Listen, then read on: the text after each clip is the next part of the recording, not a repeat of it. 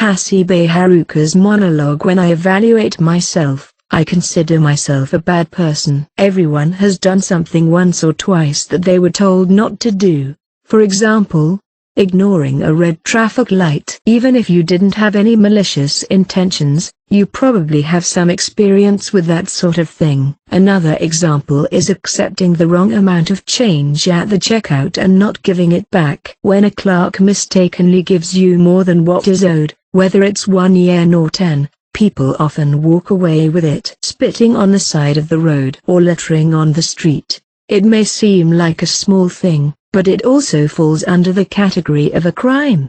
I wouldn't consider myself a bad person just because of things like these. It could seem trivial from someone else's point of view, but I dragged my past with me all the way to high school and decided I wouldn't make any new friends. I believed I would be perfectly content if I distanced myself from everyone and entered a world where I wasn't connected with anyone. That's why, when I learned about Advanced Nurturing High School, I thought this school would be able to give me what I wanted. Before I even realized it, I had made friends again. Kyopon, Yukamu, Miyachi and Irie. I was able to get back the feeling of being youthful. At least, that's what I had believed. Out of nowhere, that feeling was once again stolen from me within a single day. Who stole it? That's obvious. Horikita Suzune and Ayano Koji Kiyotaka. I became a victim of the selfish actions of those two people. I can't forgive them. There's no way I can. And so, I decided to get revenge. Chapter 1. Preparing for the cultural festival. It was Monday, November 1st, the beginning of autumn, and we're faced with chilly weather. The months seemed to go by quickly. And in 2 months it would be winter break. The view from my new seat wouldn't last much longer. The fact that I felt a sense of regret was proof that the seating change was a good system for me. I didn't know if there would be a seating change next semester, but either way, I was sure the scenery will be very different from before. Good morning. Everyone's here, right?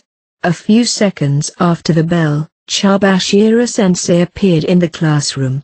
The students, who had been busy chatting with each other, quieted down and looked at the teacher with a familiar gaze. The school's unique system, in which all behavior outside of class affected the evaluation of the class as a whole, had produced a serious and disciplined attitude amongst the students.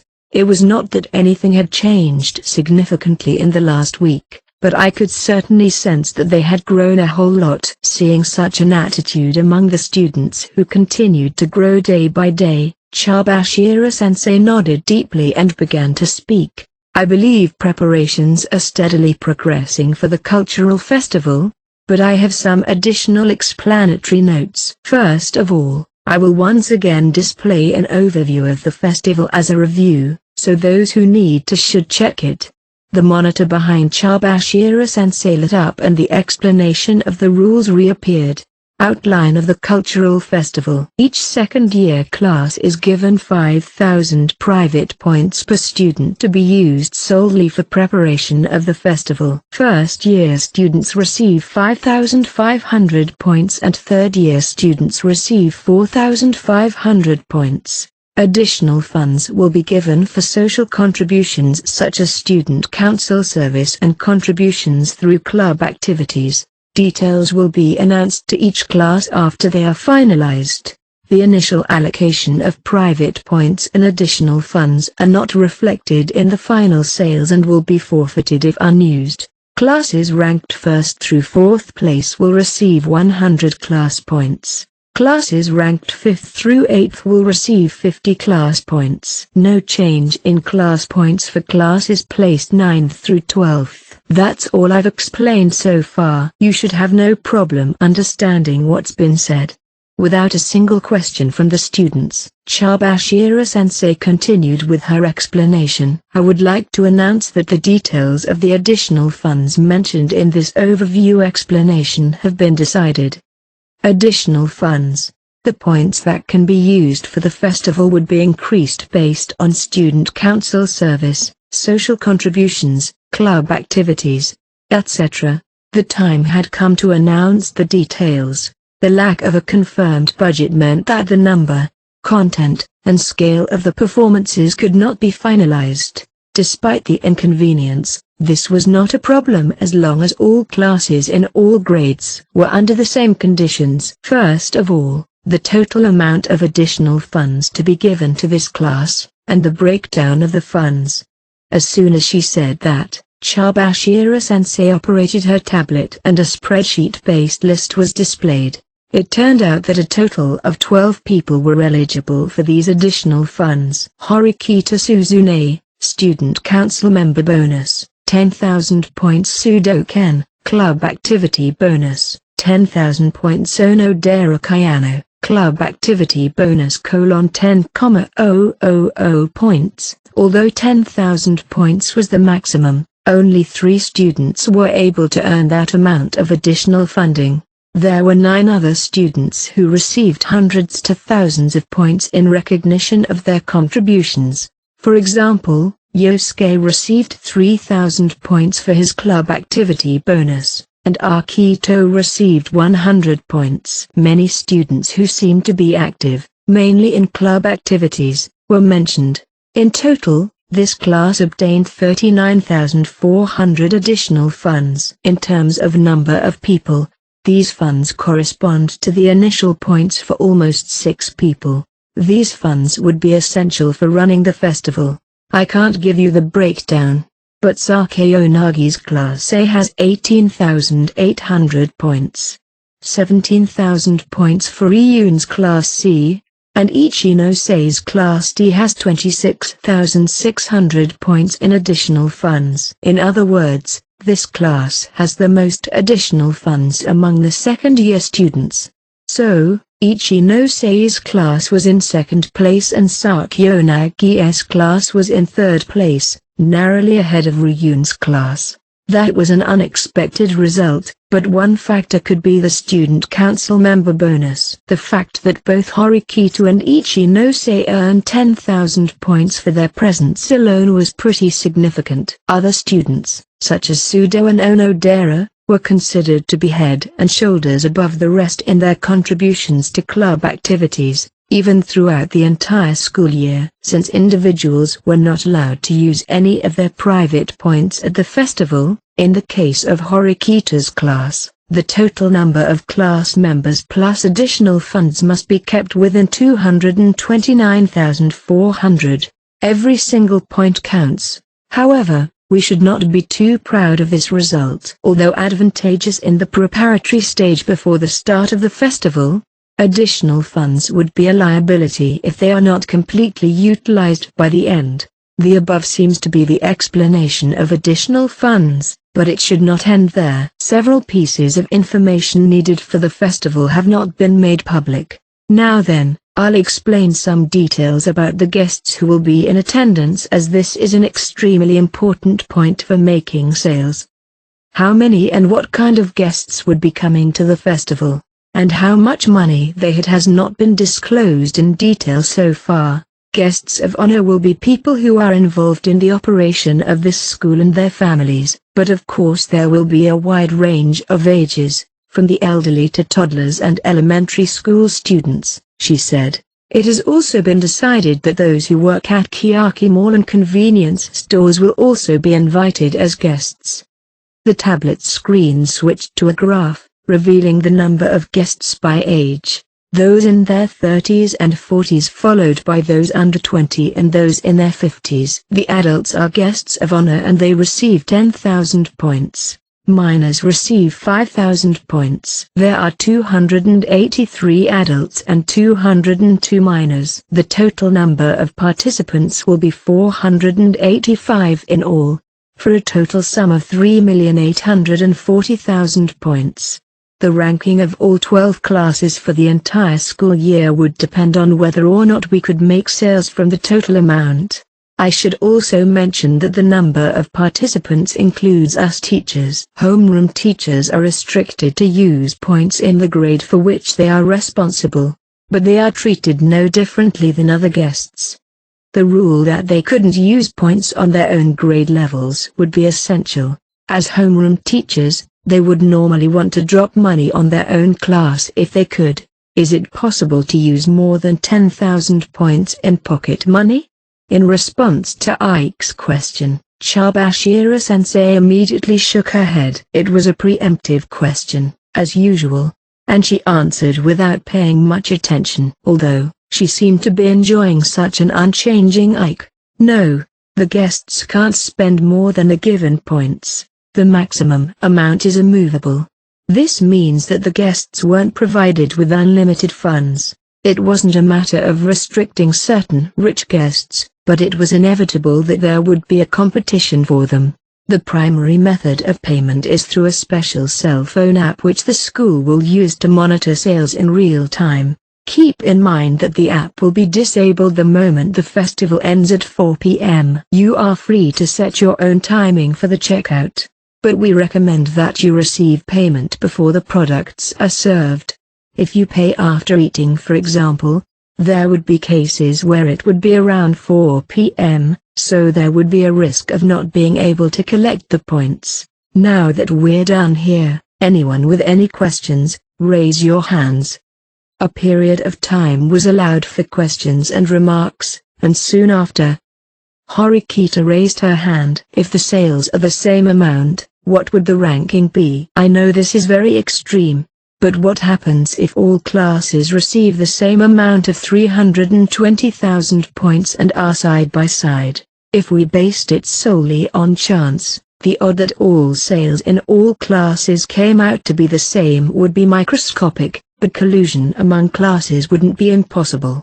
If all of them were treated as number one, they could equally raise their class points. However, I assumed that some countermeasures had been thought of. If the sales are equal, they are treated as the same rank. If all 12 classes make equal sales, as Horikita says, then all classes get 100 class points as first place. Was this a somewhat lax rule, given that you don't lose class points even if you lose? No. Maybe they've determined from the start that a large number of classes won't be in line for the same percentage. However, the total amount of sales can only be confirmed after the exam, and any manipulation of sales by third parties is not allowed. It is impossible for the classes to discuss and make a plan to combine sales before the festival, or to make an arrangement to divide the sales equally after the festival is over. You know what this means, right? If the amount of sales cannot be manipulated afterwards, it is unlikely that all classes would be in first place. More importantly, it is unlikely that they would join hands in a friendly manner, losing a valuable competitive opportunity. I don't think an equal number of sales among the classes would be normal. I don't think you need to worry about it. Not understanding the meaning of Horikita's question, Mizuno voiced her doubts. As Mizuno-san said, if it is a normal fight, there is no need to be concerned about it, but it's not a bad thing to know if it's accepted as a rule or not. Horikita had a point. It's not a bad thing to know. It was unclear whether collusion is completely impossible within the current situation. For whatever reason, it was possible for certain grades or classes to collude with each other to create equal sales. There are several possible ways to do this, but if the final sales of the products were made to align among the classes in advance, it wouldn't be difficult to create a scenario in which all sold-out products equated to the same sum of points. However, it was necessary to be prepared for betrayal, unforeseen circumstances, and trouble. It would be no laughing matter if you prioritized selling out above all else and as a result, ended up in the bottom of the class in terms of sales. The hurdles to overcome in order to intentionally create a tie are far, far higher than we can imagine. Does anyone have any other questions? No one raised a hand. That's all I have to say about the festival. Next, I would like to announce the results of the second semester midterm exam that we recently conducted. This time, there are students who achieved results that surprised even me. The conversation moved on to the written exam and the announcement of its results. There were a few squeals from the students who weren't good at studying. Depending on how you looked at it, surprise could be considered a bad thing. However, given that Chubashira-sensei's expression wasn't dark or stiff, that seemed unlikely. All at once, the names of the 38 students in the class were displayed, and they were lined up in order from the student with the highest overall score. Casey took first place. He had a perfect score in all subjects. In second place was Horikita, only slightly behind. The difference in overall score was only 3 points. The names of the usual honor roll students followed, but the student who surprised Chubashira-sensei was the one who placed 11th. No doubt. 11th place, Sudokan. He scored 73 points in modern Japanese, 76 points in chemistry, 70 points in social studies, 78 points in mathematics, and 70 points in English. He scored a well-balanced total of 367 points in all subjects. The top rankers from this group were honor students such as Yosuke, Kushida, Matsushita, and Wang. That's why Sudo's ranking was a surprise to everyone. It was a well-known fact that Sudo was working hard on his studies, but it was unexpected that Sudo, who was also involved in club activities that ran late into the day, would come in at the top of the list. Seriously, Ken is ranked 11th. Amazing.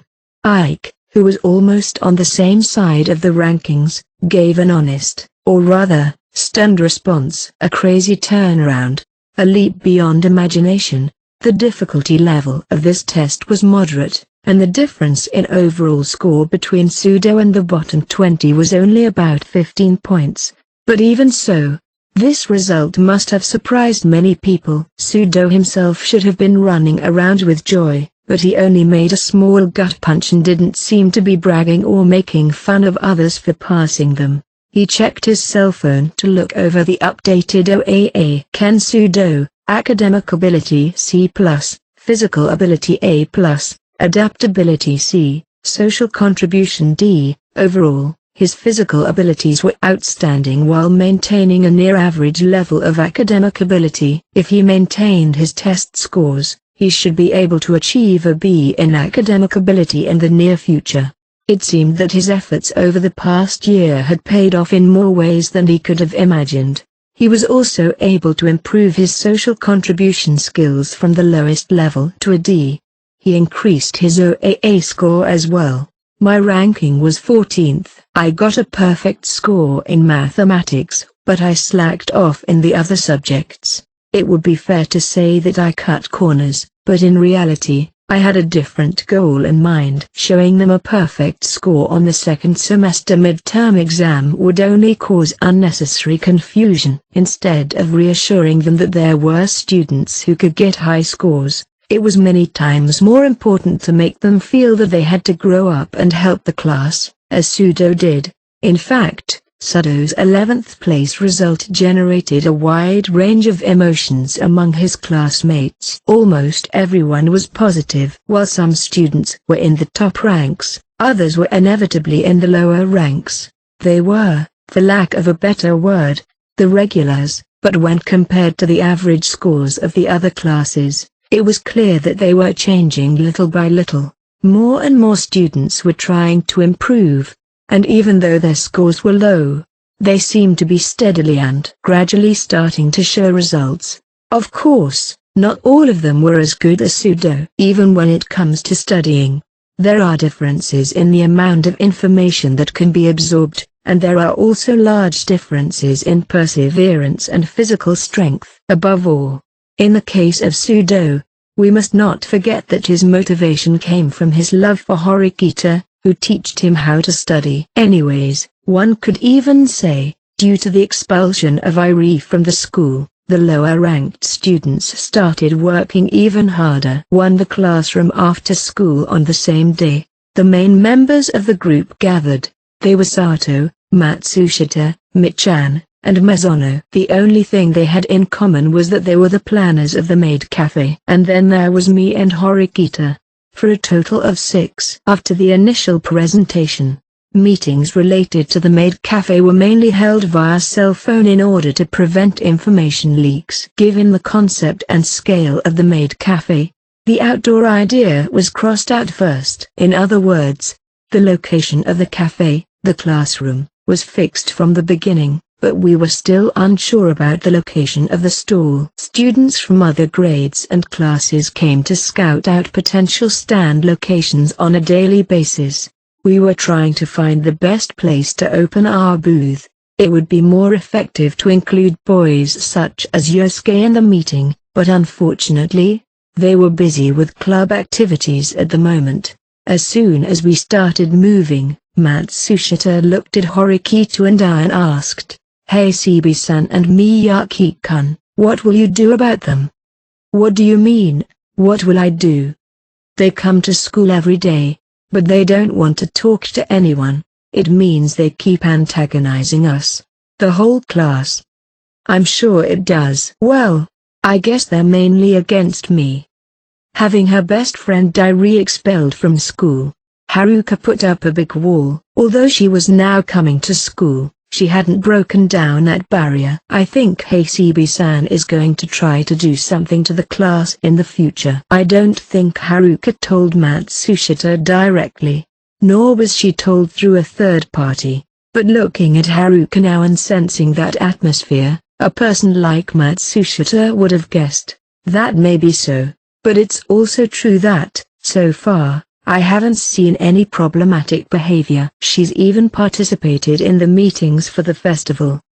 Haruka knew about the maid cafe opening because she initially proposed the idea of a maid cafe. There was no reason not to include her in the group. "Are you saying you condone revenge?"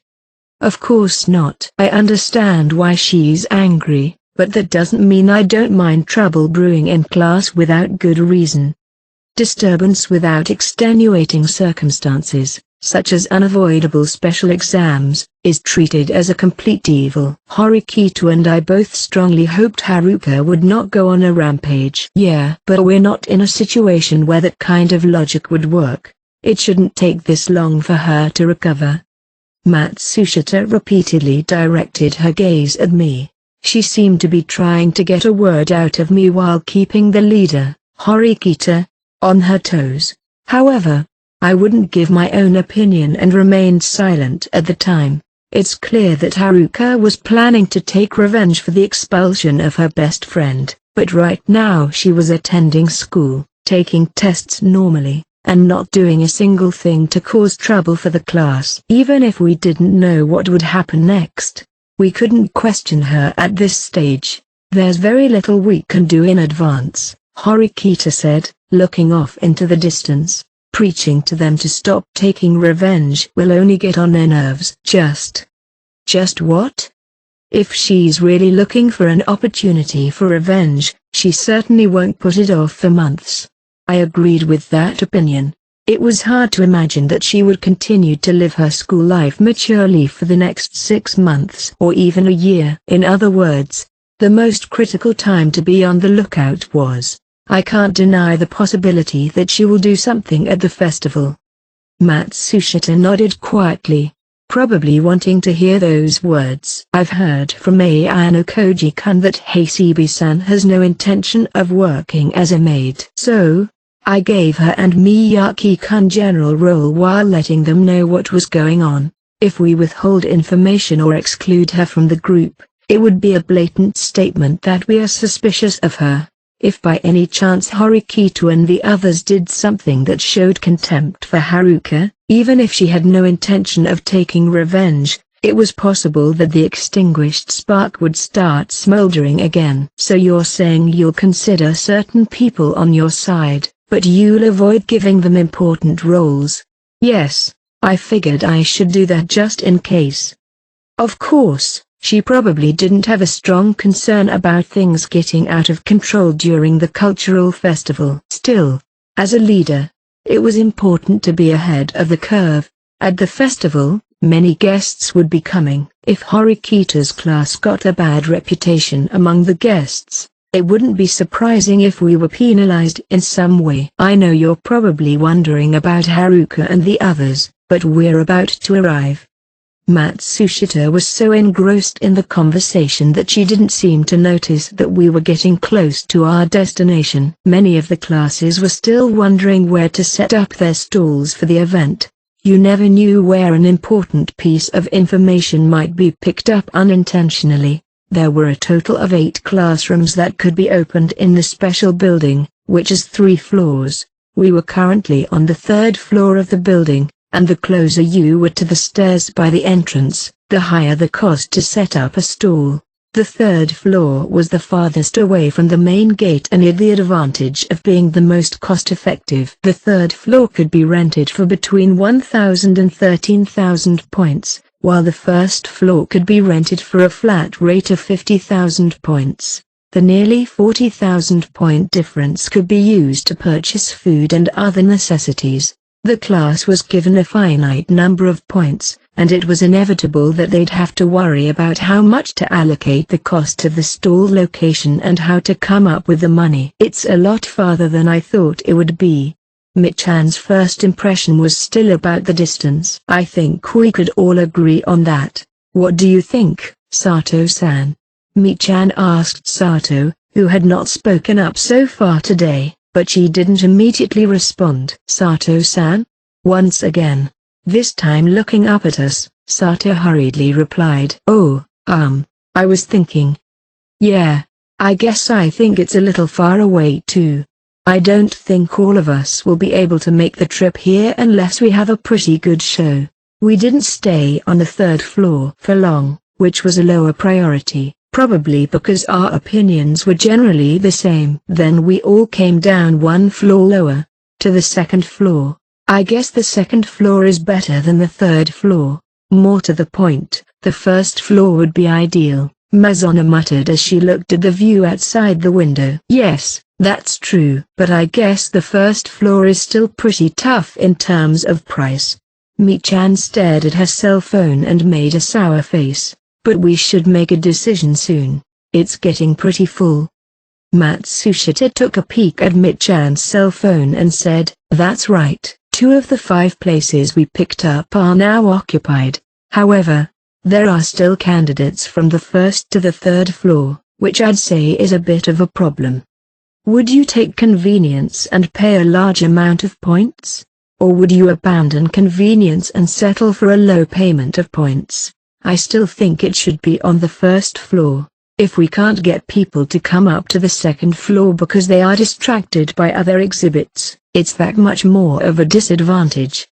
I think it doesn't really matter if it's on the 2nd or 3rd floor, as long as it makes people want to come. Mazono, Michan, and Matsushita discussed which floor they should purchase. Sato, who was always high-spirited and often speaks even when she's not heard, had been rather quiet since this morning. Her friends occasionally looked at her as if they were concerned, but she looked as if her mind was somewhere else. Sato-san has been like that lately. Matsushita, noticing my concern, whispered over to me. Come to think of it, Sato hasn't been particularly energetic the last few days. I was curious if Ayano Koji-kun would know anything about that, but I guess not. I wondered if Matsushita thought I was some kind of Sato whisperer or something. Or maybe she was anticipating Kei's closeness with Sato, but either way, I didn't know much. She doesn't seem to be in bad shape, and I asked her if she had any problems, but she didn't say anything definite. Sometimes people just want to be left alone, don't they? Yes, I guess. But what can I say? I don't think that's the case this time. What do you mean? Matsushita, who was biting down on her lip, continued without cutting off the conversation, as if she had an idea of what she was talking about. It's like she wants to talk but can't. She's the type of person who keeps things inside. After 1.5 years of friendship, I wondered how she could even tell that. You don't just keep it bottled up inside and that's the end of it, right? Well, she can usually talk to me about it. Then I guess we'll have to wait and see for a while longer. If your understanding is correct, I'm sure she'll come to you for advice at some point. Maybe when? Matsushita was a little unclear. But since this kind of long conversation was not possible in Sato's vicinity, Matsushita stopped talking. The fact that the sky's the limit was a bit of a concern, but for now, the priority was to decide where to open the stall. It was time to finalize and move on to the next stage. Just as we were about to finish our inspection of the second floor and move on to the last floor, we were met by another group. Yo, Ayano Koji, are you also looking for a place to open a stand for the festival? It was Hashimoto, a member of the second-year Class A, who called out to us. Shortly thereafter, the leader of the group, Sakeo Nagi, along with Kamuro, also showed up, with all three of them moving at the same time. Surely they weren't just out for a light stroll. Well, I'm not sure. They may have already decided, or they may not have even decided whether to go indoors or outdoors. No decision? That's an obvious lie. Are you telling me that you're taking Horikita all the way out to the special building to roam around for no reason? Please tell me what kind of show you're going to put on. Sakeo Nagi didn't join in the conversation, but watched on with a wry smile on her face. It's no use asking him. He's not in a position to know everything about the class. Unable to listen in silence, Horikita intervened. Then you mean he's simply enjoying his harem?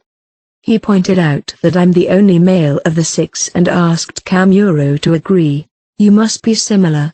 Hashimoto-kun, Sakeo Nagi-san and Kamuro-san. You are the only boy, even if the number of people is different. I wonder if it's because you're aware of that you're making strange comments? Horikita showed a relaxed response by daring to reply on the same level. It was a form of getting one over on him. But that didn't help against Hashimoto. Rather, he would change the subject as if the current conversation never took place. Sato, you've been spending a lot of time with people like Matsushita, Wang, and Mizuno. Hashimoto turned his attention to the four-maid cafe inventors. The three of them were bracing themselves. But Matsushita stepped forward, looking the same as usual. Don't try to get anything out of us. I hope you've understood by now. The two girls bit down hard on Hashimoto as Matsushita joined Horikita's glare. I didn't mean it like that. It's just... The others began to feel uneasy at the implied tone of his words. Oops, any more than that would be superfluous. Grinning, Hashimoto looked at Sakeo Nagi for the first time since they had arrived. You don't mind if I talk, do you? He seemed to be asking. You appear to want to say something, Hashimoto-kun. Matsushita, who was standing there protecting the three girls, asked in a slightly irritated tone, as if he'd been waiting for the question. His eloquent and verbose tone became more animated. I'm worried about your class, my friend. It seems that you have teamed up with Ryun for the sports festival. But do you think you can trust him forever? What do you mean? I just thought you were going to team up with Ryun again. If you are going to team up with him, be careful, he said, as if he had the heart of an old woman. Matsushita must have sensed the implications behind his words. She was tempted to ask him if he knew anything about it, but she held her ground. We're in a hurry, and I don't think we can play word games forever, you know. Everyone. She turned around and asked the girls and I. Right. Let's get going. We're wasting time talking to him here. She doesn't like you, does she? Kamuro said, playing with the bad atmosphere in the room. Hashimoto let out a deliberate sigh. Maybe. I'm just asking for some reasoning. Anyways, good luck with that. In the end, Sakeo Nagi didn't say anything and went into the class we watched earlier. That was a little scary. Mi-chan, relieved and patting her chest, murmured to Sato, who was standing to her left. Huh? Oh, yeah, a little bit. Whether she heard her or not, Sato's attitude was unnatural here as well. Anyway, let's move. Nothing's out of the ordinary. He pretended to be on our side, but he's not afraid to stab us in the back. A sports festival is a sports festival. A cultural festival is a cultural festival.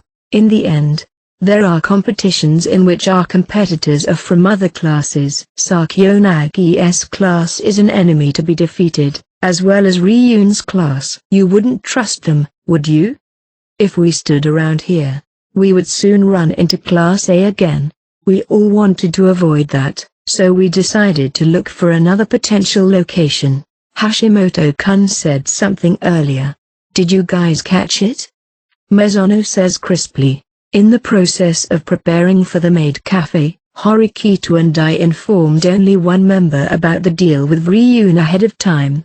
They must have felt uneasy after being shaken up.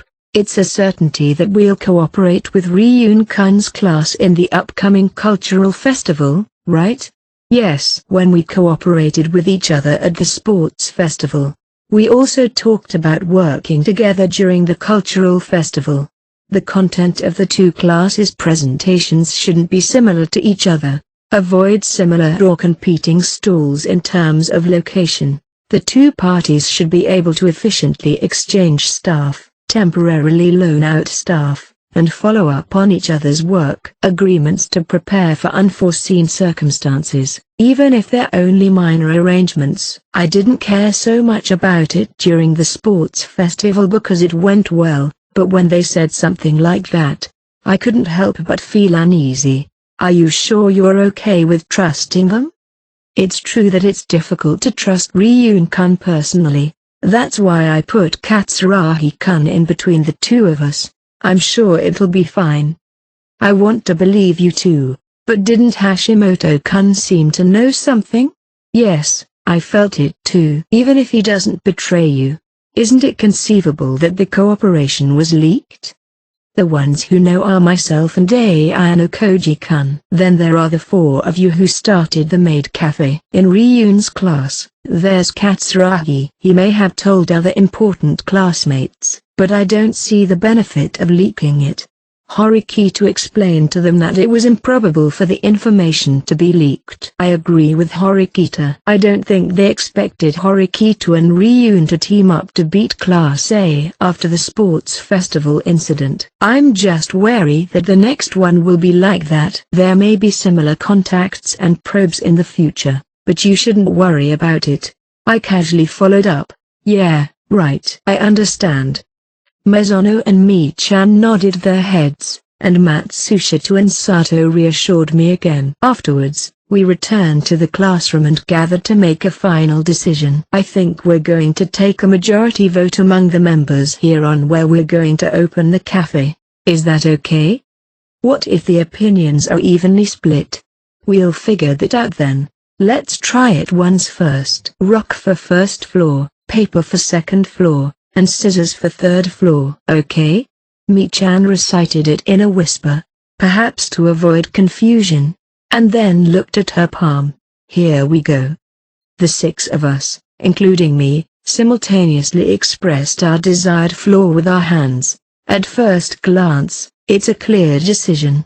The result was 4 rocks, 2 papers, and 0 scissors. The third floor was eliminated because of the time and effort required to move to the third floor. I chose paper in order to reduce the initial cost, but it would not be a bad choice to choose the first floor for its convenience.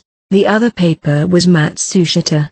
Anyway, this was a step forward as the application for the first floor had been decided. I'll apply right away. There are still a lot of classes that are waiting to see what happens, and it would be troublesome if they were taken. Using her cell phone, Horikito immediately began working on an application to hold the ground floor. So, are we done for the day? No, I have something to tell you first. I had been gathering information about maid cafes until recently. I should probably mention that the main target of maid cafes is men.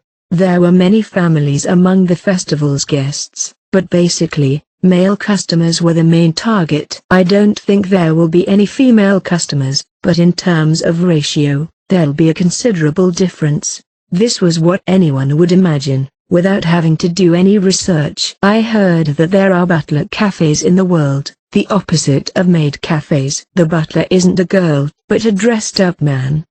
Matsushita and the others, perhaps not having heard this information before, were surprised and impressed. Maids and butlers are both a type of concept cafe.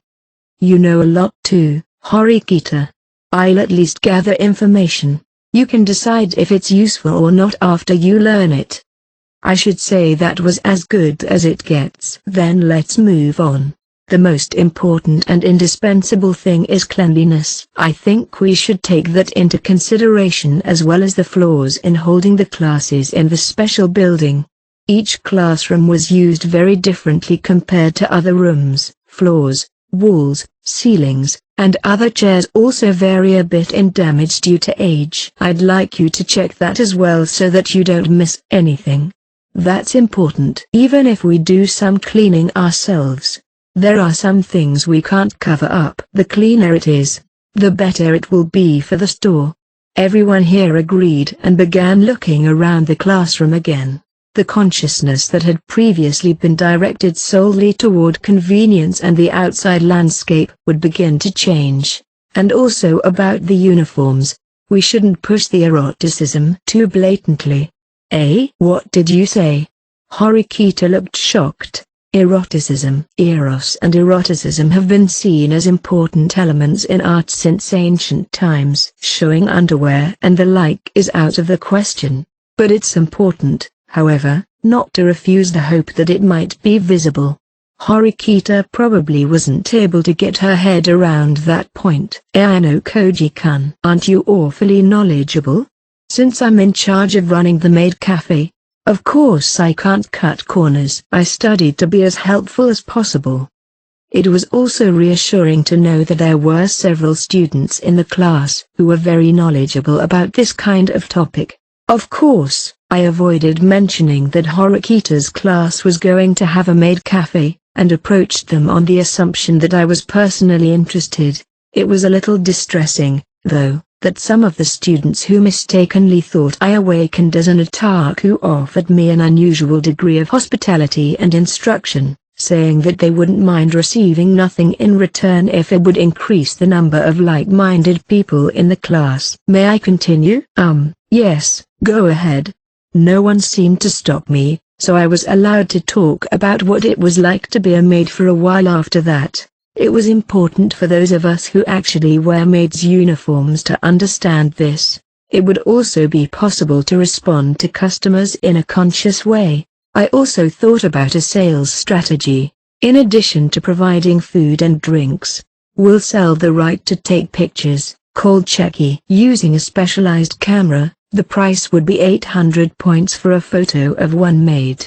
For a photo session with a customer, the price would be 1,200 points. In order to reduce costs, I suggested using a printer to print out the photos after taking them with a cell phone, but the professor, who taught me this, rejected the idea. He said, if you neglect quality for the sake of profit, no one will pay attention to you. If we made the most of it, the photo sales could be as good as the food sales. But you have to worry about holding film inventory, don't you? No, I'm bullish on the film. We have a plan to sell out. The condition, of course, is that we don't release the photos. Also, under Horikita's leadership, the boys have begun setting up a food stall, but the food here should also be linked to the maid cafe.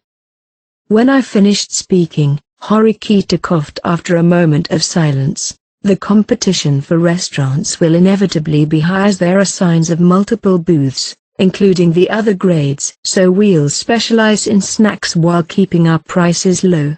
That won't make us that much money, will it? It's essential we use it as a stepping stone to our main goal, the maid cafe. We can reduce the price of the tickets for one drink, which can then be used at the maid cafe for those who purchased said ticket. We needed to make people aware of the maid cafe and then get them to come to the special building when the time comes. In short, it was an effective advertisement strategy. After the meeting for the maid cafe, I went to Kiyaki Mall. Today, I was going to do a price survey on foodstuffs. This includes items sold in the mall and those available on the internet. It's important to be able to prepare high-quality food at the lowest possible price. If I invited Kay, it would turn into a date instead of a reconnaissance, so I would do it alone today. On the way to the supermarket, I found a man staring at a map of the building. I was a little bothered by his rather grim face, so I decided to talk to him. "You were the center of attention today, Pseudo." He looked back, a little startled, as if he hadn't noticed me until I got closer. "Oh, Ayano Koji? What do you mean, the center of attention?" "I'm talking about the midterms." "Oh, you mean that? I'm glad to hear that. I guess I got what I expected given the amount of studying I did." Apparently, after the midterm, he even graded himself in detail. "I bet you'd be surprised to see what you looked like when you first entered the school." "Haha, no doubt. I think my past self would be yelling like, 'What the hell? What's the use of studying and memorizing words and formulas? You should practice basketball more instead of wasting your time like that.'" Pseudo replied, imagining himself in the past. I felt compelled to ask Pseudo one question, so I decided to act on it. "If your past self did actually tell you, 'Don't waste your time,' what would you say back?" "Huh?" "Well." After thinking for a moment, Pseudo formed his own answer. "You can't even remember simple formulas. What are you?" It was a brilliant and uncharacteristic response, but it's also true that the old Pseudo was not a one-trick pony. "I'm going to become a professional basketball player, so it doesn't matter," he would reply. Fine. What's the right response in that case? Isn't a professional with brains one step ahead of you? It's a little tricky when you can't reason with." Pseudo laughs bitterly as he racks his brains. "To be honest, I'm getting impatient since it's getting a little more difficult to understand. Up until now, once I got the hang of it, it went pretty smoothly." Pseudo, who's been making up for his educational setbacks by trying his hardest now, seemed anxious and impatient. It was as if someone restarted from the junior high school level, or in Pseudo's case, elementary school level, now that he's caught up to the average second-year high school student. Did he realize that he's in a stagnant period? Although the 11th place result he acquired this time, which is higher than half of the class, is something to be proud of, I fear that the momentum will come to a halt here. From here on out, it will no longer be a matter of simply increasing study time. Factors other than effort, understanding, efficiency, and talent are probably required in a more complex way. "Anyways, what's up? What did you want from me?" "Nothing in particular. I was just a little curious. Aren't you supposed to be at club activities today?" I was curious as to why exactly Pseudo was at Kiyaki Mall at this time of the day. Even though the cultural festival was approaching, club activities were still taking place. "I had to take some time off today." "That's unusual." At a quick glance, he doesn't seem to be in bad shape. "I just had another problem." "Another problem?"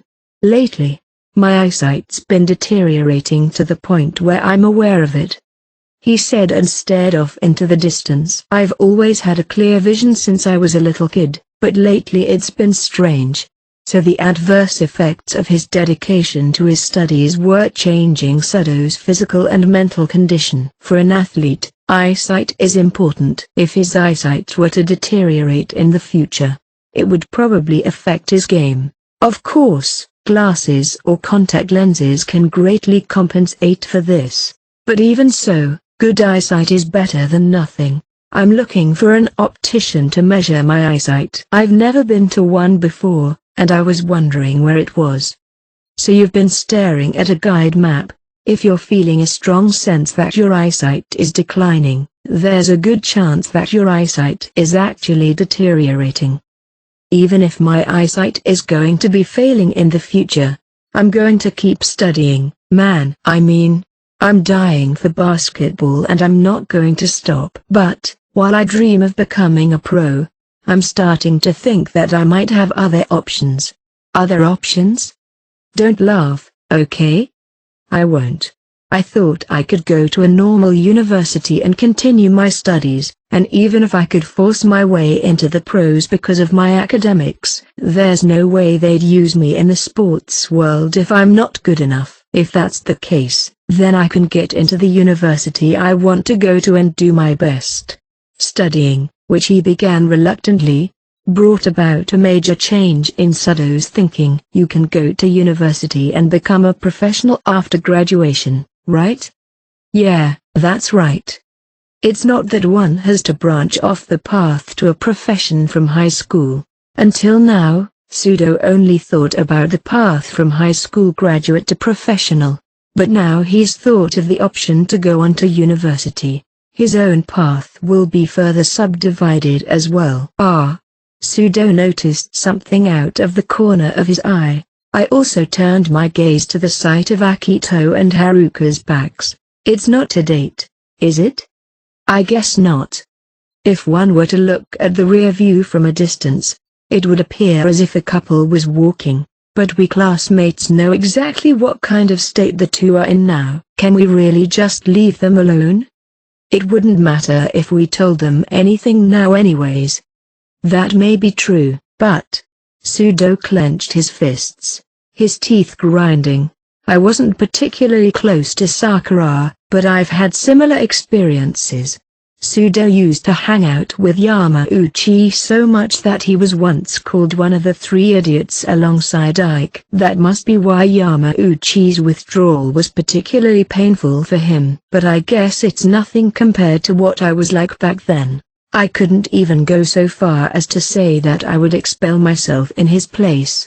For Haruka, it seemed like her school life was equal in value, or even more so, to Iris. If you have any trouble, you can always tell me. Well, I'm sure you don't need my help, Ayano Koji.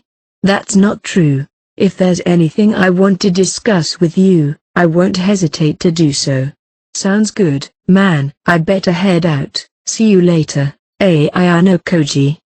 I said goodbye to Sudo and headed for the supermarket. The next morning, I met up with Kei downstairs in the dormitory. Sorry Kiyotaka. Have you been waiting? Not really. Shall we go then? Kei, who was standing beside me, took my hand without hesitation and we started walking. The act of holding hands and walking side by side like this was not uncommon anymore. Yesterday. Thanks for staying up with me until late. I'm very happy. Kei squeezed my hand while blushing a little, but it'd be a problem if we get caught. Despite already being past the curfew, Kei remained in my room last night. Fortunately, there seemed to be no witnesses when she left, so we won't be penalized. Ahaha, indeed. For some reason, Kei's profile looked reliable. Is it possible for her to change this much in half a day? Did it hurt? Do you even have to ask? Is it that bad? No, but... How do I put this? I thought I was used to it. Although a little embarrassed, Kei was delighted. In a way, it was my first time so I probably hadn't sorted my thoughts yet. However, I feel reassured that you ignored the curfew and stayed with me the whole time. That's true. Who knows what would have happened if I hadn't been there. I see. Kei ascended another step up on the staircase of adulthood after yesterday's experience. Although she had support behind her, she succeeded in standing her ground. It was a big improvement from the time she thought she could never stand anymore. Learning to get up on your own when you fall was important for Kei, a special case that didn't happen overnight like other students. Good morning, Kei-chan. As soon as we arrived at the classroom, Sato, who arrived early, spotted Kei and got up to run to her. Good morning, Maya. Kei, giving me a gaze, excused herself and immediately started closely chatting with Sato. Although initially somewhat awkward, they soon began their usual chit-chat, or maybe it was even friendlier than usual. The circle of happiness that started with the two of them began to spread to the other girls, even to students that aren't typically involved, such as Shinohara and Mi-chan, who've been struggling for a while. As a leader, Horikito is gradually starting to show her power and awakening her skills to unite the class, but she's lacking something: the ability to create, attract, and unify a small group. Without a doubt, Kei possesses these qualities. The road to the festival seemed to be going well regarding these matters, which are indispensable for strengthening the class. But suddenly news of an incident with the potential to create a major problem arose. "Hey! Is it true that our class is going to have a maid cafe?" Ike bursted into the classroom and shouted out to the rest of the class. Mizuno stood up in surprise, since this was a matter that was kept secret from all but a few students. The people who came up with the idea, such as Sato, Matsushita, and Michan, all looked at each other. Only some of the girls who were confirmed as staff and those who were asked to participate were aware of the maid cafe. Then came Horikita, who was in charge of organizing the festival. Horikita calmly listened to Ike's story without showing any impatience. If she overreacted, it would reveal to the whole class that they were really going to have a maid cafe, and it would also be exposed to the other classes. However, that element was lost when Mizuno and the others strongly reacted to Ike's initial exclamation. Since he claimed it was a maid cafe, it was highly unlikely that he was just making it up as he went along. "Where did you hear this, Ike-san?" "Where did I hear? Well, Ike, frightened by Mizuno's stiff, angry look, chokes on his words. "Just now, in a lobby, Ishizaki, Suzuki, and Nomura, the three of them were talking about it as loud as they could." "Hey ho, Rikita-san, what does he mean? It was still supposed to be a secret, right?" Matsushita, who remembered the contact from Hashimoto, approached us. "Yes, I thought it was unthinkable, but I guess I was naive." The answer was clear when Ishizaki and the others were making a fuss. "Does this mean that Ryun-kun betrayed us after all? You said it was okay, didn't you, Horikita-san?" As Mizuno angrily confronted Horikita, the classroom door opened and Sudo came in, looking a little flustered. "Hey, Ryun and the others are coming this way. I guess I'll just have to go greet them." "You geese stay inside the classroom and act like adults." Deciding that the conversation would get complicated if an outsider joined in, Horikita got up from her seat and decided to greet Ryun in the hallway. "Yo, it's Suzune. You wouldn't believe how badly I missed you." Ryun led the way, with Ishizaki, Albert, and Canada following behind. "I was wondering what you're doing here with such boisterous students. I have something to tell you geese today." "Hey, Ishizaki?" "Why yes." Ishizaki looked around the room with a slightly nervous look on his face. The students who were told not to leave the class were also observing, perhaps because they were curious about what was going on and couldn't resist. Mizuno, in particular, was glaring at Ryun without hiding her annoyance. "It seems these guys have caught on to all the fuss that's been going about." Ryun, sensing the mood, replied with a laugh, "I'm honestly surprised. You really don't mind doing the unpredictable. Cuckoo, predictable behavior is boring, isn't it?" Ryun began to explain carefully so that Ike and the others, who hadn't grasped the situation, could understand. "At Suzune's proposal, your class and I formed a cooperative relationship at the sports festival, and we were planning to join forces early on for this year's cultural festival as well. To be precise, I was the one who initiated the request for cooperation in the sports festival, but that's a trivial detail here." Horikita and Ryun agreed to continue working together for the cultural festival going forward. "We were supposed to make sure that the contents of our exhibits do not conflict with each other, discuss stall locations, be able to lend and borrow students and follow up with them as needed. Was that correct?" "That's correct. We were planning to follow up with everyone a little further down the road. We were told early on about the content of the stalls and yesterday about the location." Canada smirked as he added details. "You intended to betray us from the very beginning. but you hid it until today because you were waiting for us to find out where we were going to open our stall. I'm sorry, but we're going to have to renegotiate to cooperate. That's a pretty big demand for a fresh start, isn't it? You unilaterally found out the location of our stall and even revealed our exhibit. Revealed? Ishizaki and his friends were just chatting with each other. It just so happened that your class and the other classes overheard them. It's pretty rude of them to listen in, isn't it? My class slowly began to understand the situation. Is what you just said true, Horikita-san? Yosuke asked, since Horikita had not yet gotten around to informing the rest of the class of the ongoing cooperative relationship with Ryun's class. I was going to tell you when everything was finalized. The plan was nearly in the final stage, but it was turned upside down at the last moment. Our classmates, including Yosuke, were informed by such a scene. May I ask you why, just in case? What's the benefit in betraying us? Did you team up with Sakayonagi-san, or Ichinoshi-san and the others? I helped you in the sports festival to destroy Class A. You guys won the game and got a taste of the good stuff, didn't you? We both picked up wins in the sports festival, but we were 100 points ahead in class points as a result. We were on equal terms. The same goes for the cultural festival proposal. But at the end of the day, it doesn't matter if we crush Class A. If you Bs rise to the same position, it won't win us many class points, but we'll win the next festival. We'll have the same concept as you guys. Does that mean a maid cafe? It was Mizuno who immediately responded to the keyword same. Well, I'll change the concept a little, but it is something similar. It's not so important if the event is leaked.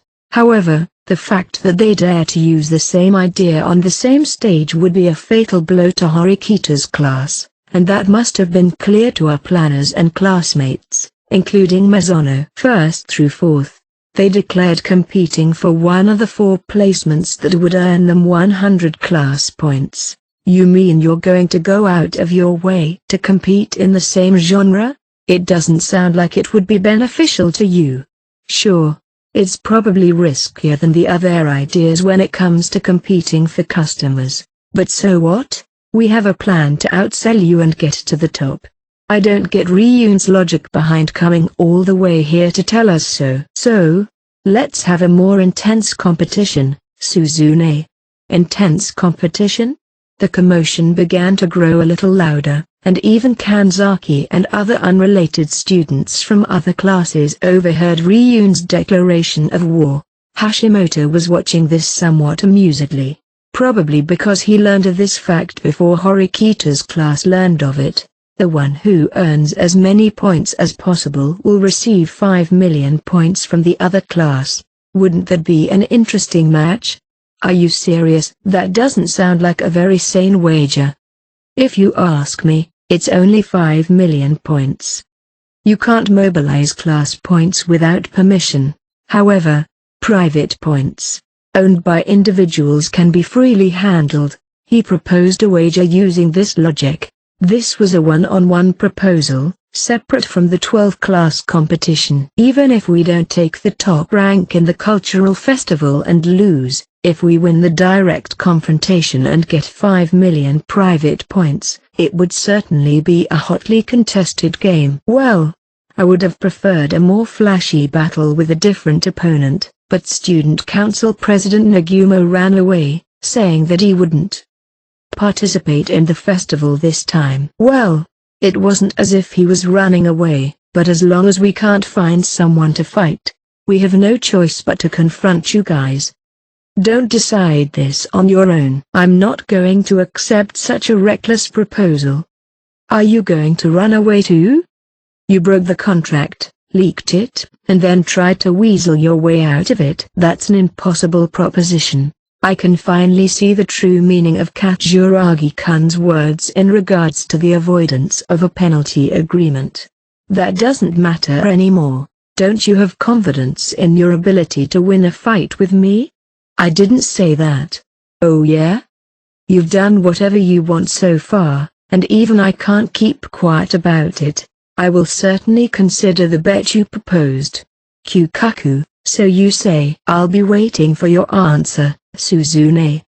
Perhaps having finished his business with us, Ryun pulled away as if satisfied. As he turned around, his group followed and the others made way for them. As Ryun and the others left, students from other classes, who had been spectators, began to approach. Hashimoto, whose eyes met mine, smiled thinly and shrugged his shoulders. It was as if to say, "Did you catch that we're teaming up with Ryun?" He looked as if he wanted to say so. Although this was already known to the entire second-year students and to the entire grade, the Maid Cafe's performance, including Ryun's surprise participation in the event, will be in a difficult environment. I wouldn't be surprised if other classes considering the same idea were now changing plans. But we've already started a lot of preparations. What are you going to do, Horikita-san? We're pretty well prepared, aren't we? Is Ryun really going to turn his class into a maid cafe? Mizuno and the others approached Horikita, letting some of the bottled-up anxiety and frustration spill out. I believe it's very likely. I don't think it's just a threat. How about we shift to a different concept now? Yosuke suggested, considering that option in order to turn things around. But we can't do that. Part of the budget's already invested.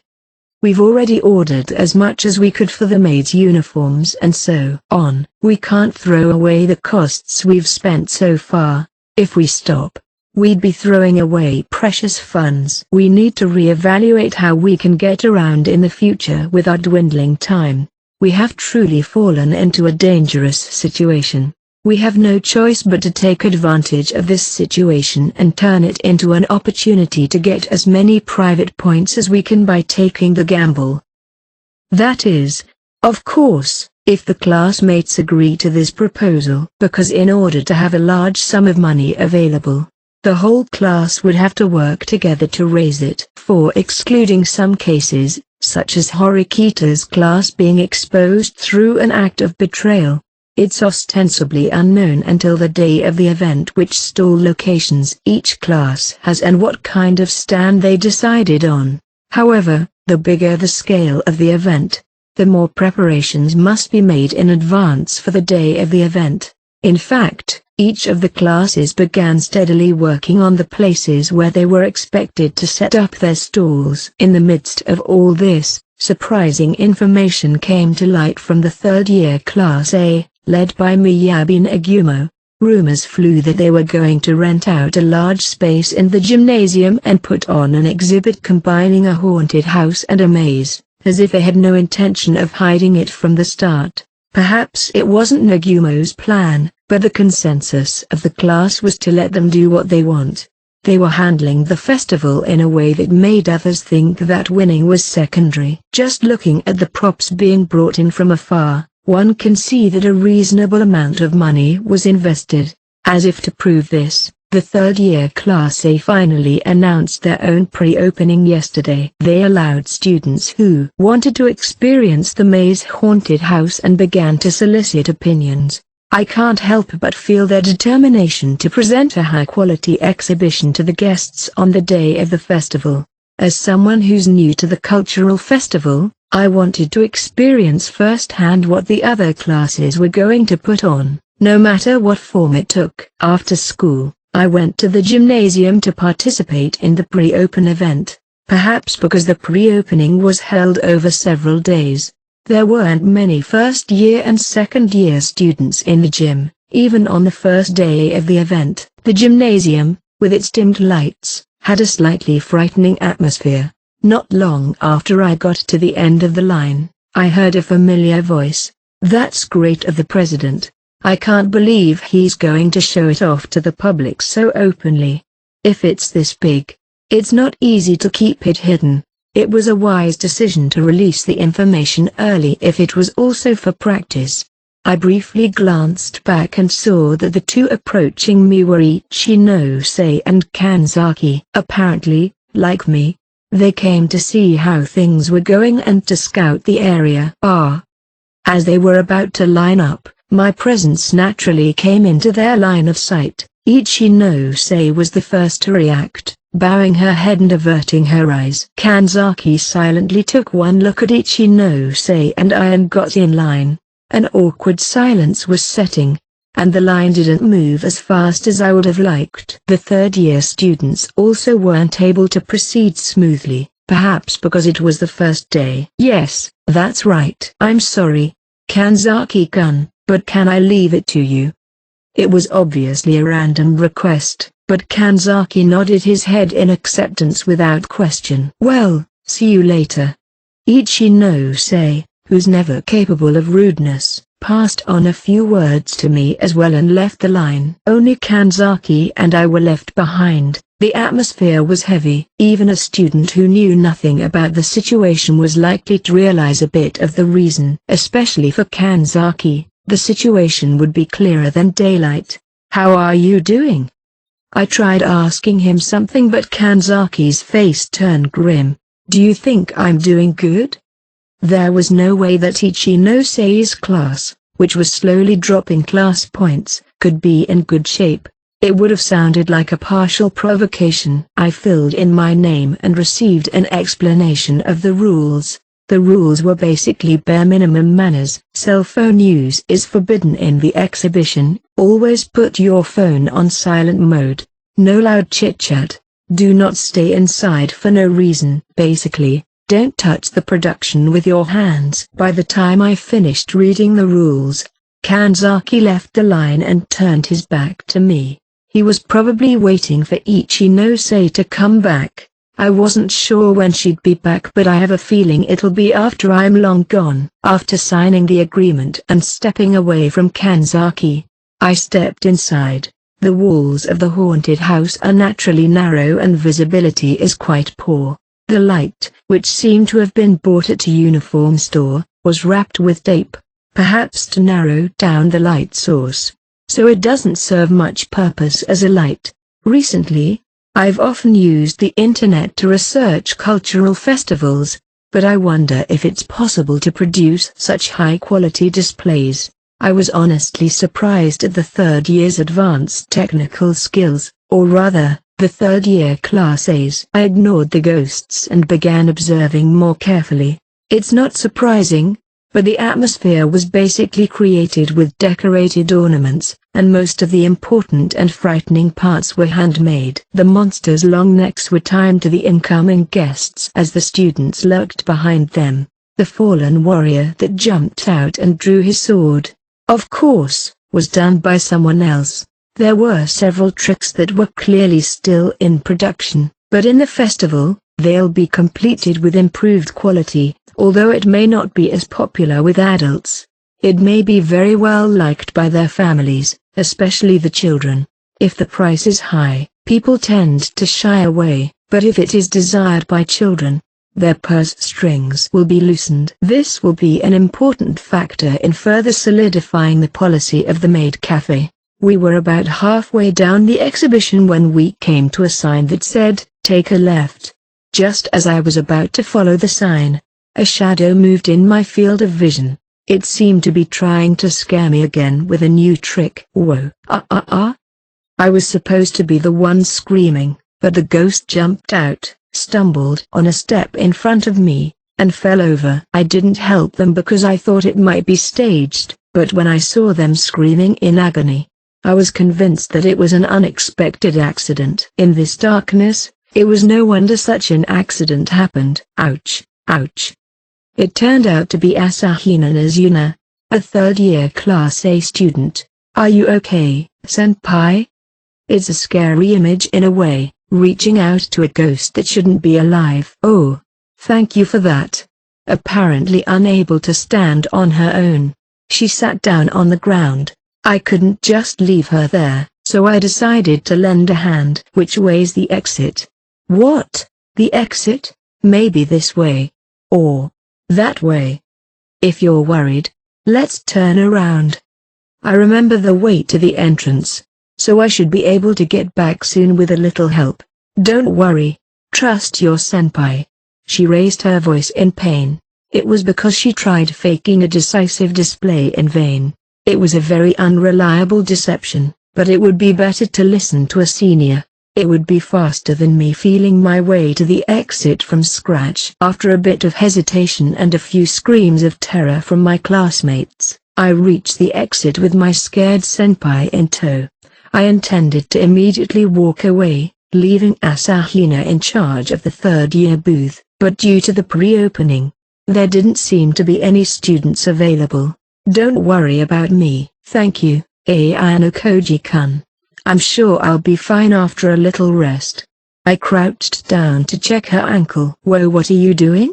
Let me see. Oh, sure. It's too early to say, it was just a slight twist. But it's starting to swell. If she doesn't get proper treatment, it could have repercussions later. I think you should go to the infirmary. Wouldn't it be hard to be out of the lineup at the festival? Yeah, I guess. Yeah, I think I'll do that. She tried to stand up and walk alone, but when she realized the pain wouldn't allow her to do so, she shifted her plan to standing on only her left leg. However, every time she took a small jump, the impact circulated to her right leg, resulting in a bitter and agonized expression. I'll lend you a hand after all. Ugh. But I'm sure her hesitance is partly due to embarrassment, but it seems there are other reasons why she isn't willing to lend me her hand. Are you worried Neguma might see us? How did you know? Well, I just had a suspicion. If he saw Ayano Koji-kun getting involved with a Class A student, it would probably stir some trouble for you. I can't let myself trouble you, can I? It seems she's more worried about me than herself. There's no need to worry. I'm sure Nagumo, the student council president, doesn't take me seriously anymore. Is that so? I think he realized that he was being overbearing. I decided to lend Asahino a hand and take her to the infirmary. Thanks, you know. She was a bit conspicuously dressed, which was a problem, but I guess that couldn't be helped. I lent her a shoulder and we made it to the infirmary with a few curious stares. The doctor immediately sat her down on the bed to give her some treatment. Asahino was instructed to wait a little before leaving. As I was about to leave, she called out to me. Speaking of which, Ayano Koji's class was met with a disaster, weren't you? Missing my chance to leave, I turned around and was left with no choice but to speak. Are you talking about leaked information regarding the maid cafe? Yes. This morning, that very scheme was carried out by the hands of Ryun. The whole school got to know about the maid cafe event we were secretly working on. Of course, there are more disadvantages to having your idea known at an early stage. Ryun's class also decided to participate in a maid cafe. Due to the fact we have a competitor, we'll have to compete for the same customers. We can only hope that, by having two classes competing with similar concepts, there will be no others following the trend. If you have 3 or 4 classes with the same exhibit, it's only going to make the competition for customers much worse. Chasing after them will only increase the risk. It's not impossible for us to craft a strategy to attain a one-sided victory, but it won't be easy to beat those of us who are devoting a lot of resources to the event. Soon after, the doctor brought bandages and other treatment tools. We ended up observing the treatment process. The treatment was over quickly, and the doctor said that if she waited a few days in a rested state, she should be able to walk without any problems. When it became clear that there would be no issue with the festival, Asahina simultaneously let out the pain and relief she was enduring. Oh, thank God.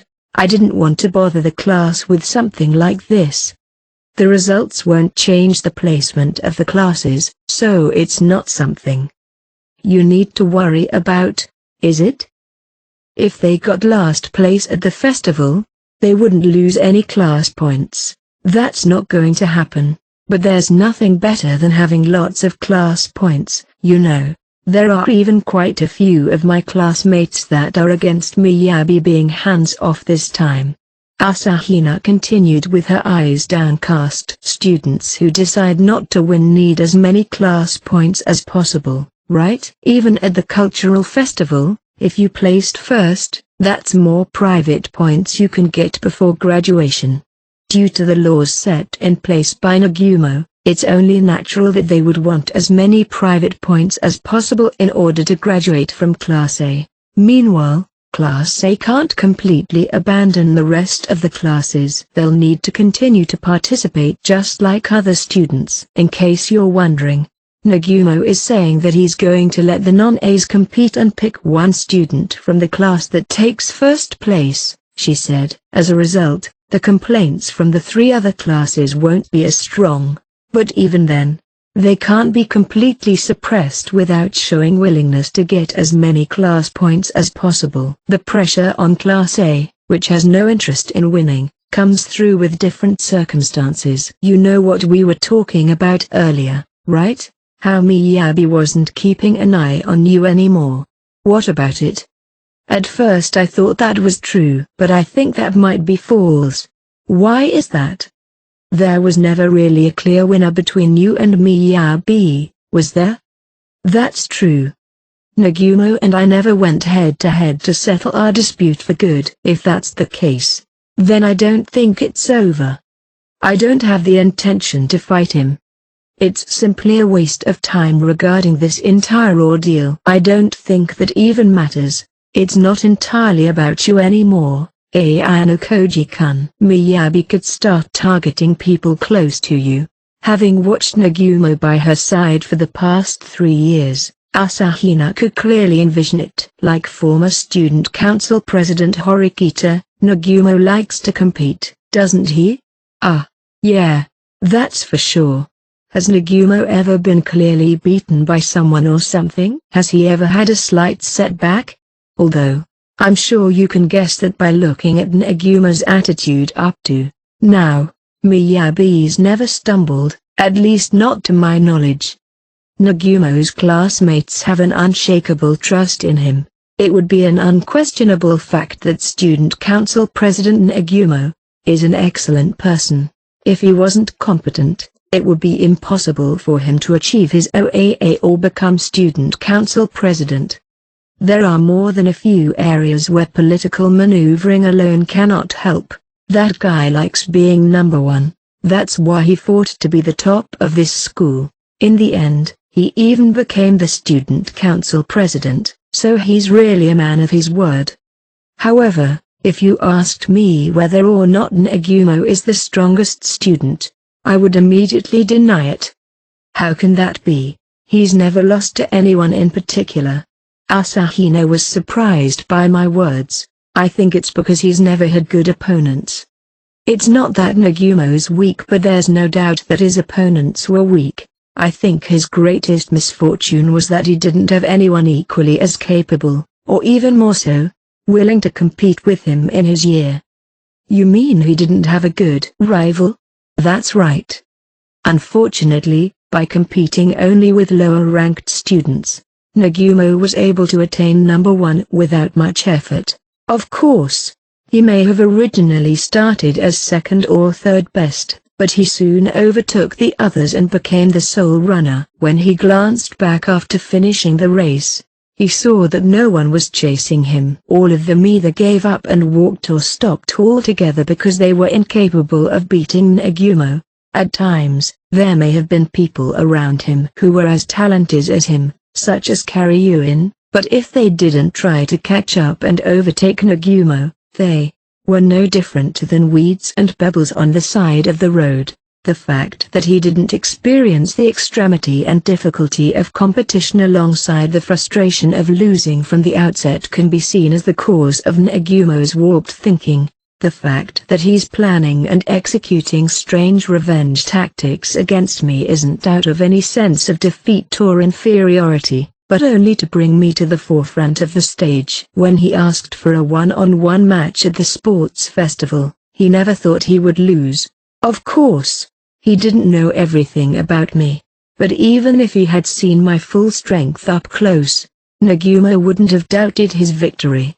Nagumo had never experienced losing, Rather, only winning streak after winning streak, in the true sense of the word. Nagumo Miyabi is a man who has never known defeat. I wish we could just stop fighting in this school. Is that so? I just hope nothing will happen to me. This cultural festival has blatantly shown the change in Nagumo's behavior, which was indirectly conveyed to the public, to the masses. It would appear that Nagumo's belligerence and curiosity have simply been suppressed. In reality, this is not true. This is merely the calm before the storm. Nagumo will take action against me or others after this. It may not be enough to expel 1 or 2 people. The price for neglecting Nagumo. It wouldn't be unexpected if numerous people get expelled. If we leave a bomb to balloon up to a dangerous level, there's no doubt it'll have catastrophic consequences. I recalled Horikita Manabu's words. Nagumo's methods make a lot of people unhappy. That is half true. Of course, I don't deny that I played a part in the seniors' misery, but the original plan was to just mess with Nagumo's emotions and thought process. I wasn't able to achieve the latter. Students who wouldn't have originally graduated in Class A due to Nagumo's methods are indeed getting that chance.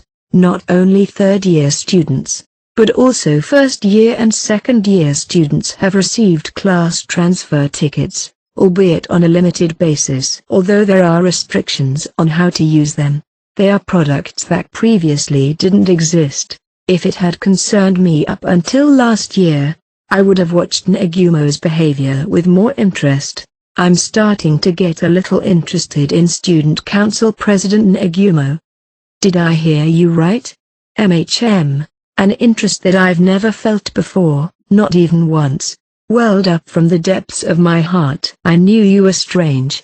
After casting her gaze down at her bandaged leg, Asahina gave a small laugh. It may have been a coincidence that we met, but maybe that's why Nagumo wants to fight. Looking back at this coincidence, it was also a major factor in my making contact with Asahina. Coincidence. I was able to formulate a conclusion in my conversation with her. The coincidences I just mentioned are uncontrollable. However, it does not mean that they are completely uncontrollable. Coincidences can change the form of the conversation, depending on your point of view and the way you look at it. Asahina Nazuna, the amulet, the existence of coincidences, and Nagumo Miyabi. This is not bad for a single test case. Just as success awaits us after a series of failed experiments. 5. Leaving Asahina in the infirmary, I returned to the gymnasium to check on Kanzaki, who I was curious about, and Ichinose, who I expected to have returned. If I stood out too much, it would result in the same situation again, so I walked farther away from the entrance. The fact that I couldn't see Kanzaki in the line made me wonder if he was inside or if he'd already left. However, by the looks of things, it was clear that he would be waiting for Ichinose's return. There was a bit of a panic when I exited with Asahina, who was acting oddly, so I don't think Kanzaki, who was waiting for Ichinose's return and my departure, would have missed it. Then I went to the infirmary and took about 15 minutes to come back.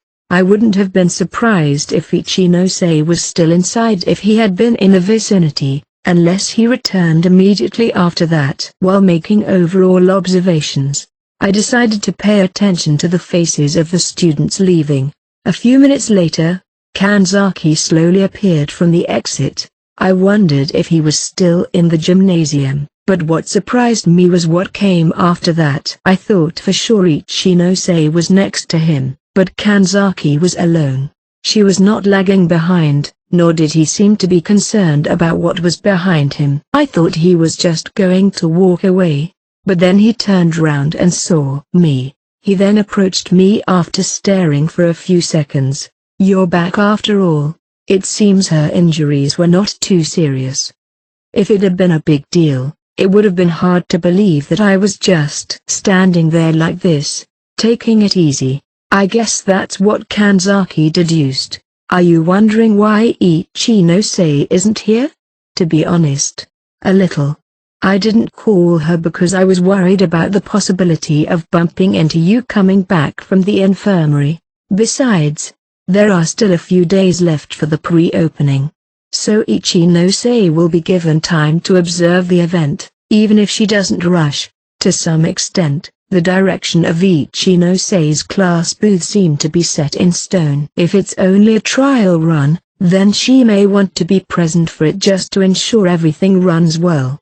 But as I said before, there's still time.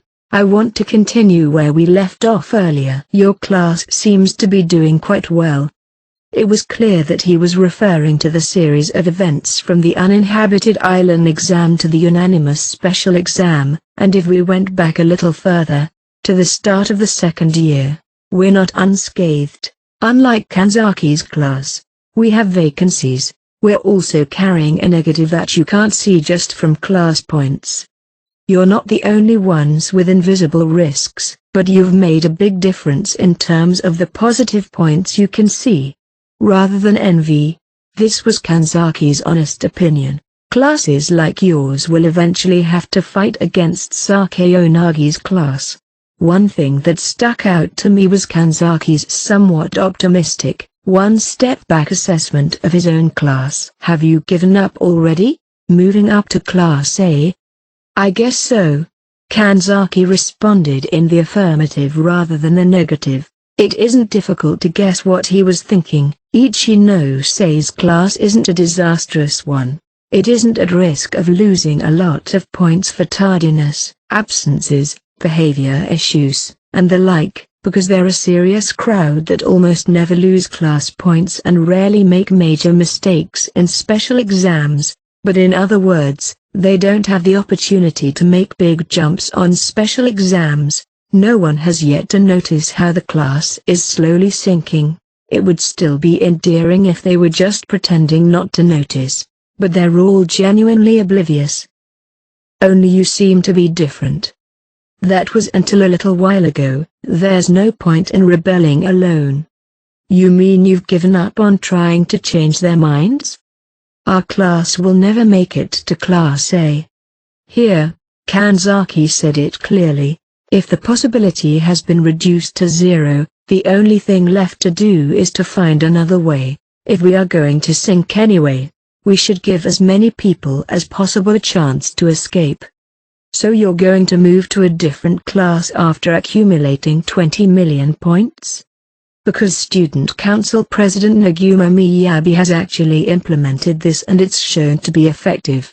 Concentrating private points on Ichinose is what we've been doing. If we execute this plan to the limit, we can move at least 2 or 3 people to Class A. In addition, the existence of class transfer tickets was shown for the first time at the sports festival. Of course, it won't be easy to acquire them, but the increase in options is a genuinely pleasing factor. Why are you telling me all this? I don't know what I'm doing either. It was an uncharacteristic response. Kanzaki paused for a moment and began to search for a better answer. I didn't have a place to vent. Maybe that's why.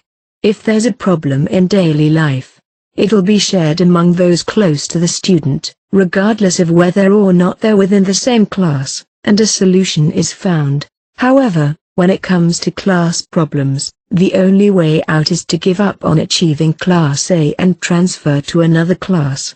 If someone were to say such a thing in class, it would inevitably be met with discord. It would be impossible to get a consensus in Ichinose-sei's class. You're the only person I thought was capable of understanding my thoughts without talking out of turn. I see. He believed I was the best outlet to express his negative emotions. Of course, that isn't the only reason. It seems that he also holds resentment toward me, who has a strong influence on Ichinose. I don't care what happened between you and Ichinose or what kind of relationship you two have. The fact that you're having such a bad influence that she can't even do a satisfactory observation of the third-year Class A's exhibit is a major issue. It's a little harsh when you put it that way. You'll have to forgive me. I'm sure you understand how frustrating it is. Kanzaki then raised his hand and told me he's leaving. The back of the class strategist who had given up on winning looked one size smaller than usual. It's a little wild to call him back here, but I can't just let Kanzaki go home now. Can we take some time soon? I'd like to have a little talk about the future. Why not now? We can take some time to talk about what's to come. I'm sorry, but right now I need to do some research on the third years. Besides, we can't make any progress if we start talking about it now. In order to discuss the future, we need another piece of the puzzle that'll allow us to step into it. If that's the case, well, okay, call me anytime. 6. It was Friday. I came to a place I don't usually visit in order to meet a certain student. After knocking, I opened the door to the student council room, and for a moment, Nagumo Miyabi looked surprised. There were no students or teachers in sight other than Nagumo, and it seemed that he was all alone today, just as I had been informed by Asahina. Even for him, my arrival must have been unexpected. I wondered if he'd been watching me just a few minutes ago, as I could see his cell phone in his left hand. I'm sure I was an unwelcome visitor, but he didn't turn me away and, instead, urged me to come in. Excuse me. The door leading into the room closed with a slam, and a moment of silence passed between the two of us. I waited for you because Mizuno insisted on giving you some time, but I'm not going to assume anything. So, are you here for the student council or for me? I have no business with the student council. I'm here to talk to President Nagumo personally. After saying that, he sat back deeper in his chair and placed the cell phone he held in his hand on the desk. Well, in that case, I can only commend you for showing your face in front of me. Don't you think so, Ayano-kuji? I think you're referring to the sports festival, but isn't being sick legitimate, right? That's accepted as a reason for absence? Don't give me that shit, man. I saw you at Kiyaki Mall the next day and you looked fine. I got better in a day. That's a blatant lie. It might be true. It was a bit of a play on words, but Nagumo seemed to realize that further pursuit was pointless. Truth or lie, I don't really care anymore. Anyway, let me hear your reason for coming here.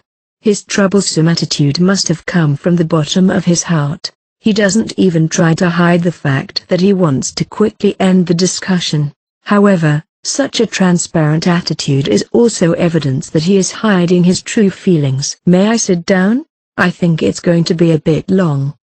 You told me before you had no business with me, the student council president. If I wanted to, I could choose to have no business with you too, right? As the head of the student council, Nagumo was prepared to listen, even to someone he didn't like. If he doesn't want to, he won't listen to anything. Well, it's only natural. If you won't listen to me, I'll leave.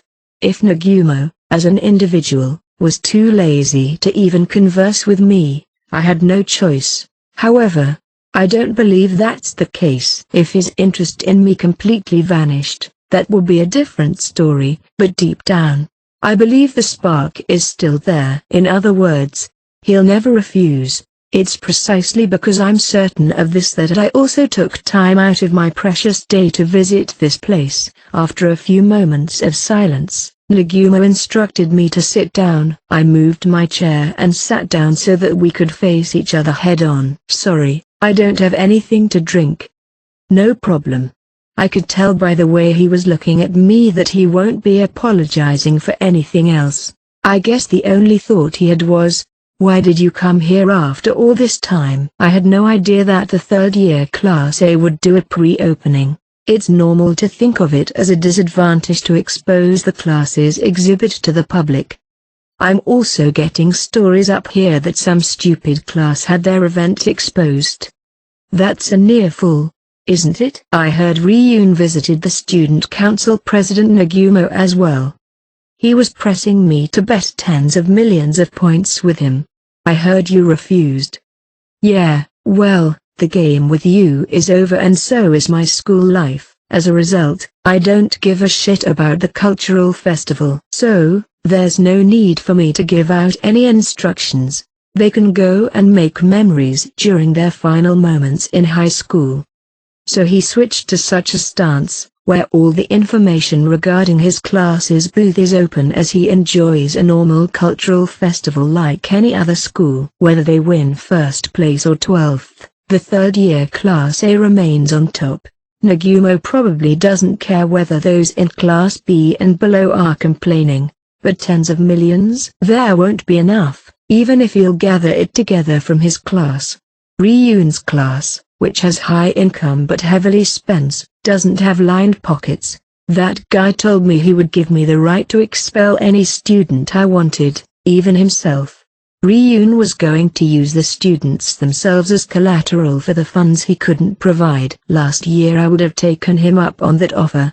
I'd be dealing with a separate year, but it would have been interesting if we were playing for expulsion. Nagumo remarked he already lost his enthusiasm and interest in the school. If you want to compete with me, you can do whatever you want. I understand your personal thoughts, but aren't there many students who won't agree? No one can complain to me, 'cause if they do, their Class A status will no longer be guaranteed. When the festival gets closer, or rather the student council, will make a not-so-bad proposal.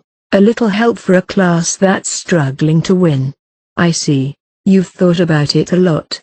Haven't you? Well, I'm the student council president, after all. After giving a model answer, Nagumo exhaled a sigh and urged, "Come on, tell me what you came here for. All I want is to have a conversation with the student council president. That's all." "I don't exactly believe that." "You don't believe me?" "I'm actually a little surprised with my own actions. Until now, I've been trying to keep my distance from student council president Nagumo. I know that very well. However, he probably didn't understand the root of why. Do you know why? I don't know. I'm sure it's not because you're scared of my ability. Unlike the previous student council president, Horikita Manabu, student council president Nagumo attracts the eyes of those around him. It's also because you're a little too dazzling for a shady person like me to face. Sure, but that's just a front, isn't it? Nagumo lightly dismissed the pretense of respect and urged me to reveal my true intentions. I wasn't interested. It's a bit of a stretch, but that's what I said. I'm going to speak my mind, while recognizing a certain level of ability. It's all I could say. That's why I didn't think I needed to get involved in whatever Nagumo was doing. If someone else said what I just heard from your mouth, I might have gotten angry. I didn't realize it was rude. Nah, you don't need to apologize. If you feel that way, that's your business. I'm the one who made you speak your mind, Nagumo stated, but he quickly added, but still, if it wasn't you who said that, I'm sure I would have changed their mind right away. He wouldn't hesitate to entrap the speaker into taking interest, regardless of what they wished for. With Nagumo's power, that wouldn't be hard to do. Soon your term as student council president will be over, and student council president Nagumo will remain in Class A and graduate. I thought that would be fine, until just the other day. You think otherwise now? I had a change of heart. I felt that I could face you directly, and that's why I'm here. There's no need for checks and balances, feigned flattery, false joy or anger. It's better for the future to say what's on my mind. I told Nagumo, who was waiting for me to continue explaining the main reason I came here today. I have a proposal for President Nagumo. Can I make a challenge to the student council president this time? Making such a statement probably never crossed Nagumo's mind. I'm not sold. This isn't like you. A change of heart. Such an answer was not enough to convince Nagumo. I don't know when exactly this change of heart came, but it's too late. You ran away from the last chance I gave you at the sports festival. If I may borrow words from your true feelings, you weren't interested, isn't that right? That's correct. I know it's a convenient story.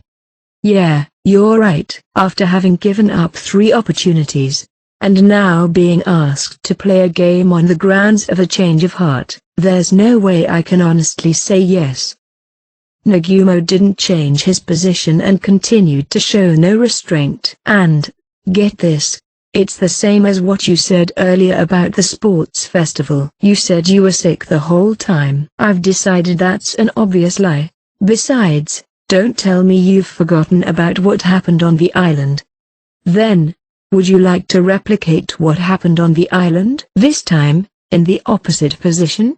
If Nagumo could smack me in the gut here, I could apologize for my behavior.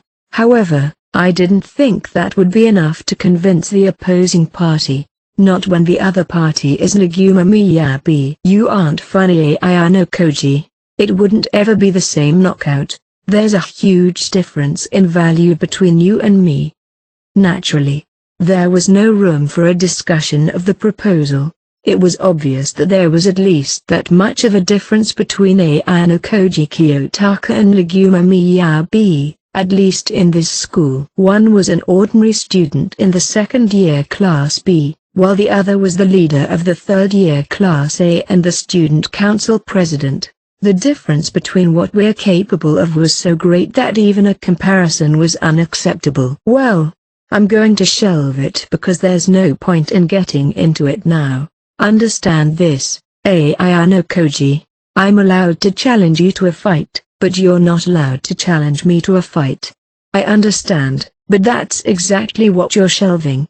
I'm right here in front of you right now, and I'm saying that I'm willing to fight Student Council President Nagumo. Can't you agree with that? I intentionally cut my fingertips and dripped blood on the bloodthirsty wolf. But the wolf in front of me didn't bite easily. He wasn't defenselessly provocative, as it had been in the past. Rather, the wolf was very wary. If he had not thought of me as an enemy before, he already would have had his fangs at my fingertips. He may not have realized it, but that was the proof that he recognized me as an enemy. You really are strange. You don't show any sign of timidity when dealing with me. No, it's not only against me, but also against Horikita-senpai.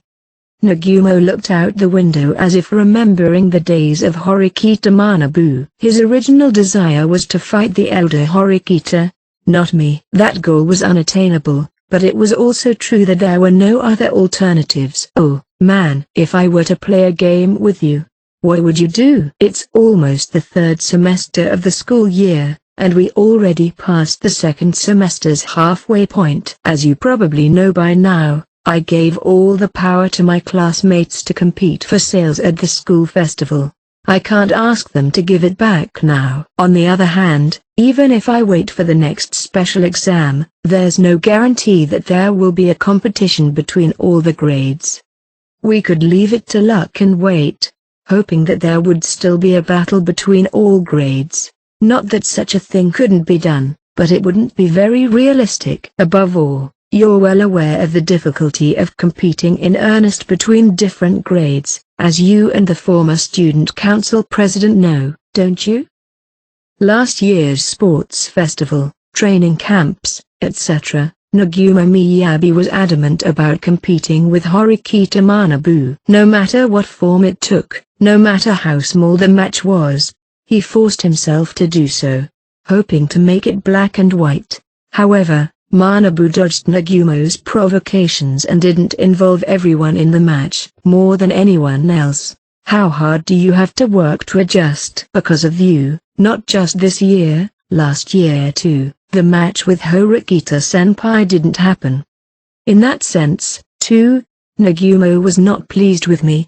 Listen to what I'm about to tell you and think about whether a confrontation can be achieved. With that, Nagumo sat back deeper in his chair to correct his posture a bit. Though many of the special exams the school gave were unknown, we had several patterns to prepare for them. Because no matter what form the confrontation was introduced, there was always a method to execute. When I finished relaying everything, Nagumo remained silent and seemed to be deep in thought. I don't know if we can achieve a 100% perfect match, but I think this can become a reality. That's true. But do you really think we can implement the plan you're talking about? I'm sure Student Council President Nagumo can already envision the situation. I'm sure you've been observing them day in and day out, right? If that's the case, there's no way you don't know the details. I see. I was planning to shake you up at that time, but instead of getting upset, you decided to take advantage of it. Will you accept my proposal or not? We spoke for quite a long time, even for me, but this conversational work is necessary in negotiations with Nagumo. I'd be happy to accept your proposal, but... The reply was positive, but the words had other meanings. But what's your real purpose? Can't you believe it? I just want to compete with President Nagumo. I don't believe it for a second. As if convinced, he replied without hesitance. I was somewhat pleased, but decided to wait for Nagumo's next words. All right. Tell me the main issue. I'll think about whether or not I'll accept the proposal after that. He let me cut to the other main topic without hesitation. I have a favor to ask of the Student Council President Nagumo.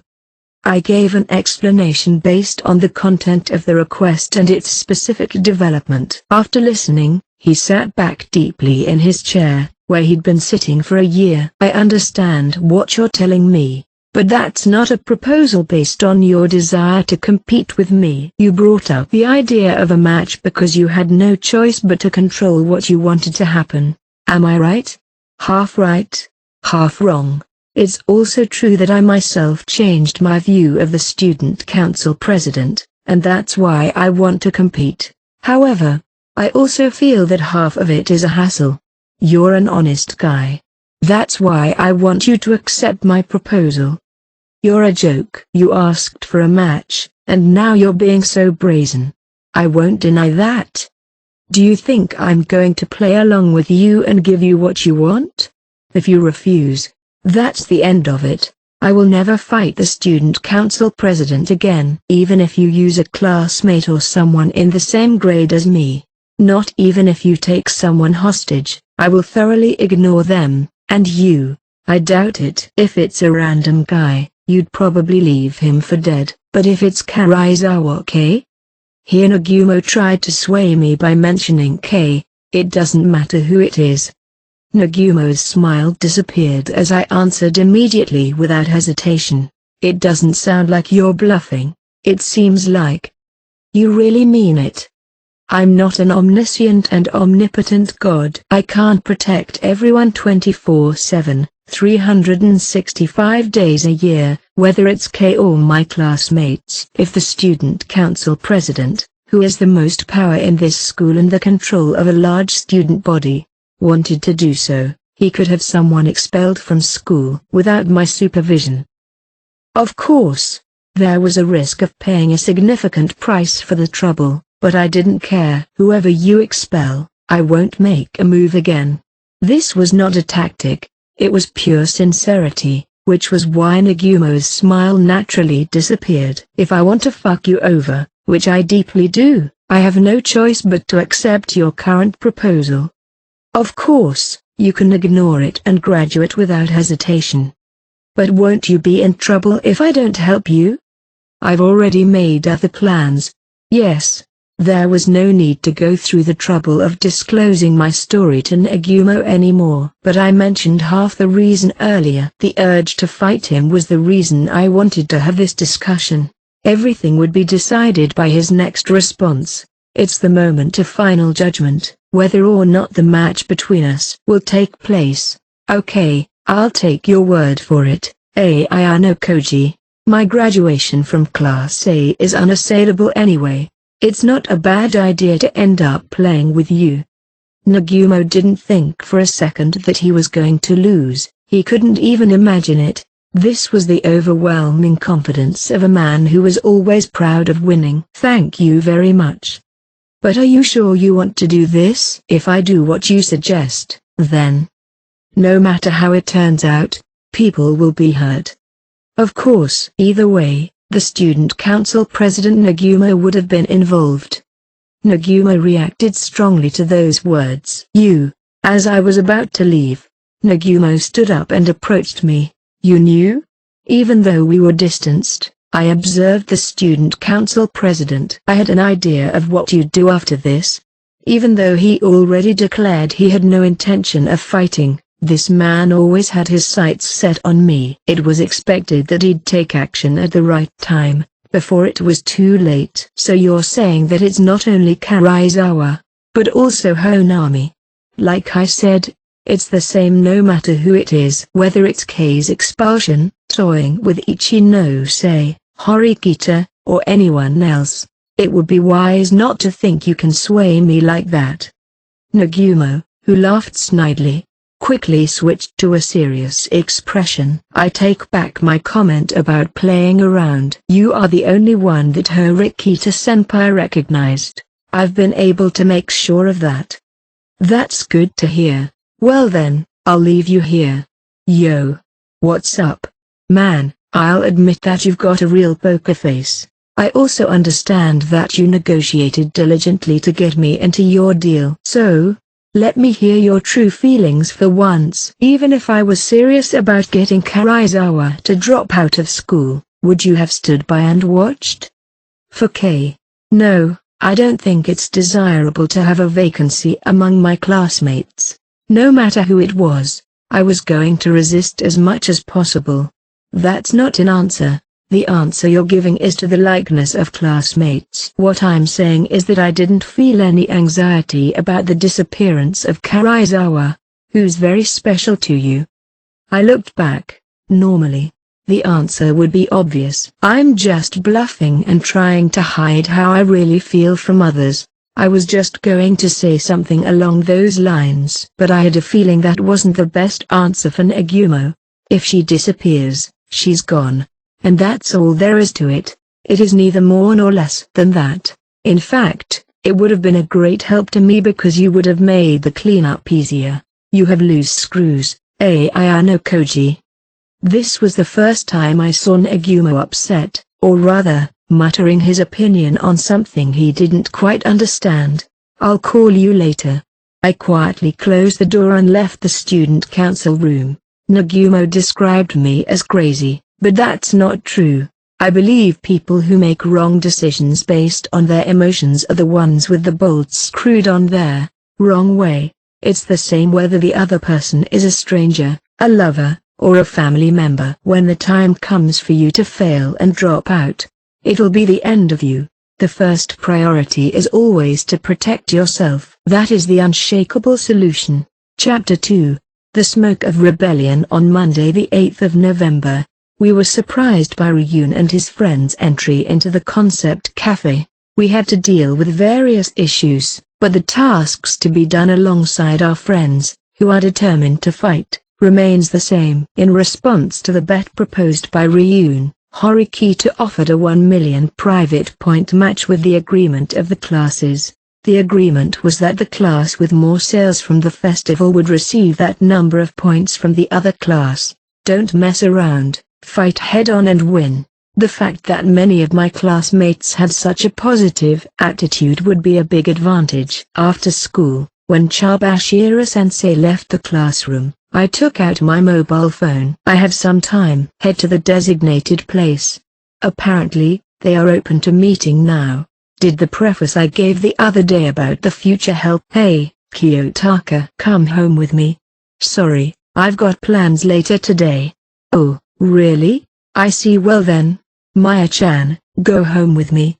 After a quick switchover, Kei turned to Sato, who was still in the classroom. You're not going with Ayano Koji-kun. Come on, don't say that. See? Sato rushed in, but didn't show any disapproval at all, but rather accepted Kei's proposal with a smile. She then invited a few other girls to join her and happily left the classroom.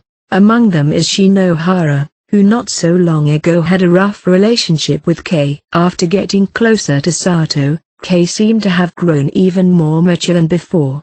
Anyway, I was grateful she was there to accompany Kei. I decided to leave the classroom and head to the special wing to meet Kanzaki, who had called me over because this time it couldn't be by phone, chat, or in public. On the way there, I saw the teacher in charge of second year class A, Mashima-sensei, and teachers for the other grades, standing around in the corridor talking. The unusual sight attracted my gaze, but I didn't stop walking. Chabashira-sensei has changed recently.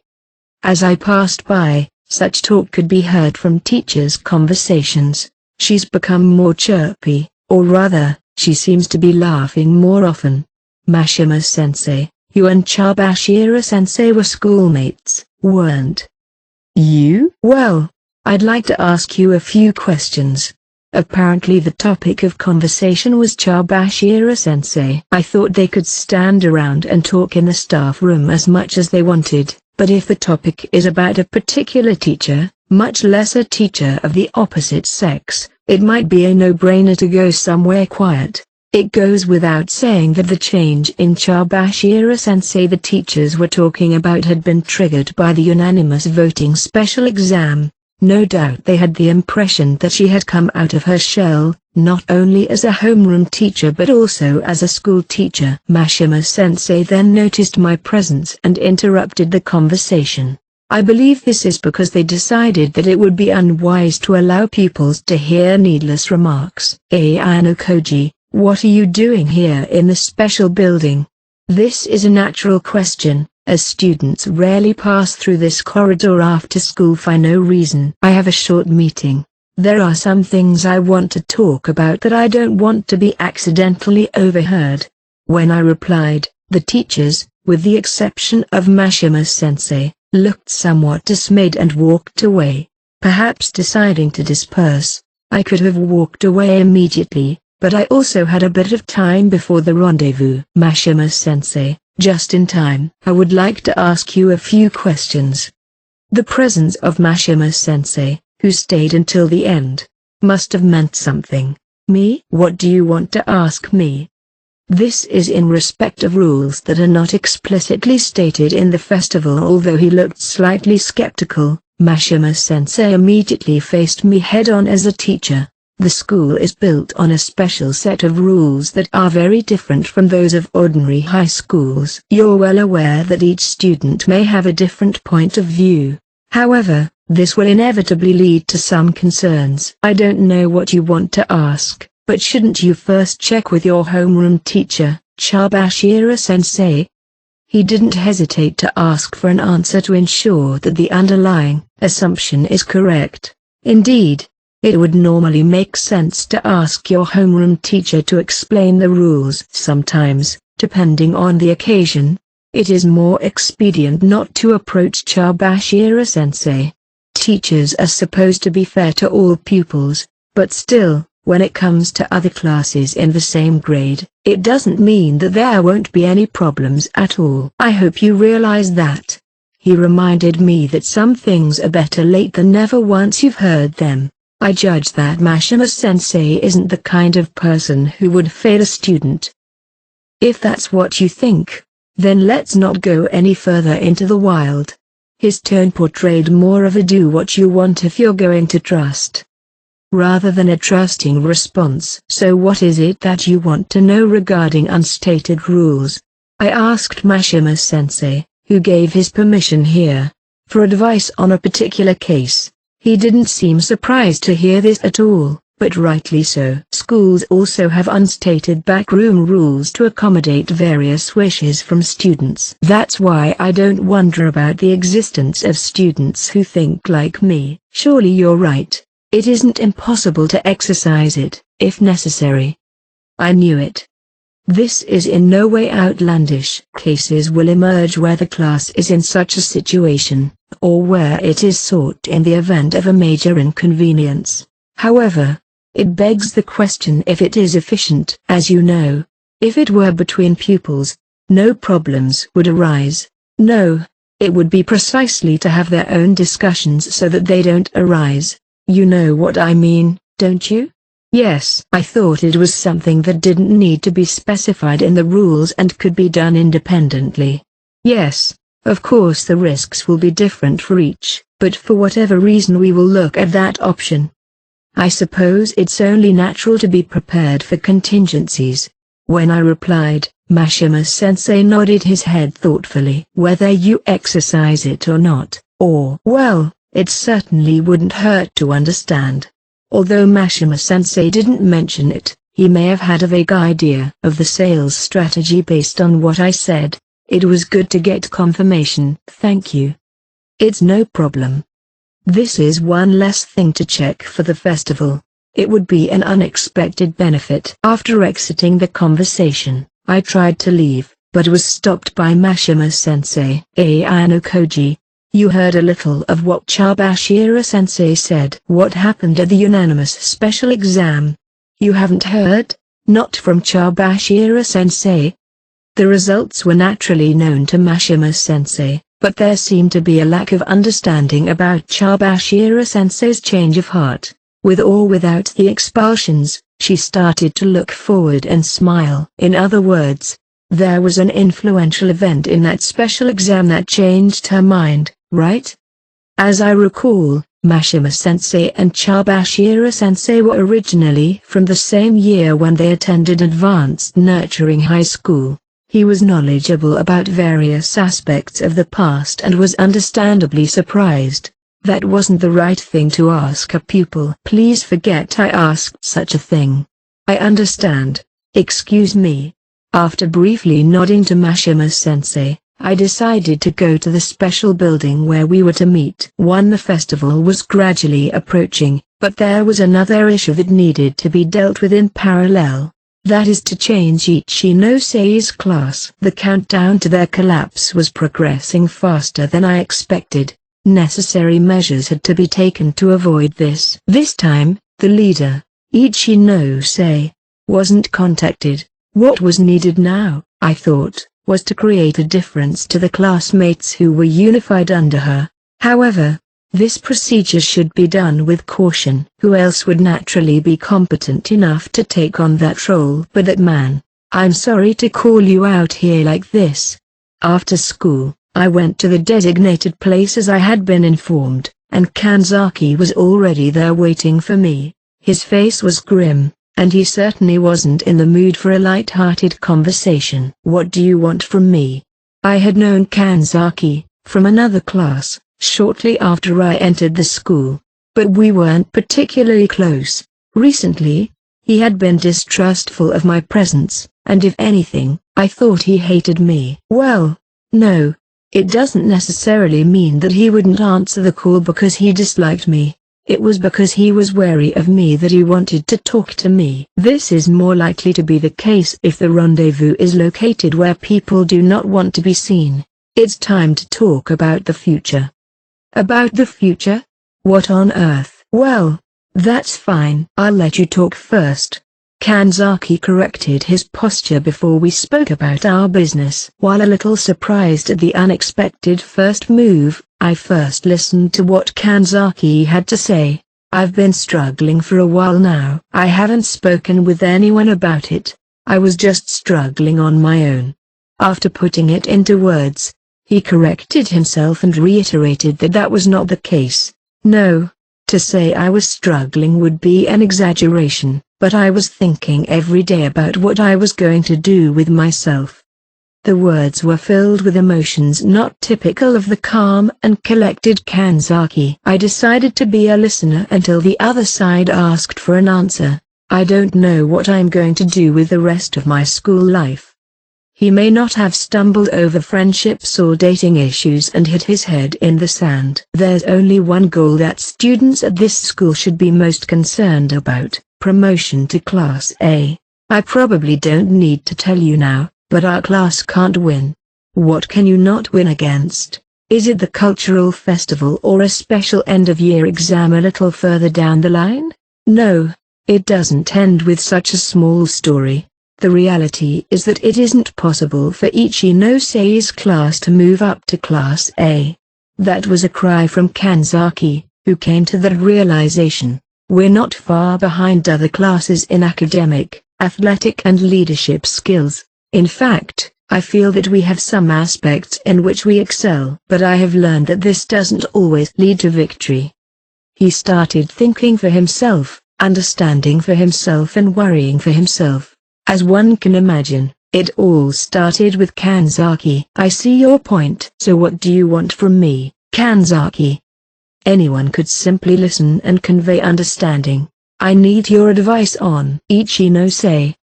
Why must it be me? The names of the few people who might have been able to find common ground immediately came to mind. No, that's not all. I want your opinion on what our class should do in the future too. That's a big deal, isn't it? And you want that from me, who's not even a classmate. Indeed, it was easy to read the psychology in Kanzaki's pained expression. This man wasn't the type of person who would seek help from others with an easy heart. It was precisely because he was driven to this point that Kanzaki had no choice but to do so.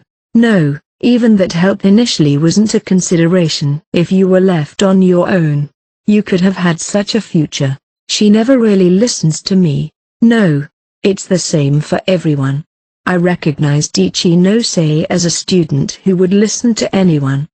That's only when you're on the same side as Ichinose. I don't need to explain it to you now.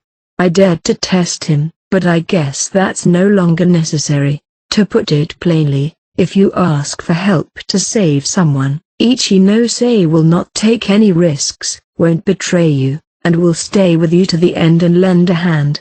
However, if you ask for help to trap someone in a senseless way, Ichinose will never lend a hand. Righting wrongs and doing right can also describe her. It would remain unchanged even if money or other rewards were offered in return in an attempt to convince her. I'm not saying she's heading in the wrong direction, but idealism is idealism. There are many occasions when that idealism is necessary. Yes, I know I'm prepared to go through the trouble when things are going well. In fact, Kanzaki and his classmates have followed Ichinose lead up to this point and shared her struggles. How about now? We kept following Ichinose policy and lost class points. We're at the bottom of a pit and haven't a clue how to get out. You're sharing a lot. Are you sure I'm not going to let you disclose too much about the inner workings of your class? It's a fool's errand.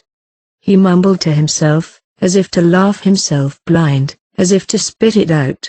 But a plan is a plan, even if it's a fool's errand. Right now, I have no choice but to rely on you. He took his somewhat resigned gaze away from me and stared at the empty corridor floor. In the unanimous special exam, I argued that we should get class points even if we had to expel our classmates. I voted yes and tried to get my foot in the door, but that didn't work either. I didn't know anything about the inner workings of their class. But even so, I could easily imagine how that would play out. Kanzaki voted in favor of expelling the students in order to improve the class and make them understand the reality of the situation. He continued to vote in favor and tried to change the mindset of the class. But none of his classmates, including Ichinose, agreed with his opinion. However, they didn't blame Kanzaki, who started the rebellion, but admonished him to work hard together with them. Even if he had been removed, something similar would have happened. That's funny, isn't it? When I didn't answer, Kanzaki muttered to break the silence. What's the point of telling this kind of thing to anyone, friend or foe? He understood on his own that there was no way I could give any advice. It was truly a bloodless act. And now he looked like he wanted to humiliate himself. Ichinose is devoted to you. The only thing that could change Ichinose policy is unique existence, such as you. She could only see it clearly coming from you. I see. The only way to salvage the class is to change the thoughts and values of Ichinose, the leader. The class as a whole is perfectly capable, and that will certainly help them see the light. It seems that your desire to change the flow and break out of this stagnant situation is true. Kanzaki nodded deeply, as there was no need to mend things now. However, he had to think carefully about whether they would really be for the good of the class. Something that Kanzaki, feeling frustrated, did not see. The foresight that the class would be saved if Ichinose changes is only a trick. Even if Ichinose were to change with one word from me, Could it really be called growth?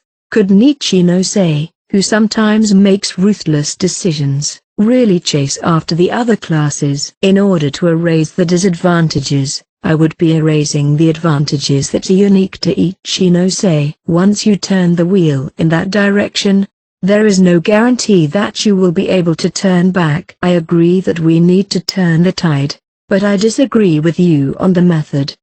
We have no other choice. Ayano Koji is the only one who can move Ichinose. I don't know, but I think there is someone more qualified. I can't think of anyone. Kanzaki, who had no idea what I was talking about, raised an eyebrow. Actually, there's another student I called here today after I approached you. Who? It's one of your classmates, who Kanzaki knows very well. Don't tell me you called Ichinose? In a sense, she's the last person I'd want to see here. Unfortunately, it's not Ichinose. She's a student who has the potential to turn the tide. I hate to interrupt, but there's no one in our class who can argue with Ichinose except for me. I've seen it firsthand, and I understand it. Isn't that exactly the kind of narrow-mindedness you're talking about, Kanzaki? What? Ichinose class seems monolithic, but it isn't truly. There are many students who have no choice but to go along with their surroundings since they're all seemingly joined together. That was my answer, but it didn't seem to ring a bell with Kanzaki. Is that understandable? He would never show his classmates the appearance of being easily made to feel insecure. Why is it that Ichinose class dropped in the rankings and is now facing a major crisis? If we follow the error chain, where does it ultimately lead us? That is what we need to make Kanzaki and his class understand. Huh? Why is Kanzaki-kun here too? Himeno looked somewhat amused, as if she assumed I would be the only one here. She was a little earlier than promised, but on the contrary, it was good timing. Himeno, did you have a connection with Ayano Koji? Sort of. Yeah. It's safe to say she's someone I've never been involved with. Not only Kanzaki, but most of the students must have had the same impression. I find it hard to believe that Himeno is the right person for the job you're talking about. I can almost imagine the image that Kanzaki must have had of Himeno in his school life so far. She would be no different than any other classmate, just one of the girls. I'm going to prove that from now on. Wait a minute. It seems like you're talking about me. What is it? It was understandable for Himeno to be perplexed when she was summoned. That's... No, wait. Just as he was about to explain, Kanzaki noticed a discrepancy. What do you mean, Ayano Koji? What? You called me out, but what on earth were you going to talk about? It seems that Himeno called you beforehand, but this is just like... Kanzaki almost opened his mouth, but then closed it and stared back and forth between Himeno and me. What is it? I anticipated talking with you about your class today. Did you think you yourself should bring change to your class? No. I don't understand what it means to think or carry out such a thing. I called Kanzaki here and then he gave me the inside scoop on the class before I could start talking. It became unnatural for Himeno to show up at this time, and then to pass on the story. How far do you see? By starting the conversation with Kanzaki, I learned about my calculations in a surprising way. As a result, it seemed to have had enough of an effect to surprise Kanzaki. Let's cut to the chase. Let me tell you why I called you here today. There is no need for Ichinose to change by my hand. What needs to change is the class consciousness. By changing the consciousness of the class, you can bring about change in Ichinose. It's futile. I've seen it firsthand. If it was just one person, yes, but if 2 or 3 people, all but Ichinose, changed their minds, the results of the unanimous special exam would have been different. It's a pipe dream that everyone's consciousness would change. And even if they had, would it have changed the results of the special exam? I certainly don't think that Ichinose who cares about the class, would have agreed to expel the students, but whether that would have caused the special exam to fail and penalize you is another matter. Wait a minute, Ichinose-san will protect her classmates even if it costs a heavy penalty. At this point, Himeno, who was closer to the sidelines, interjected. I wonder if Ichinose really could remain stubborn to the end with 39 people opposing her. She'll go through with it, Ichinose-san. I think so, right, Kanzaki-kun. I think so too, but I'm also sure she'll be met with inner turmoil. Ichinose leads the fight for her classmates. However, if she received backlash from all of those classmates, I wonder if she'd be able to keep doing so. Whether she could continue to pitch in against them to the end, even after being made aware that she was doing something wrong, is another matter. Even if she did go through with it, what awaits her afterwards is Ichinose-'s own self-loathing. The only thing remaining would be the fact that she was responsible for the substantial loss of their class points. Whether Ichinose, driven by remorse, would have been able to fulfill her duties as a leader is another matter. That wouldn't have resulted in a worse outcome than the present. Oh, would it not? It would have ended worse than what we have now. What do you think actually would have happened then, Kanzaki? What if all my classmates had the same idea as I did, to accept that there would be expulsion? I understood that this wasn't realistic, but I simulated it. If 39 people continue to cast their votes in favor of the proposal, even though time is running out, eventually Ichinose would break herself and come around to the side of the proposal, and she would have volunteered herself to expel herself. The answer that came out of the jam, the class succeeded in expelling Ichinose and in gaining class points. However, they also would have lost Ichinose-'s unifying abilities. It's impossible, he said. The disadvantages would be too great in the unlikely event of such a development. Ichinose leaving the Ichinose class. It would be a development he had never considered, but for Kanzaki, it was a departure. Of course, I'm not trying to say that Ichinose should be expelled, but if there's a change in the classmates, the class will change. I don't want to change Ichinose, I want to change the mindset of the class, and the first ones to do that will be Kanzaki and Himeno. Me? You don't agree with everything Ichinose is doing. Unlike your deluded classmates, you question her just as much as Kanzaki. Isn't that right? What did you think when Kanzaki showed resistance in the unanimous special examination? Himeno was silent and turned over. Let me ask you. I want to know what you were thinking too.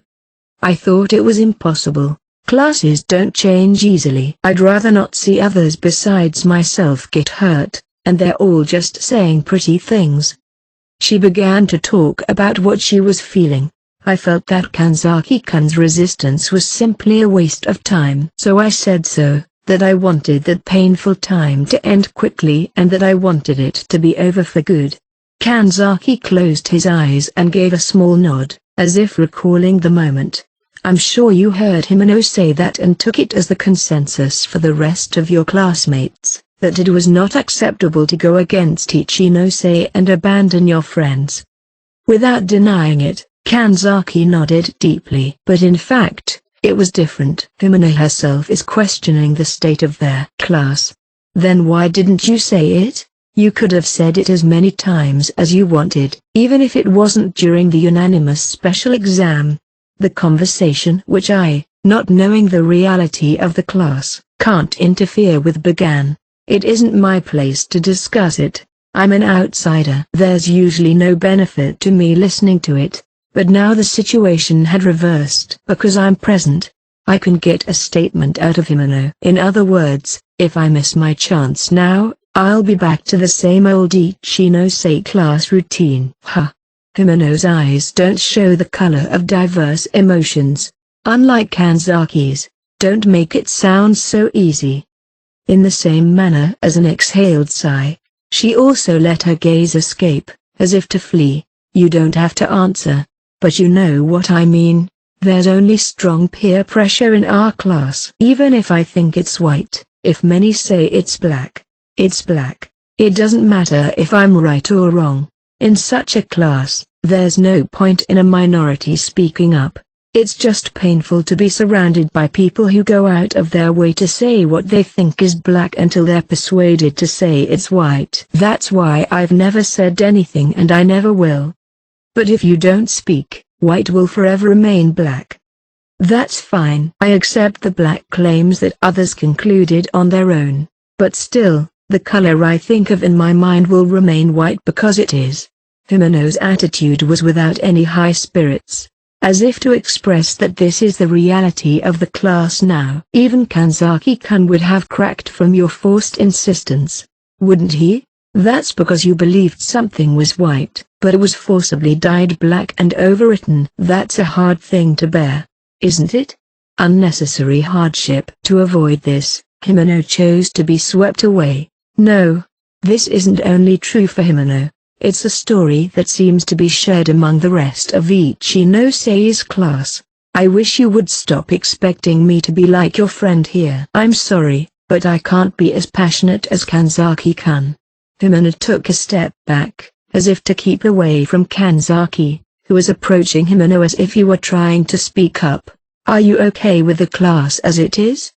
At first, Kanzaki had assumed that Himeno was a classmate, just like any other, but then I noticed that he was desperately trying to draw out a conversation with her without my involvement. Whether good or bad, it's more important for me to protect myself. I can't be best friends with anyone, but I can't be nasty with anyone neither. Sometimes they ask me out, sometimes they don't. I don't want to destroy that level of distance and atmosphere. Himeno's insistence that it would be best if things could be kept quiet wasn't a bad thing, but that would never move the class forward. If Kanzaki-kun's argument gains momentum and exceeds the majority of the class, I will join your side, too. That's fine, right? Himeno asserted that she has no intention of standing in the minority under any circumstances. Damn it! The words conveyed her true intentions and unwillingness. If she and Kanzaki rebel, what awaits her is an attack from the majority in the name of pocket change. It will be repeated endlessly until she abandons her own ideas. Can I go now? I won't tell anyone about this. It will only get me into trouble if I do. What will Kanzaki do to Himeno as she tries to leave? If she continues to walk away, she will not bring about a change in the class after all. Wait. I don't want to stay. I wasn't going to tell anyone, but I'm about to make a big decision. What's that? I'm not going to sync with the current class and Ichinose forever. Kanzaki put into words the thoughts he had never spoken of before and let Himeno hear them. Does that mean you're betraying their class? I won't deny it. There is no point in staying in a class that can't win. If Kanzaki is absent, they won't be able to mount a counterattack. This is because Kanzaki was probably the only student who can lead Ichinose-Sei's class in the current environment. I'm not trying to threaten you, but I will tell you that much. Even if Kanzaki were to leave the class by some means, it would not affect Himeno personally, but she would at least know that the class would lose a chance to improve. Himeno became upset. Obviously, her reaction is different from her previous scoffing attitude. So you're okay with that, Himeno? That's not fair. That's a threat. That's one way to look at it.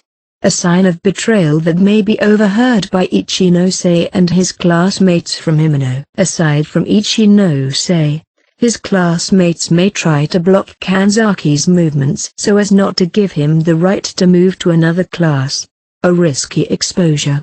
This was Kanzaki's gamble. Whether he was serious or bluffing is irrelevant. Do you really intend to change classes? It may not be pleasant, but Ayano Koji is right. I want to believe that changing Ichinose with our own hands is the only way to save the class. But I am. Biting her lower lip, Himeno closes her eyes tightly. If she sides with the isolated Kanzaki, It is inevitable that Himeno will be looked at with white eyes. Kanzaki knew that this wasn't what she wanted. Still, someone had to do it. Even, I'd like to win if I could. She had not given up the possibility of changing classes and winning in no small measure. However, the key is still removed. Then we have to act now. Am I wrong? If Himeno didn't move even here, there would really be no more moves for Kanzaki to make. Even if he didn't want to choose, he would have no choice but to change his policy to win by transferring to another class. On the other hand, Himeno, who cannot say black is black without a majority, will be decidedly defeated. I understand what you're saying, but still. You're not going to say that there is still a possibility of winning with Ichinose-sei's policy, are you? The words from Kanzaki, who had gone ahead of her, stung Himeno strongly. His lips closed heavily as he didn't continue with the words he was in the middle of saying. Don't you want to graduate from Class A, Himeno? The words pierced Himeno's heart like a spear. Painful and bleeding. If I could graduate from Class A, I would too. A loud, taut voice echoed through the hallway. Kanzaki was taken aback and rendered speechless by the volume of Himeno's voice, which must have been several times louder than expected. But if we don't do it now, there's no way we will be able to. No matter how we think about it, it can't be done. Himeno shouted, exploding with emotion. Even Kanzaki-kun knows that. I know that. I know that. And that's why we have to do it now. I don't want to lose to the other classes. Although his voice wasn't as loud as Himeno's, Himeno was also alarmed by Kanzaki's loud voice. Seeing Himeno's and frightened appearance made me even more convinced. For the first time, Himeno showed her true self.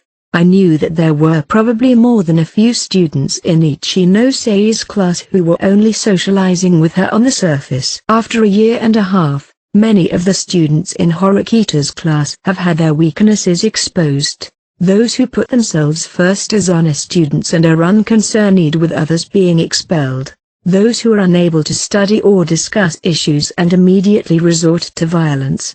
Those who parasitize off of powerful individuals in order to get to the top of the hierarchy. Those who plot to expel their peers in order to erase their past. Those weak-minded students have fallen to the ground, and then climbed up. Some of them are now showing incredible growth. So Kanzaki-kun is like that. I was surprised because you're always so calm. I'm with you. I didn't know you had those kinds of feelings. Ichinose-sei's class wouldn't have had the obvious hardships of Horikita's class. The students would find grazes from a fall, and they would be cared for and protected from both sides so that they would not fall again. They would repeatedly take the place of the student who had hurt their hand. Eventually, the students understood. They must be careful because they worry about them. Why did they fall? Why did they hurt their hand? The truth is, there is more pain, but they hold on to it in silence so as not to cause worry. The result is Ichinose-sei's class, which is made up of only superficial relationships. It's time for them to truly become friends. After a period of silence, I said to the two of them, "But what should you do? But what do we do? How can we move forward?" Even if Himeno changes her mentality, it would be meaningless if it does not lead to the next step. There is no need to rush for an answer. The two of you are going to search for it now. Search. For what? A student who, like you, keeps their true feelings inside. Even if you can't find it alone, your perspective will expand many times over if you both talk about it together. The addition of one's point of view will lead to any number of new discoveries. If you found another person, what would you do? It's simple. Then you'll find 3 and then make it 4. Just keep on going. Before long, a small spark will turn into a big flame, and Ichinose was aware of it. The class was about to change. It's not too late. Be strong and defeat the class led by Horikita in the final exam. If they do that, they will still have a sliver of hope to ascend to Class A when they move on to 3rd year. What are you going to do, Kanzaki-kun? You have to be prepared to work harder than you can imagine. But I is not a story that can't be done. Having seen the real-life example, Himeno, he could never again claim that he is alone in the class. On the other hand, Himeno would have been able to confirm Kanzaki's strong will up close. We have the same desire to graduate from Class A. Until now, I couldn't tell anyone, but, whatever the circumstances, Himeno's thoughts were conveyed to Kanzaki. Yes, I guess our goals haven't changed at all since the beginning. From this point on, the two of them took a childlike step forward. After listening to Ayano Koji-kun's story, there's a girl I'm a little curious about. Would you like to go see her after this? Kanzaki nodded vigorously at Himeno's suggestion. I'm a third party, so this isn't my area of expertise. Ayano Koji, I'll pay you back for this debt in the final exam. Winning and earning the right to challenge for Class A is how you repay the favor you owe today. Horikita's class is tough, Kanzaki. Yeah, I guess so. Sorry. But I'm leaving. I don't want to waste a single minute. No, not even a second. Himeno nodded, then took out her cell phone, turned away from Kanzaki and started walking away. There was a side of me that was worried about whether or not those two could change, but it looks like they may be more successful than expected. They may really beat Horikita's class in the end-of-year exam. Either way, it doesn't hurt my plans, but it's one more thing to look forward to. Tuesday, November 9th. Chapter 3, A Love Letter. This morning, I ran into Horikita at the elevator on my way to school. After exchanging a quick hello, we left the lobby and walked together out of the dormitory. Have you heard? The day before the cultural festival, the third-year students are going to do a rehearsal just like the real thing. Yeah, I heard they're inviting first years and second years to participate as well. This is the information that was posted on the school's bulletin board last night, as if to inform all grades. The source of the information was the student council president, Miyabi Nagumo. This was probably what Nagumo meant last week, when he said that the student council would make a not-so-bad proposal. The form of participation was for us to choose. It could be an actual food service or just a mock-up. It's just a proposal to make adjustments for the following day's festival altogether. The student council has already received participation letters from many classes. I'm sure the classes that have been keeping this under wraps will want to get a third-party evaluation before the festival. So you're saying more classes are taking it in a positive light? I think the fact that the third-year Class A rented the gymnasium and opened their presentation to the public was a big factor.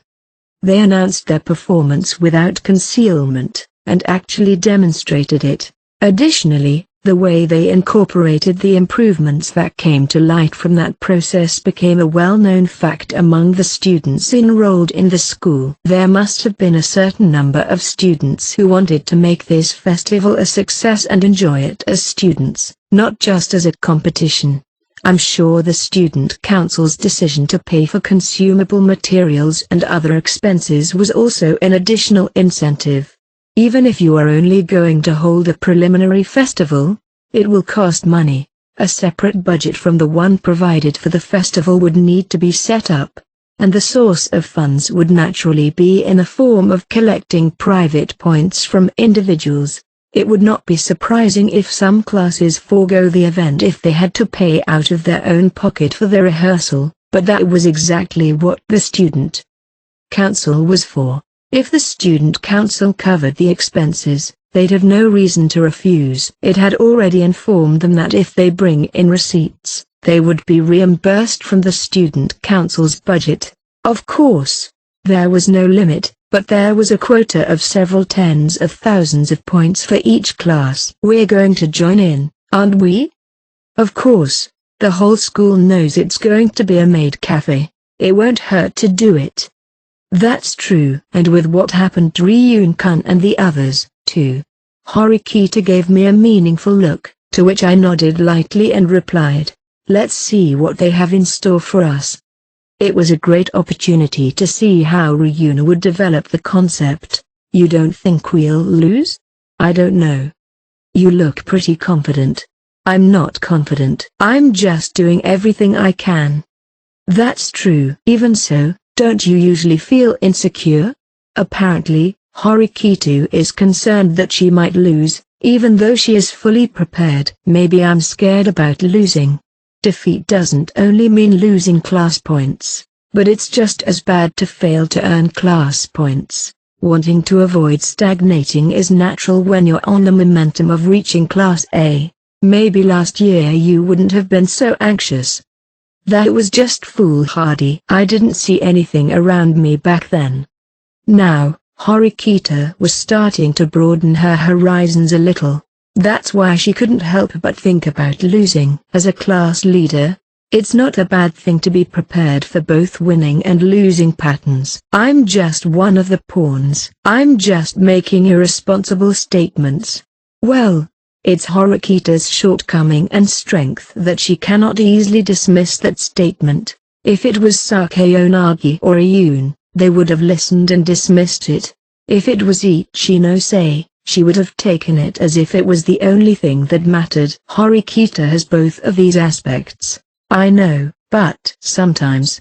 I patted Horikito on the back with the palm of my hand. What are you doing? It's too early to get used to winning. I'm not going to. She looked a little angry, but she also realized that I hit the nail on the head. It was a conceited notion, not the result of anything I've done well myself. The uninhabited island, unanimous exam, those weren't victories supported solely by straight-up competence. You mean? What? I'm trying not to take everything you say seriously, but you've been very cooperative lately, which is even more annoying. I don't know how to process this in my head. Then please don't cooperate with me at all in the future. I tried to walk quickly away, but she grabbed me by the shoulders. That's a no-go. I tried to break away, but it was immediately grabbed and brought back. I'd like to stop by the convenience store before going to school. Would you like to join me? Convenience store? I'm preparing for the day before the school festival, and I want to make the most of my lunch break today. I don't mind joining. A few minutes in a convenience store wouldn't be a problem. I followed Horikito to the convenience store and stepped inside. There I ran into Konji, who was just about to pay for his items. He had only two things, a bottle of soy milk and a white meat salad. It was a very light meal for lunch, but I wondered if he was going to have it during his morning break, since Konji is rarely seen eating.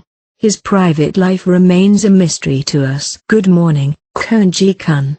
Horikito called out to him, but after paying for his things, Konji only smiled lightly and didn't exchange any words. I heard that Konji is the only one not assigned work for the cultural festival.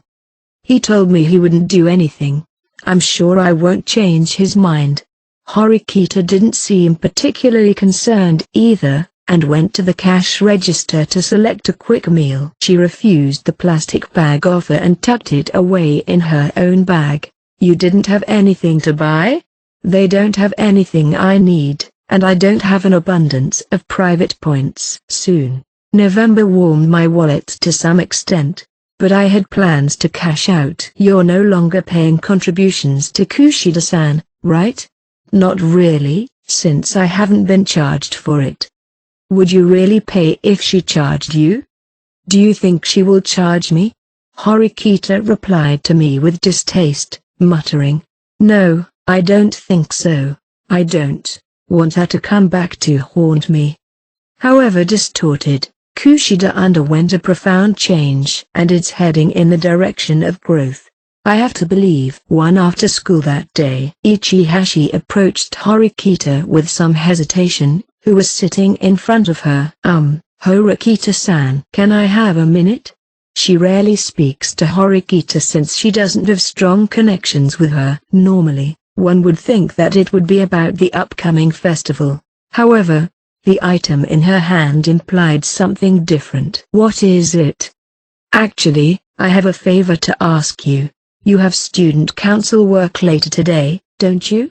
Yes. As I told the class a while ago, I have student council work to do. I can't help you with the festival. Yes, well, that's not what I meant. Can you please send this? With these words, she presented a letter. A glimpse of a heart sticker clasped the envelope's mouth. What's this? It's a love letter. Eh?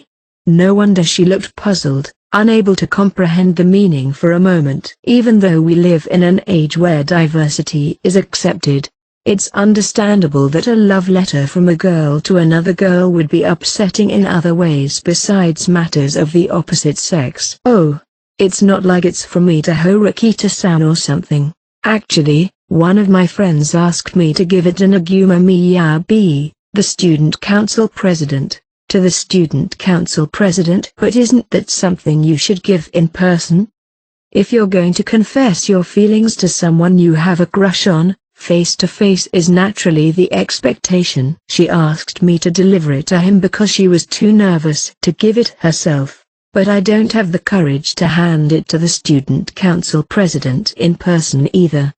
Nagumo's a more social person than, say, former student council president Horikita Manabu, but he was still a senior student and representative of this school. It would be quite a hurdle for someone who has no contact with him to approach him. Horikita, on the other hand, was different. It was easy to imagine them conversing about student council business on a daily basis. I understand the situation, but please. She's been struggling with it for a long time now, and she's finally found the courage to do so. If it had been the Horikita of a year ago, she might have refused this request, but building relationships with classmates is important to her now. In order to make up for the lost trust in the unanimous special exam, there was no way around it. Okay, I'll see if I can somehow find an opening and give it to him for you. Is that okay? Ah, yes. Ichihashi answered, but she looked a bit brusque. Is there still a problem? Well, there's a little problem with this love letter. Upon receiving the letter, Horikita noticed that there was no name written on the front or back. This meant that the sender was unknown until he looked through the contents. Can I assume that it is written inside who this letter is from? I don't know. If it were normal, I'd imagine it would be written. That girl, if she was just happy to tell him how she feels, she might not have written it. In other words, neither the deliverer nor the receiver would know the sender of the love letter. That's a little hard to accept. Of course, I'll explain when I give it to him, but if I'm not careful, he might mistake it for a letter from me, saying she received it from someone else despite it actually being a letter from herself. The possibility of Nagumo taking it like that cannot be said to be zero. Well then, can't you ask someone else? Like a boy you know in the student council or, no? I'd like for you to give it today somehow. That's easy for you to say. Despite her concern, Horikita thought for a moment and nodded. I'll do my best, but there's no guarantee that I'll be able to give it to him, okay? I'm glad you accepted. I'm sure she'll be very happy. Although reluctantly, Horikita agreed to deliver the love letter to Nagumo. Normally, she would have asked her who the letter was from, but Horikita wasn't interested and didn't try to dig deeply. Too, because of the unexpected request, my steps were a little heavier, if not quite heavy. Why won't she just give it to him? It was a mistake to accept. How could I, an irrelevant person in this affair, have such a task? I should turn back and tell Ichihashi-san to give it to him in person. That would be the right thing to do. When the thought of escape crossed my mind, I suddenly remembered the time when I tried to give a letter to my brother who had decided to go to high school.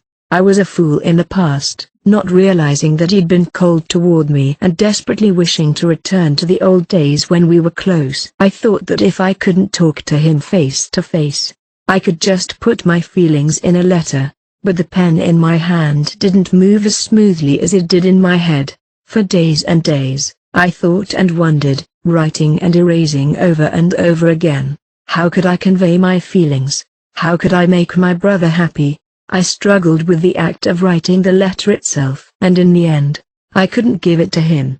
My brother left this school and I can no longer see or contact him. I wonder what happened to that letter. As I dredged up my memory, I recalled putting it in my brother's desk drawer. What if my brother goes home and sees it? I stopped in the hallway and felt my heart rate suddenly hasten. If my brother saw a letter like that now, he would laugh at me. I should forget about that. Even if I get jittery here and now, I can't get rid of the letter and pretend it never happened.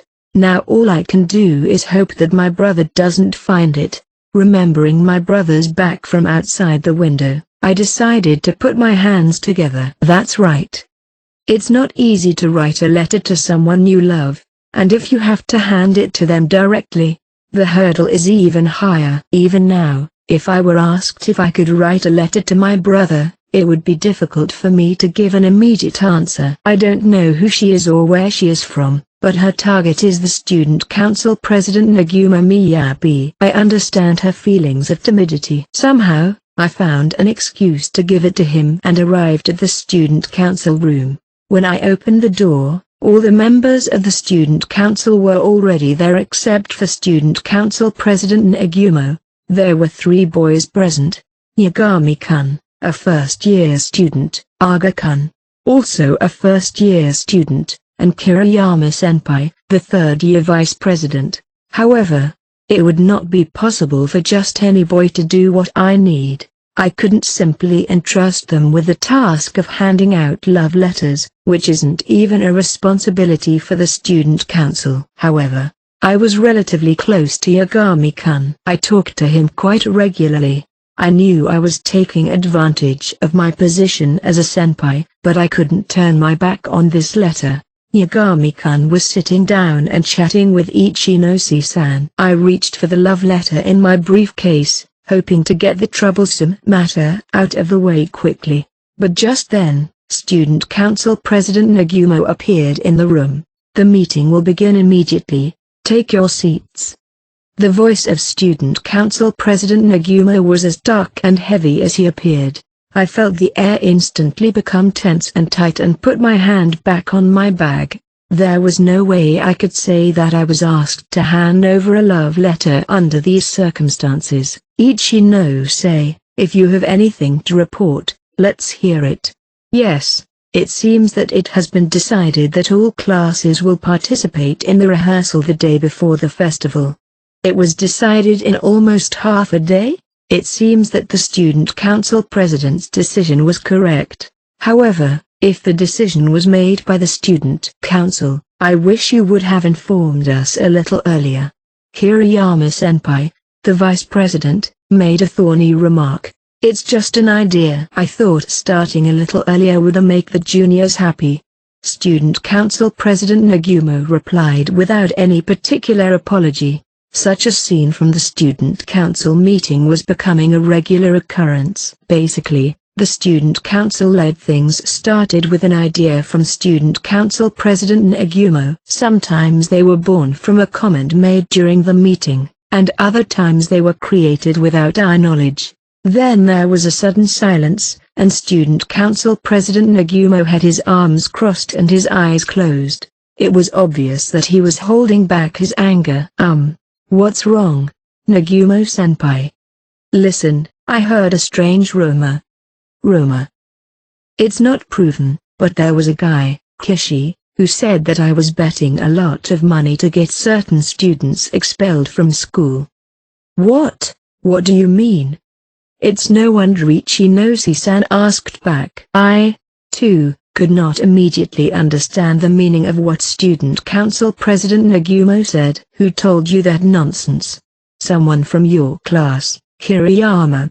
Student council president Nagumo threw such words to Vice President Kiriyama with his eyes closed. From my class?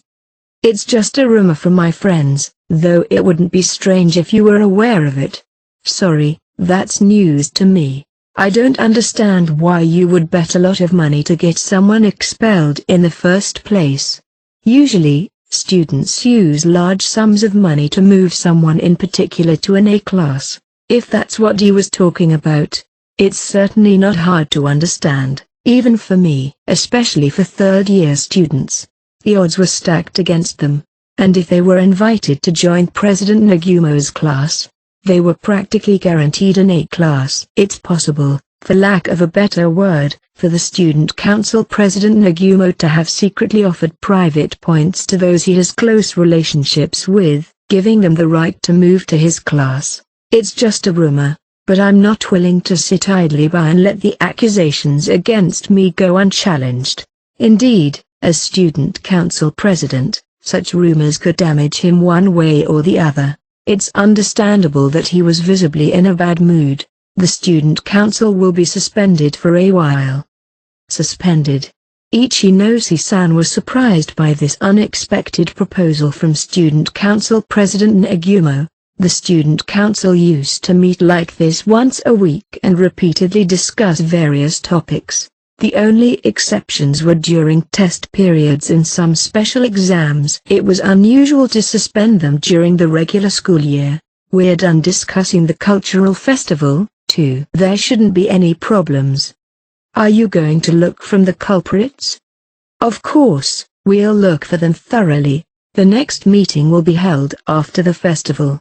We then continued discussing the day before the festival, and we departed shortly afterward. I got up from my seat and headed toward Yagami-kun. Perhaps sensing my approach, he raised his gaze away from his notebook, stopped his hand, and closed it. He's the secretary of the student council, so he was keeping the logs. The other students left the student council room ahead of me, which I was grateful for. When we were alone, I decided to call out to him. May I have a word? Yagami-kun turned to me after looking a little surprised. I'm sorry, were you still in the middle of writing it down? No, I just finished. Don't worry about it. He placed his hand lightly on top of the closed notebook and smiled at me. Is something wrong, Horikita-senpai? Yagami-kun. May I ask you a slightly unreasonable favor? What is it? I want you to give this to the student council president. It's a love letter. I took out the love letter and presented it to Yagami. That's very rare these days. Most of the time it seems to be done through chatting or phone calls. When he received it with a surprised look on his face, I hastened to add, just to let you know, it's not from me. I see. I thought it was a love letter from Horikita-senpai. Or should I just give it to him as such? No, that's not it. A girl in my class asked me to give it to him. There is no sender name. Whose love letter is it? I'll let him know. I can't tell you that. She wants to remain anonymous. It's an anonymous love letter. She asked for me to pass it on as a member of the student council. But there's the issue of anonymity, and if I give it to him, he might think it's from me, right? That's quite possible. To be honest, I still have a little bit of doubt that Horikita-senpai didn't write it. Yagami-kun smiled a little funnily, but to me it wasn't funny at all. I'm just kidding. Given the look of disgust on senpai's face, I know it's not true. I sure hope so. Actually, it would have been smoother if I had given it to you before student council president Nagumo arrived. Even if you gave it to me, I don't think I would have been able to hand it over. It didn't seem like the kind of atmosphere to give a letter. Yes, that was inevitable. Under the circumstances, no one could talk to student council president Nagumo. I'm sorry to ask you to do this, but could you please deliver it as soon as possible? I'm sure they think I'll deliver it today. In that case, I'll visit the dormitory later. Yagami-kun stared at the love letter intently while looking a little perplexed. Is this really a love letter? Probably. I think she said she put her feelings into it, but I can't be sure. I couldn't peel off the seal to see what was inside. If I gave it to him as a love letter and it turned out to be different, I think it would be disrespectful to the student council president. That might be possible. I'll put it somewhat vaguely, saying that I received the letter from someone. Yes, I think that's a good idea. Thank you. I thanked him for his honest acceptance. By the way, Even in this day and age, it's hard for a secretary to work with handwritten notes, isn't it? There is nothing wrong with using a computer to work nowadays. Tradition is also important. It seems that the notes have been kept on file ever since this school was founded. If we suddenly switch to digital, it'll create a sense of discomfort. Yagami-kun turned around and stared at the bookshelf. Certainly, there are many records revealing the story of the student council's history. It wouldn't necessarily be bad if the student council files were replaced by a disk, but Yagami-kun made a good point. Perhaps this is exactly what we should continue if we value tradition. I also hear that it is better to have hardships while you are a student. If you get used to easy life early on, you may suffer later on. Yagami-kun showed a slightly mature response, not like a first-year high school student. In that sense, this love letter is similar. It is true that nowadays it is not uncommon to confess one's feelings using one's cell phone, but I can understand that there is a certain meaning to conveying your feelings through your letters. Even so, today's student council president Nagumo really didn't seem to have a lot of time to spare, did he? Yeah, he's betting a lot of money to expel the students, isn't he? As I recall, what was his name? As if remembering something, Yagami-kun opened his notebook and showed it to me. The first page that was flipped through was from the middle of last year, and looked like something a current third-year student would have written in his sophomore year. Then the font changed and switched to the most recent notes. I instantly recognized this because the notes, which seemed to have been written by Yagami-kun, were written in a perfect, orderly manner that showed his meticulousness, and the writing was so polished that it was hard to believe it was handwritten. There it is. He said that this Kishi-senpai might have spread a rumor. Do you know what class Kishi-senpai is in?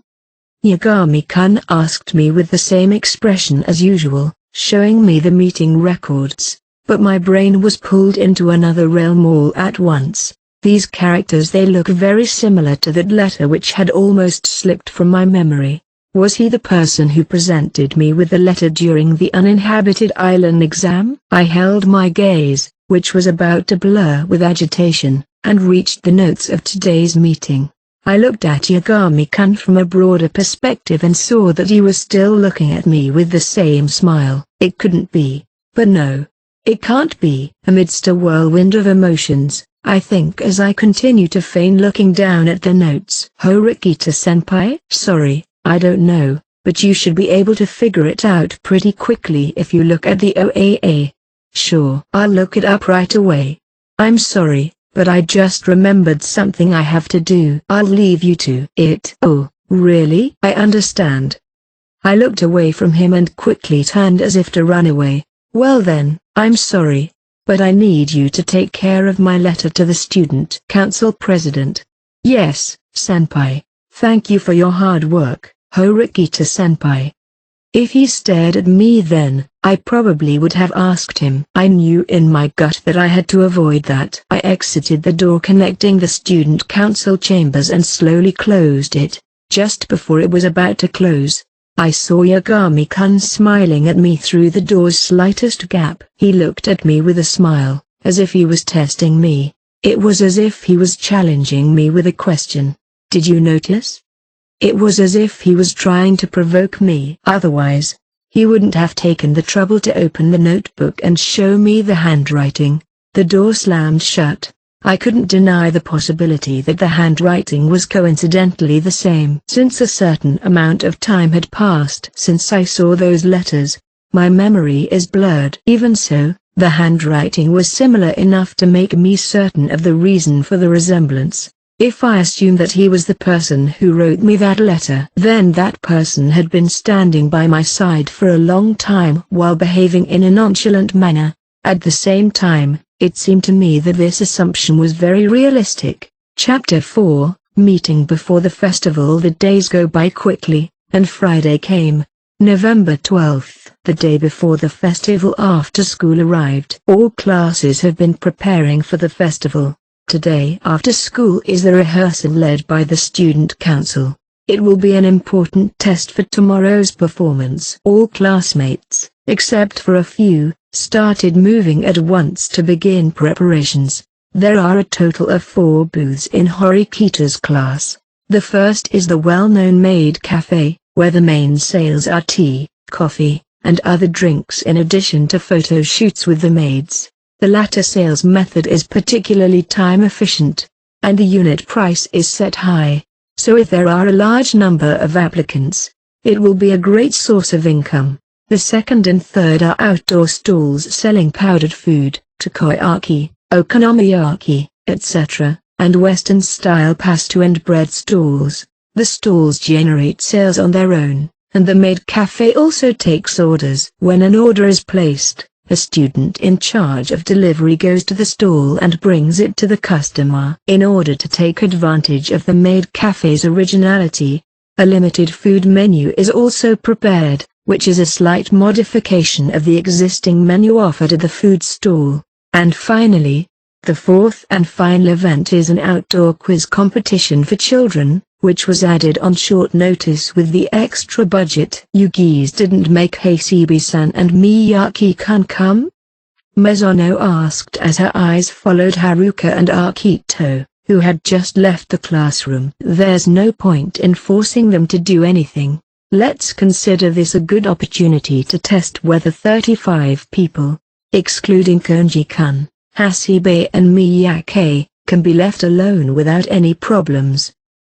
But those 3 are not the only ones who are not willing to cooperate. Kushida hardly interfered with any of the festival's activities in the weeks leading up to the event, and she's been going home immediately after school without helping out. She knows that she will be in charge of serving the customers as a maid at the festival, and she has gone to Horikita several times to come up with ideas. Some of them have even been adopted, although they are minor elements. However, she did not participate in any practice sessions with other maids to make sure they were all on the same page.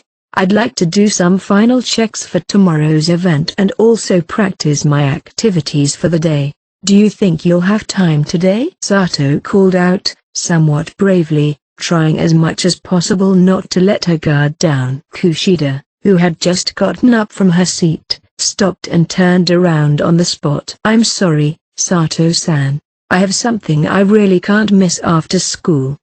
This was not the first time Kushida has said that. Listen, you keep refusing me like that. When are you seriously going to cooperate? The atmosphere was turning sour, and Horikita was about to get up from her seat, but Yosuke, who was standing beside her, stopped her as if he had anticipated this. I don't know who was right.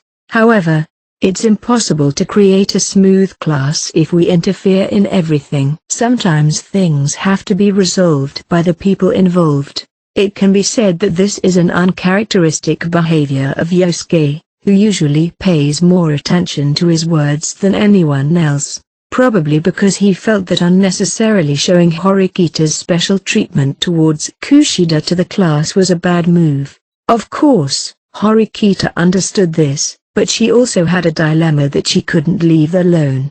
Don't worry, I've got the festival in mind, and I'm not going to drag the class down. But, Kushida-san, you haven't practiced, not even a little. I can't trust you with the important role of a maid. Today's rehearsal will be the perfect practice. Sato, who had been reluctant to participate, seems unable to back down today. Likewise, Kushida had been even more reluctant, and it doesn't seem like she will budge today as well. Then why don't you remove me? I don't think there are any other decent candidates. A merciless remark, but a fair one. Even taking Kushida's appearance into consideration, a student who isn't currently playing the role of a maid wouldn't be able to serve as a substitute. I'll see you tomorrow at the festival. Bye. Although her tone of voice was the same as the gentle Kushida, her actions could be taken as cold. She refused Sato's proposal until the end and left the classroom. Did she simply not want to spend time with classmates who know her true nature? Or was it really that she had something she can't miss? Obviously, the atmosphere in the classroom deteriorated, but that can't be helped. Hey, Horikita-san. Tomorrow's the festival, but I still think we should remove Kushida-san after all. Matsushita, unable to bear the sight of Sato's downcast and frustrated face, went directly to Horikita. I know what you mean, but I don't intend to remove her at the moment. But it's a lie that she has to do things every day, isn't it? Indeed, Kushida's behavior as of late has been quite puzzling. It can't be helped that she's been keeping her distance from the others since the unanimous special exam, but even so, her uncooperative attitude has been conspicuous. That may be so. I don't know why she doesn't participate in practice either. Then, don't worry. She's thinking about the festival and the maid cafe in her own way. Just believe in Kushida-san. Well, I guess you could say that we won't get anywhere if I don't believe in her. Matsushita looked unconvinced, but nodded and turned to follow Sato. Matsushita, perhaps because she was one of the founding members this time, was also making a lot of efforts. Although it's true that Kushida's non-participation in practice is a cause for concern, Horikita's expression showed no signs of impatience. Rather, it seemed as if it was peeking out with justified confidence. That was probably why Matsushita backed down, since she didn't seem to be asking for help. Let's watch and wait. One on the first floor of the special building, stall number special 02. Students decorated this space, which was usually used as an empty classroom. The girls mainly did the work, with the boys assisting them. Interestingly, the girls were by far the best at this type of decoration. It's probably safe to leave the setup to them with Horikita in the lead. Preparations for the concept cafe were steadily underway in the back of the special classroom on the second floor. Unlike our maid cafe, the concept of Ryun's class was traditional Japanese style. The food and beverages were also completely different from ours, including Japanese sweets and tea. While preparations were underway, we found a unique presence. There was a girl sitting alone in a chair reading a book dressed in the kimono. Hello. When she noticed me, Hiyori lifted her book and, for some reason, hid everything but her gaze. It's been a while. I heard you haven't been showing up at the library lately. It's not that I haven't been. I've just, changed my hours a bit. I thought it was odd for a bookworm to disappear from the library, but I guess she just changed her visiting hours. It seems you'll be working as well. I specialize in checkout. I'm not very good at interacting with people. I'm also not very good at moving around, and I practiced carrying food on a tray, but it didn't work out. In short, she's not very good at anything in general. However, working as a cashier isn't hard, and if she can handle it smoothly, it'll be fine. By the way, Ibuki-san will be joining us. Ibuki? I had an image that she would never wear this kind of costume. I heard that she had a match with Ryun-kun for complete exemption from helping at the festival. And she lost. Hiyori smiled a little funny as if she was remembering that time. So, where is this Ibuki who lost? She's not participating today. She said she absolutely hates wearing it outside of the festival. I can understand that feeling, but I hope she can serve her customers well when she goes out on the spot. Well, Ryun would deal with such matters in a flexible manner. I wanted to check on Ryun, who owns the restaurant, but I couldn't see him. I wondered if he left the rehearsal preparations to other students. It seems that Ryun-kun went to check Class A. Class A? Because they haven't disclosed what kind of presentation they were going to put on. Indeed, the details of Sakayonagi's class had been unknown until the day before the festival. It's not strange to want to find out what they will be doing, as long as all the classes were participating in this pre-opening the day before. There was no doubt that they would be preparing to open a stall somewhere. I'm going to go over there for a bit too. After talking with Hiyori, I decided to look for Sakayonagi's class. Koji-kun. Ryun and the others went up to the third floor, so I think that's where Sakayonagi-san probably went. I see, That saves me the trouble. She seemed to want to say something else, but Iori immediately shook her head from side to side. 3 second-year classes concentrated in a special wing, and yet they are on different floors. I'll be showing up at the library again next time, so please do so as well, Ayano Koji-kun. Yes, I will. I raised my hand to say goodbye, and then walked up to the 3rd floor. The 3rd floor of the special wing is the farthest from the school gate and the hardest to reach. There were 3 classrooms available here, but until the previous day, they were not popular and had not been rented. I didn't think that Sakeo Nagi's class would rent everything there, though. As it's currently an exclusive floor, the second-year Class A students roamed the 3rd floor corridors as they pleased. At first glance, it's hard to imagine what kind of display they are trying to put on. There were only several cardboard boxes scattered about, their contents not visible, and the students were still in their school uniforms. Since it's impossible to cook indoors due to fire regulations, that field disappears. Surprised by the unexpected, Hashimoto, who was supposedly keeping an eye on the students coming, approached and called out, "What's this all about? You can't even understand what you're seeing?" Hashimoto laughed quietly, perhaps amused that I didn't grasp it. "Well, that's understandable, but I can't answer you easily. I guess they intend to finish the preparations the day before, but have no intention of making them public." As if to symbolize this, a sign was posted on the stairs leading to this floor. It read, "Due to an issue, the second-year Class A will not be presenting their activities today." That's what it means. I'm sorry you had to come all the way up here, but I'm going to have to ask you to leave. Even if I persisted, we would still not be able to find out the details of the exhibit. It looks like Ryun will be leaving soon, too. Ryun came out of a classroom in the back and walked toward us with his hands in his pockets. After a quick glance at me and Hashimoto, he walked straight through and headed downstairs. Or are you going to do the same as him and take a closer look, even if you know it's useless? I'm going back. Good luck. You'll have to wait until we open to see what happens. I was on my way back to the 2nd floor when I noticed that Ryun had turned his back to face me and stopped. I turned my gaze and stared directly into his eyes. Ryun raised the corner of his mouth slightly before opening it. "Tell Suzune that it will be our class that wins tomorrow. I bet the Japanese attire cost more than the maid uniforms, didn't they? If you're going to challenge her to a match, at that point, you could have just worked together. It's simply my taste." After replying with words that could be taken either seriously or jokingly, Ryun started walking away, without paying attention to Hashimoto's presence from the upper floor. I also turned back to the maid cafe.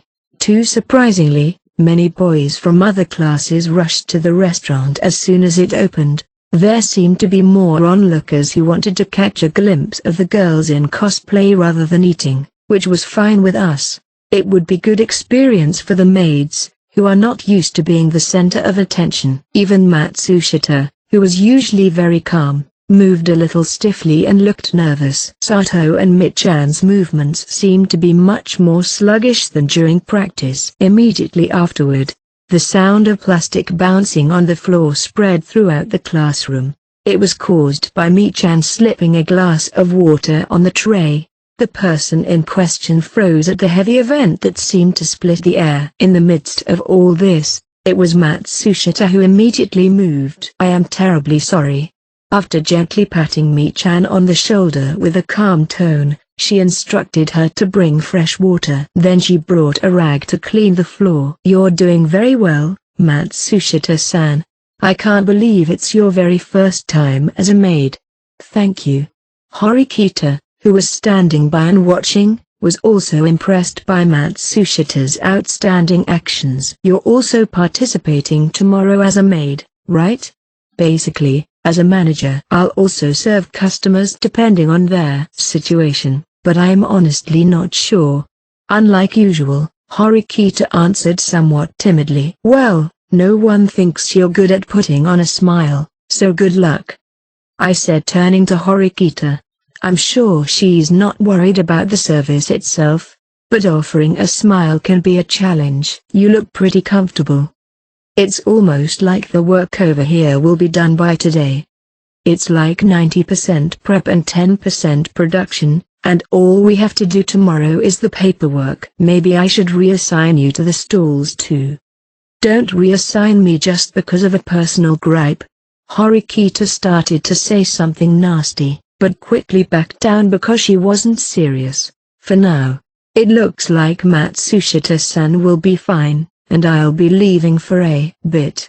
"You're going to observe? I want to see with my own eyes what kind of entertainment there will be." "Take your time." I would meanwhile work on making room for tomorrow's waiting room. About an hour later, Horikita returned to the maid cafe. "I'm back. How are things going?"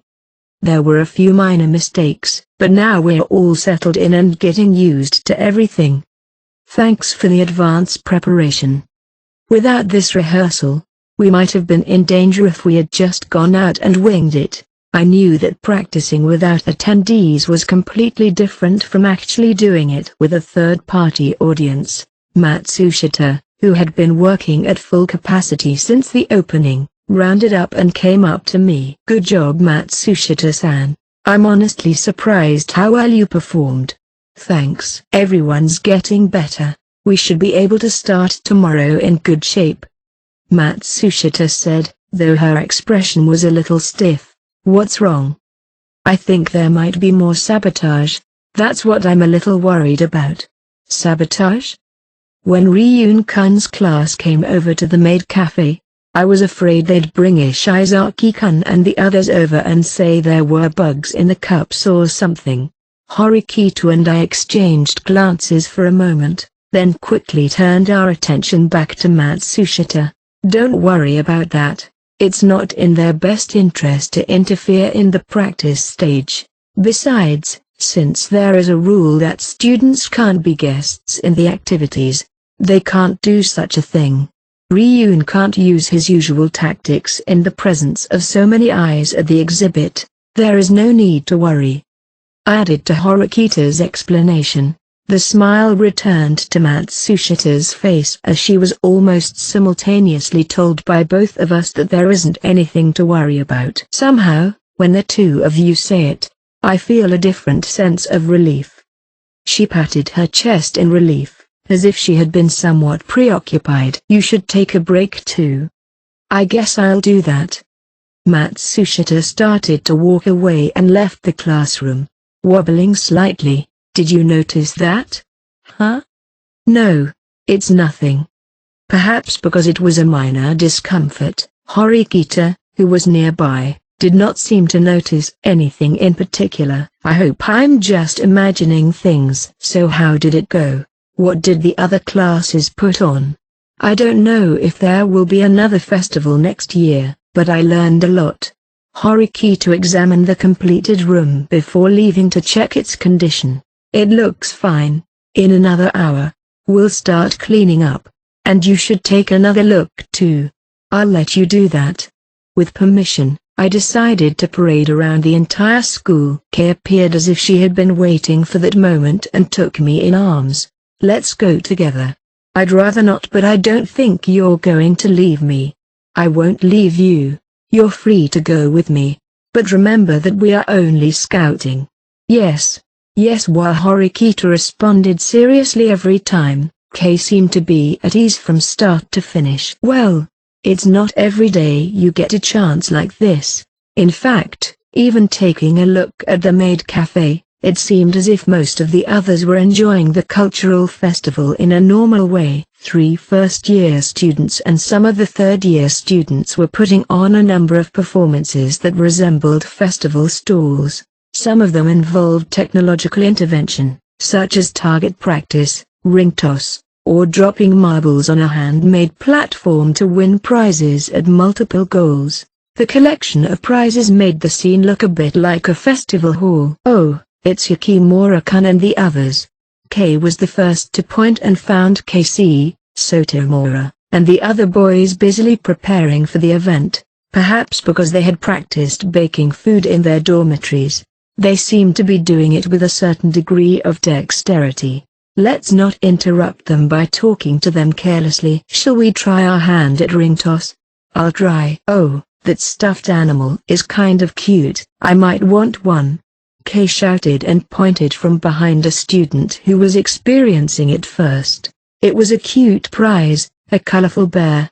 Unfortunately, however, the ring toss was a demonstration. Even if they succeeded in the ring toss, they wouldn't receive any prizes. Even though the student council had a budget for the event, the number of prizes were limited. If students took the prizes home today, it will be difficult to replenish them. On the other hand, the shooting game that the first-year Class B was putting on across the street seemed to be offering sweets as prizes, and they were giving them away if guests were successful. The prizes were cheap, starting at 10 points, and even the most expensive ones were worth about 200 points. I guessed tomorrow there will be prizes other than sweets, but this way, the test would be as good as the real thing. Try it, Kiyotaka. She urged me to try it and lightly pushed me in front of a table where 5 shooting guns were placed in a row. I was interested in the target shooting game, so I was willing to give it a try. You're given 5 bullets per game. The guns seemed to be a type of toy called a cork gun, which was filled with cork and fires. Each of the guns lined up on the table seemed to be more heavily built than I had expected. The bullets, however, were distorted in shape, and it was doubtful that they can be shot with precision. I had never held a gun in my hands since I was born. I have a vague image of it from movies and TV dramas, but I am not sure if it's really true to the actual thing. I can't even look at an example because there were no other students participating in the event. So, from my imagination, I grabbed the gun in the middle of the room and held it up. Aim for the most expensive one. In order to drop the highest priced assortment of candy, I need to shoot down a large weight. I wonder how powerful it really is. Let's give it a try first. The first shot was fired while receiving enthusiastic cheers from Kay, with a light pop sound. The cork bullet was fired and approached the weight I had set as my target. However, the bullet passed through a few centimeters to the left of the weight without delay. My perceived aim was that it should have hit the target with pinpoint accuracy, but the trajectory was completely different. Then, I shifted the muzzle a few centimeters to the right and fired a second shot. I thought I had corrected the trajectory perfectly, but this time it passed diagonally to the right and missed. This is pretty hard. As I was loading the third shot, the other students began to join in one by one. I decided to watch the other students and try to further correct the trajectory. However, the students firing their guns were struggling to aim as well as I was. One of the students fired a bullet that hit a weight from the first shot. It did not fall down, but he succeeded in pushing it back. Continuing to observe to see if there was some trick to it, I discovered that it was not due to my skill, but due to each gun, which looked the same, having a different performance. The millimeter by millimeter discrepancies in the manufacturing process and the quality of the bullet cork itself. Various things combined to create an unexpected trajectory with each shot. It was a very interesting system, but at the same time, I understood how difficult it was to shoot and drop the target. As a result, only the last shot was able to hit the weight that I had originally aimed at, but it was not an easy target to hit, and my first target shooting ended in a disastrous failure. However, I now understood the tendency of the gun itself. Now, if I could only predict the trajectory of the bullet when fired based on the shape of the cork, I could try again. That's what I thought, but then I noticed a sign that said only 1 challenge per person today and gave up. Ain't no way. The big bad Ayanokuji himself is a shitty shooter? Just as I put my gun back, Hosen came out from behind the stall, laughing with a funny smile on his face. Hosen's first-year Class D stalls specialized in games. This is surprising. I didn't expect you to put on such a show. The idea was that these trivial prizes, from target shooting and ring tossing, were means to return adults to their inner child. When I was a kid, I used to make a killing with the adults at these kinda stalls. What kind of childhood was that? I really wanted to do more serious gambling, but the shitty school turned me down 'cause of the rules or whatever. Really though, target shooting? It's the same thing as gambling. This kinda gambling is designed so that the house can win about all the time. It's a one-time cultural festival, so ain't no way they'll know they're getting ripped off. He took out his lighter and put it on the shelf, then came over to this side of the table and picked up the second gun from the far left. The bullet fired from the projectile gun he held up flew straighter than I had imagined and hit the lighter. It shook, but showed no sign of falling over. If they ain't able to take the limited prizes, it won't be a problem. Wouldn't that keep the customers from coming back? Nah, not if we add value to the shitty prizes and hand them out regularly. Hosen had a plan. If the participation prizes were not attractive, adults might shy away. What appeared to be a participation prize peeked out of the basket. They had prepared a large number of student photos, both male and female, using a printing press and laminated them in various patterns for handmade prizes. It's a good way to show off as an adult that you got a memory of participating in a cultural festival. The fact that many politician-related people will be attending means that some will communicate their participation in the festival as a kind of charity or community activity. Announcing that the students were given pictures of the festival would also help to create a positive impression. After parting ways with Hosen, who was surprisingly thinking things through, I returned to Kay, who was waiting for me. I couldn't win it.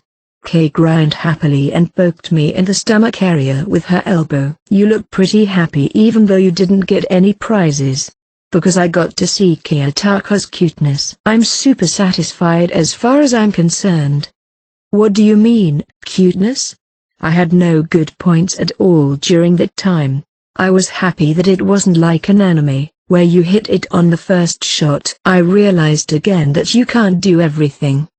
That's true. My approach was based on experience, unless I had some material from my past experience to draw on. There was no way I was going to do well on my first shot, toy or otherwise. That's cute, huh? I feel like you usually want your boyfriends to be cool. I've been shown enough of that.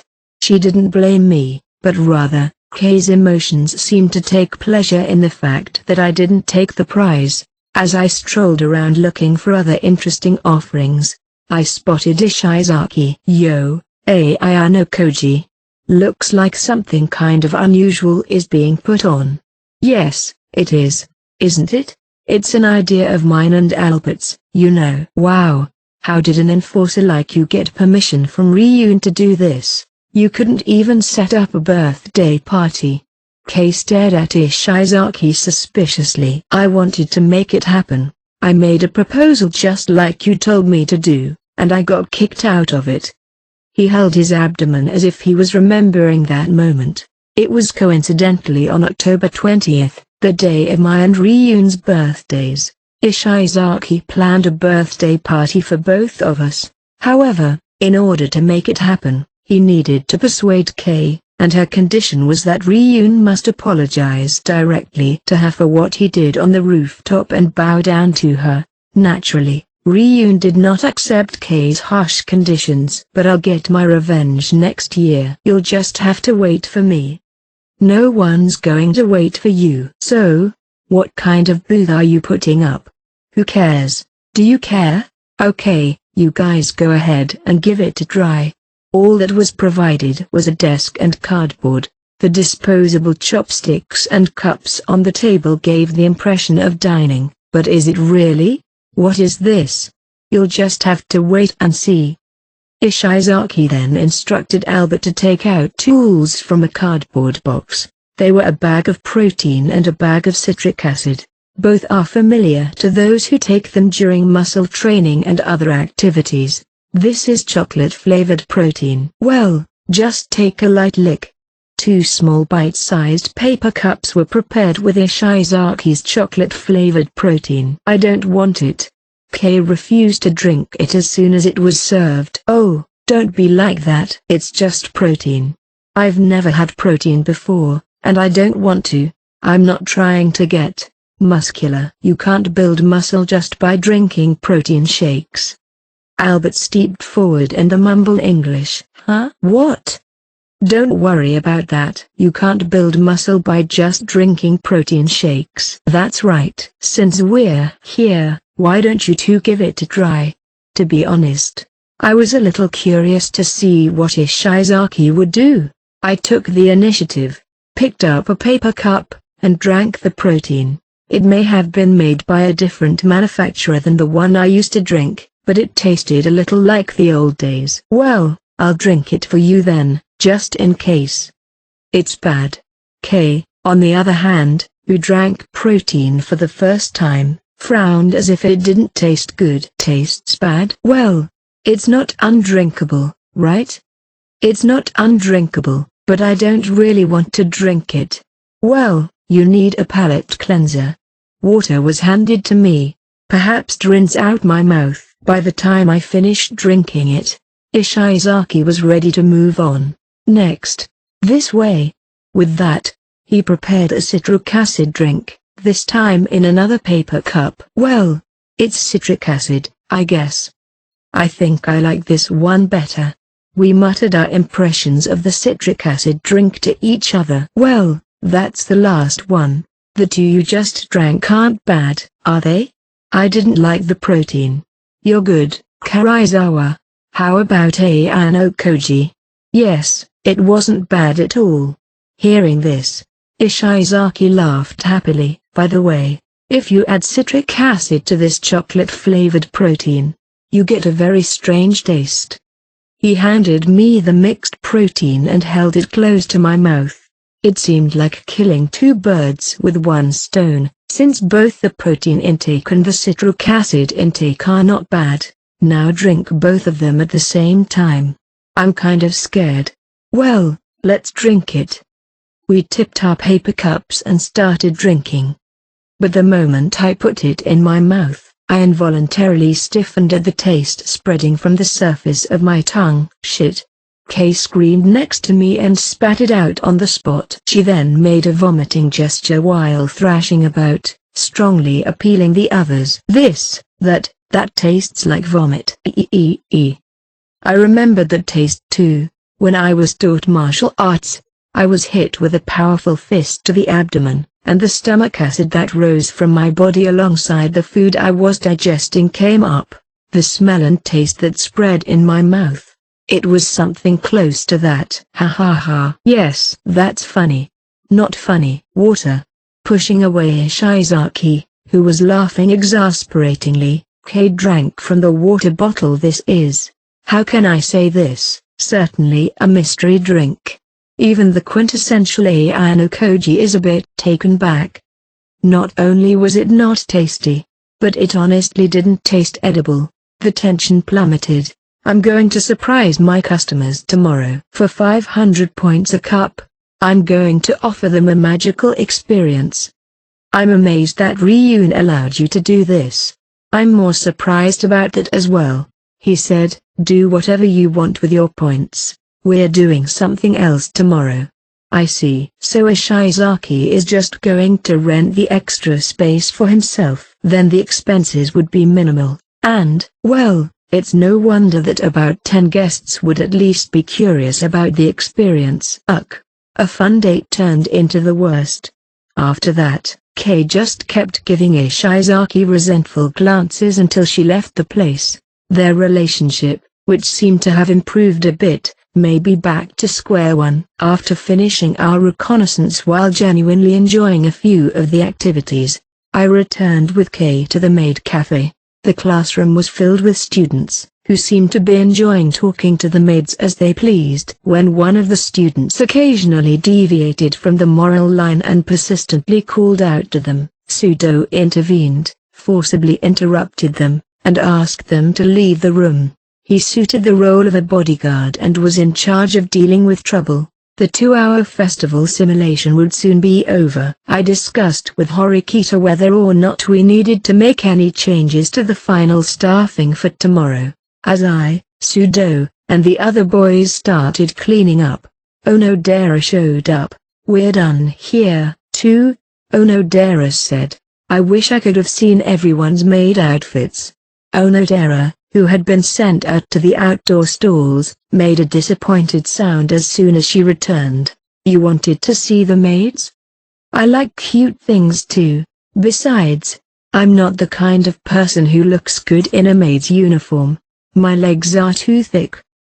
"You don't know if it looks good on you or not until you try it on. With the limited clothes we have, I'm sure they won't even fit my size."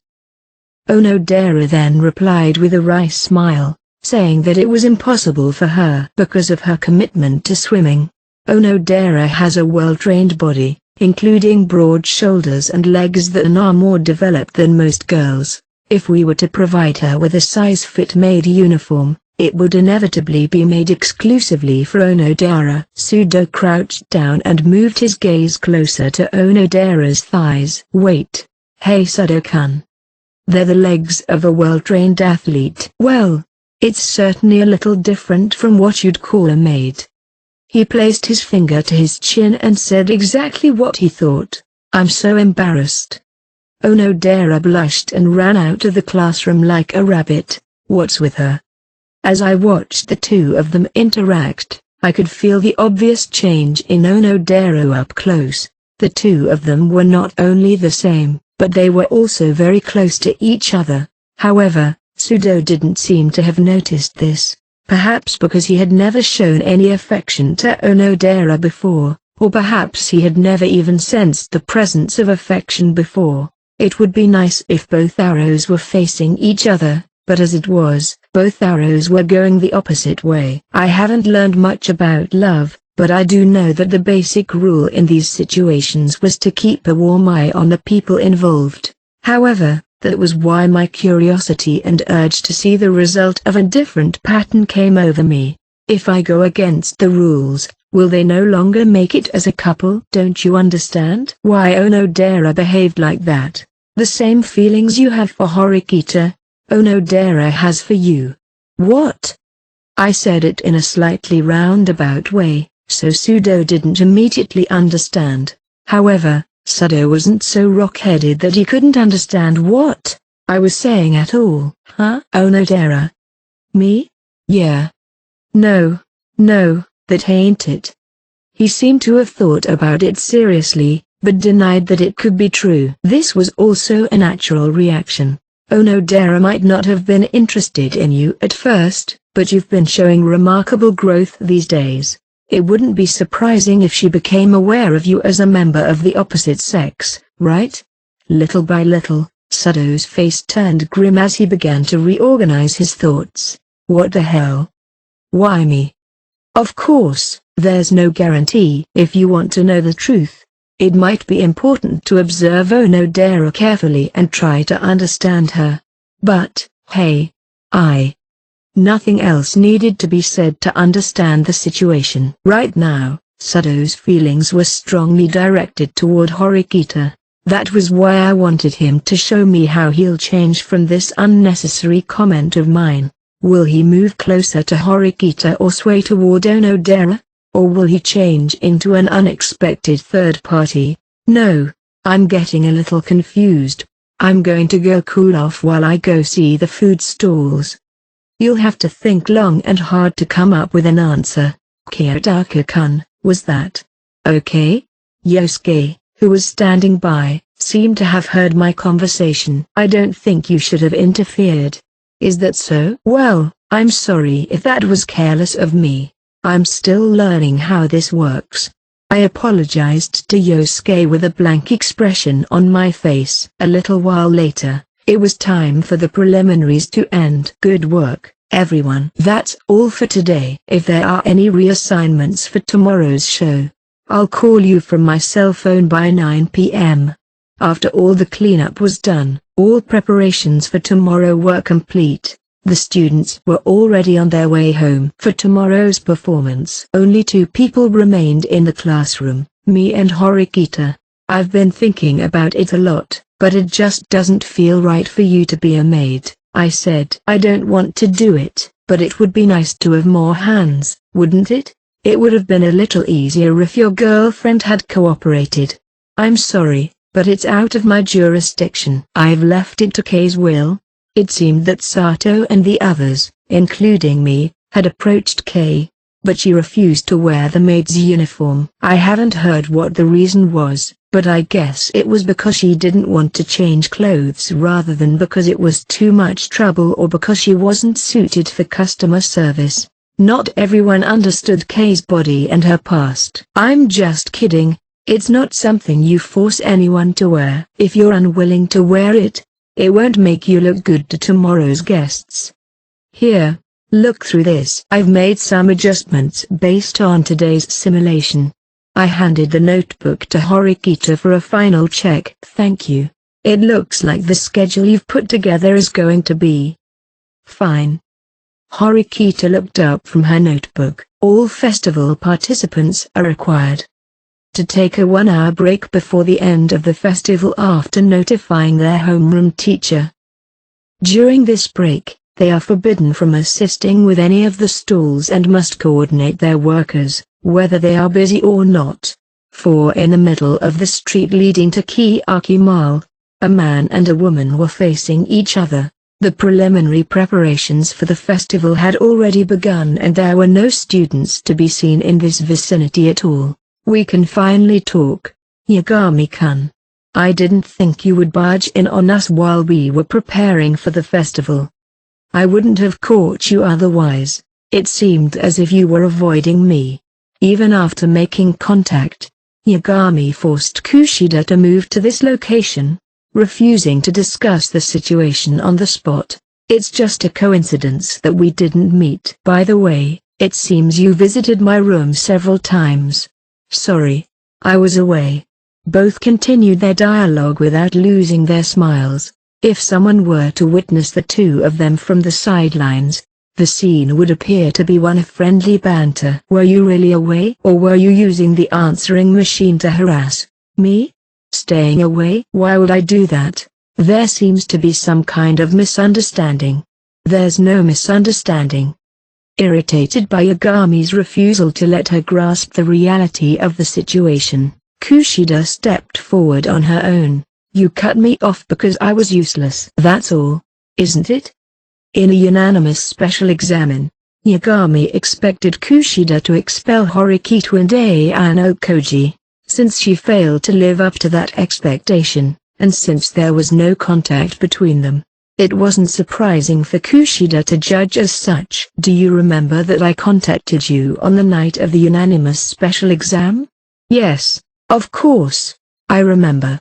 On the night the exam ended, Yagami called and learned from Kushida's mouth that Horikita and Ayano Koji had not dropped out. Shortly after that, the phone was disconnected, and Kushida had not been able to talk to Yagami since then. I will be honest with you. I thought Kushida-senpai hated me. That's why I haven't had the courage to face you lately, and maybe I've been unconsciously avoiding you. Stop it. It's no use lying to me like that now. Pretending to be a junior who has a liking for me only gives me the chills after I learn part of your true nature. Excuse me, now, could you tell me again how that day happened? Kushida was beginning to understand. The freshman in front of her was just having fun playing with her. He knew all about the unanimous special exam, and he was about to open his playful hands again. I won't answer. Why not? At least we know that Kushida-senpai acted to expel one of those two students, but as a result, Sakura-senpai was expelled instead of Kushida-senpai. What I want to know are the details of it. I did nothing in that special exam. So, Sakura-san, who was the lowest in OAA, was inevitably cut. That's it. The class details in the unanimous special exam was not leaked to outsiders. So, Yagami wants said to know the details. She tried to push the story forward with the idea that Sakurai was only selected due to a lack of ability. But Yagami kept smiling and gently placed his hand on Kushida's shoulder. You shouldn't lie. Since after the unanimous special exam, Kushida-senpai's behavior routine had changed significantly. I have already investigated and understood that you have distanced yourself from your classmates, although you seem to be getting along with students in other classes as usual. In other words, that unanimous special exam exposed a certain degree of your own true nature. Externally, Kushida had been smiling at her classmates, but there were limits since her classmates were more distant than ever. A small group of girls used to hang out a couple of times a week, but now it's down to 0. I don't know what you're talking about. I'm still getting along with my classmates as usual. Kushida implied that Yagami just so happened to miss the times she was hanging out with her classmates. Kushida tried to push it that way, but Yagami kept smiling. It's no use trying to hide it. Kushida-senpai allowed her class to discover all about her past, and it was definitely Ayano Koji-senpai who pushed her into the corner. Yagami spoke eloquently, as if he had been watching Kushida and the others fight in class. The fact that he mentioned Ayano Koji instead of Horikita's name was clearly unusual. You're imagining things on your own. It doesn't fit at all. You're free to misrepresent it, but what on earth do you want from me if you have nothing to say? I have to help with the festival, so I'd like to get back as soon as possible. I'm tired of hanging out with you, Yagami-kun. You're tired of? I'm tired of being your friend, Yagami-kun. That's all I wanted to say today. Kushida abruptly offered to end her relationship with Yagami.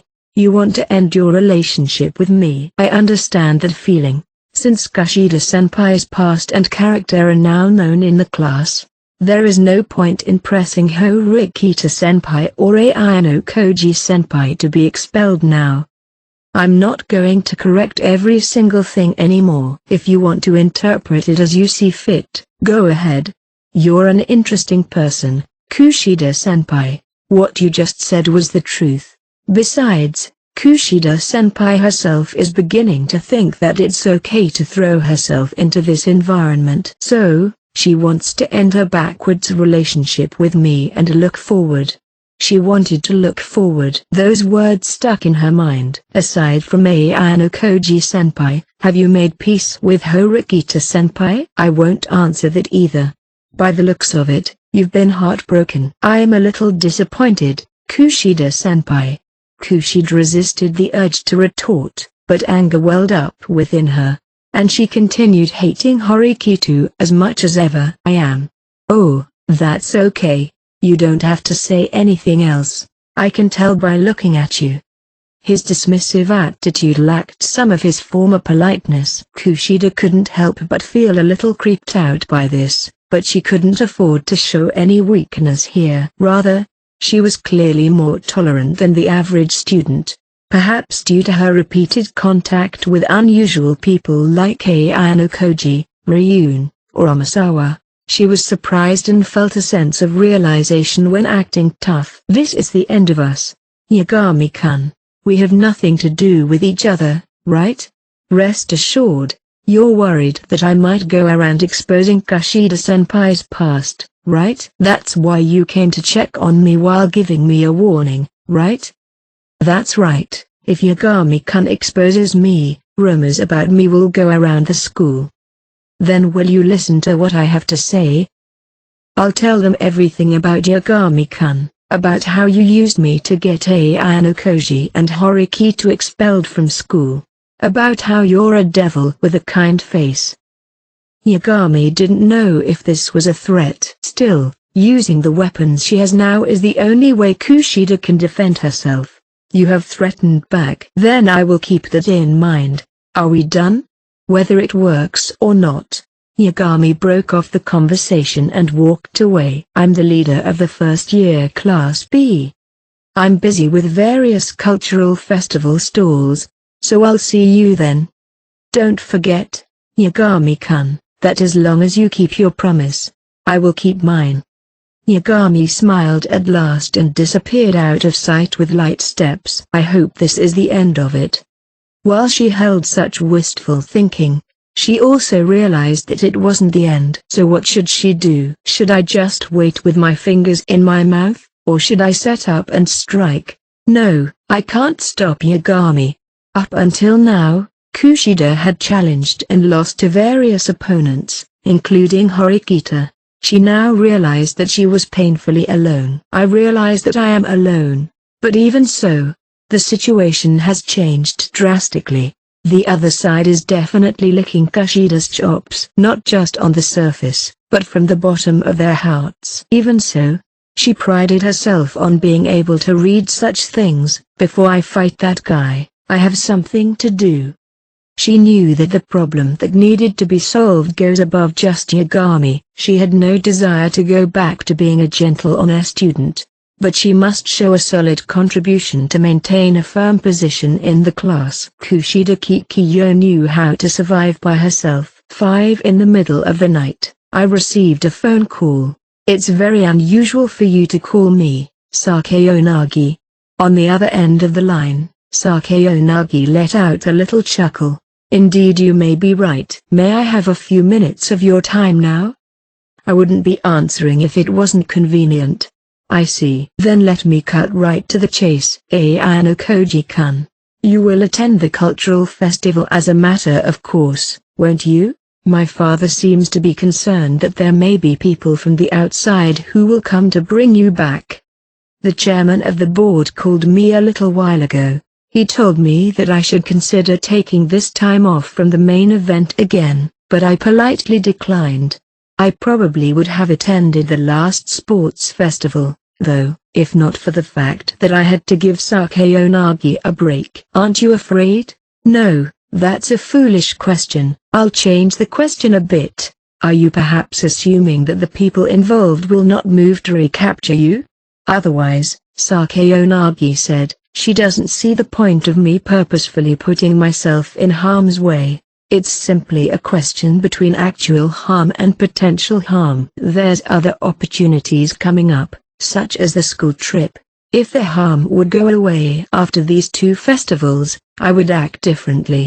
However, there's no guarantee that there won't be spectators at next year's festival too. It's easy to stay in your shell, but the opportunities I will lose by doing so are far more troublesome. So you want to experience your remaining school life and what is normal for a student as much as possible." She replied in agreement with my way of thinking. "Besides, I have other objectives. I don't want to waste them. If that's the case, I have nothing further to say. I think it's best that Ayano Koji-kun does what he wants." I was curious about the festival, but I knew it was not polite to ask about it. Was she simply trying to win that showcase? Or was she trying to crush the competition? Or does she have some other goal in mind? If I asked her, she might answer, but that would lead to a different story. It was up to Class A to make whatever choice they make, and no third party had the right to decide what was right or wrong. But unforeseen circumstances are things that can happen at any time. Even if the festival is safe, you never know what may happen next. If you have any trouble, please feel free to contact me anytime." "That's very kind of you. We can't have Ayano Koji-kun disappear before we have a rematch. I'll take care of myself. I'll see you soon then." "Good night." Avoiding any idle chatter, Sakeonagi ended the call with a mutter. Chapter 5, The Festival. After a long period of preparation, the festival finally arrived. The festival began at 9 a.m., and students were required to arrive at school by 8:30 a.m. Furthermore, the gates to the school opened at 6 a.m., so if necessary, preparations can be made early in the morning. Horikawa and I met at the lobby of our dormitory at 6 a.m. to go to school. This was because we have to make a final confirmation in advance, in order to avoid any inconvenience during the actual event. As soon as I joined her, she turned her attention to the box I was holding in my hands. "Good morning. Is that cardboard by any chance the one you were talking about? I'm sorry for making you come up with an unplanned budget. It wasn't a big amount, so the impact is minimal. We second years should have been given 5,000 points each to spend as we see fit. We also rubbed elbows with students from 1st to 3rd grade who came in early with the same idea, although not as many. I stopped by the classroom once to drop off a box of hand-me-downs and then came over to the maid cafe. Did you receive the call from Matsushita-san? I checked. It must be hard for her since she's one of the leading figures who led the maid cafe to this point. Matsushita contacted me early in the morning and reported that she had to take the day off due to illness, but it's a wise decision. If she had only a slight fever, she might have been able to go, but she had developed a cough and other symptoms, so she could not perform a job that required customer service. Additionally, even if she were reassigned, Matsushita, who was not feeling well, could not be entrusted with a heavy workload, and if the cold spread, it would affect the class during the festival. Besides, this is the kind of preparation we need to make in advance.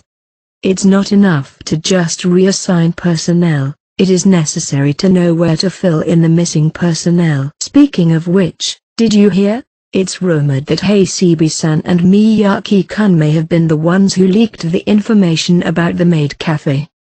Sounds like it, but we could have foreseen that at an early stage, couldn't? This information came down from Kei, who was in close contact with the girls and had already heard about it. I guess so, but I wonder if it was really a good idea to leave it alone. Rumors are rumors. Haruka and Akito didn't actually leak the information. Horikita's self-loathing at not being able to help Haruka and the others peeked out. You shouldn't show your weakness so easily. It will only give them an opening to take advantage of you. You're always so calm as if you a stranger to the situation. I noticed that Horikita was looking at me as if to check my expression. The observation continued for 5 or 10 seconds, and then I noticed that her face had changed to a difficult expression with a wrinkle between her eyebrows. I have a few questions. Do you usually interact with the first-year students? First-year students? No, I don't. I talk to Nanase or Amasawa once in a while, but that's about it. I feel like I shouldn't say that I interact with them, since I rarely ever go see them myself. Is that what you wanted to ask? It's not a big deal. Speaking of interaction, what about you? You talk to first years in the student council, don't you? Well, I do. I'm getting a little bit more involved with the juniors. The student council had gained 3 people from this year's first years. The second years only had Ichinose for a long time. There was a distinct lack of quality, if not quantity, of talent. The most recent addition was Horikita, but it was likely that the number of members was adjusted to fill the gap. There was no limit to the number of members in the student council, but it was said that there were generally 8 to 12 members. At this school, there are currently 3 third-year students, 2 second-year students, and 3 first-year students. It would seem that they were following past conventions. At first, I thought it was useless. I would rather be in my room studying than doing student council work because it would better benefit me. To be honest, that feeling hasn't gone away. Student council work wasn't the only thing that seemed like such a waste of time. Whether it was club activities or friendships, it was basically a series of futility. Some may go from club activities to becoming professionals, or from friendships to future jobs, but for many, these will be nothing more than memories of the past. On the other hand, if you work hard at your studies, it is likely to lead you to a great future. It would be the most solid and safe option a student could take. There's a lot to be learned in futility. You're beginning to see that. Your brother was student council president, too. My brother's case is different from mine. He was able to carry out his student council duties flawlessly while also achieving impeccable results in his schoolwork. I don't think he ever felt that the student council was a burden, nor did he suffer from a lack of studying. Even if we'll never know the actual truth, there was always plenty of room for Horikita to study. I don't think there was any way she didn't put in a lot of bloody effort, but she didn't let it show in vain. I'm grateful to you, if only for the results. Joining the student council has helped me see things I couldn't see. She was honestly thankful, or so I thought, but she still went on with her words. It made me realize how great my brother is again, and I have to do a lot of extra work. I wish you had just been honest and thanked me. You have to accept some complaints. I agree and sympathize with you that academics are a difficult goal for you. I know that I am not inferior to Manabu in terms of pure academics and physical ability, but if he was in the same grade as me, under the rules of this school, it's a long shot, but you never know what kind of fight it would have been. At the very least, he held enough power for me to consider him a dangerous enemy. 1. As 9A.M arrived at the maid cafe in the special wing of the school, an announcement was made to all students at once. Guests stepped through the main gate and the opening of the festival was announced. What do? I'm getting nervous. I haven't had any contact with outsiders since I entered this school. I heard a conversation with Ike, who was standing shoulder to shoulder with Shinohara. I guess being in a closed environment for so long certainly created extra tension. Meanwhile, Sato and the other maids continued to discuss the shift change due to Matsushita's absence. Although the burden on each of them would inevitably increase, the time adjustment was nearing completion. Sato, dressed in her maid costume, clasped her hands together in anxiety, but quickly slapped her own cheeks between her palms to regain confidence. We can do it. We can do it. Maya-chan will be fine. I'll back you up too. Kei, who was helping behind the scenes, cheerfully encouraged her. Yeah, I'll do my best. Since overcoming a big hurdle, the two of them have really grown closer. Their relationship as best friends won't be broken in the slightest from now on. The only other member I had to worry about was, I looked around and observed the other students. Sudo and some of the male team members were not listening to the announcements and were having their final meeting with Yosuke. We had to keep our feet on the ground about what to do when it gets crowded or in case of trouble. After giving out all the instructions, we realized that we were short 2 students. Immediately after, Horikata and I looked at each other. We must have been thinking the same thing. She approached and spoke to me in a whisper. Hey, Cibi-san and Miyaki-kun seem to be missing. I guess it's not like they're in the restroom.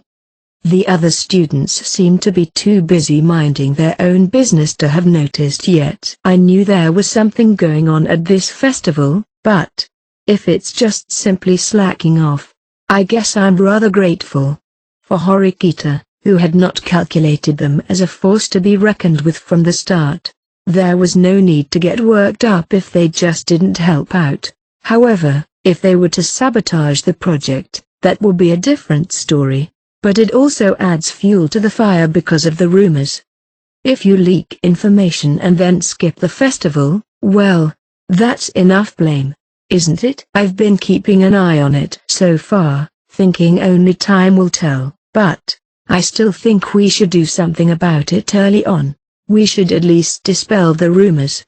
I understand what you're saying, but we should focus on the festival today.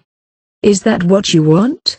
Even if we can erase the rumors, we can't erase the fact that those two have slipped out. Besides, there is still a possibility that they could embarrass the class in some other way at the festival. With multiple sources of anxiety, a poor response could lead to unnecessary animosity. Taking sides is certainly only for when Haruka and Miyake are determined to not be the enemy. I agree.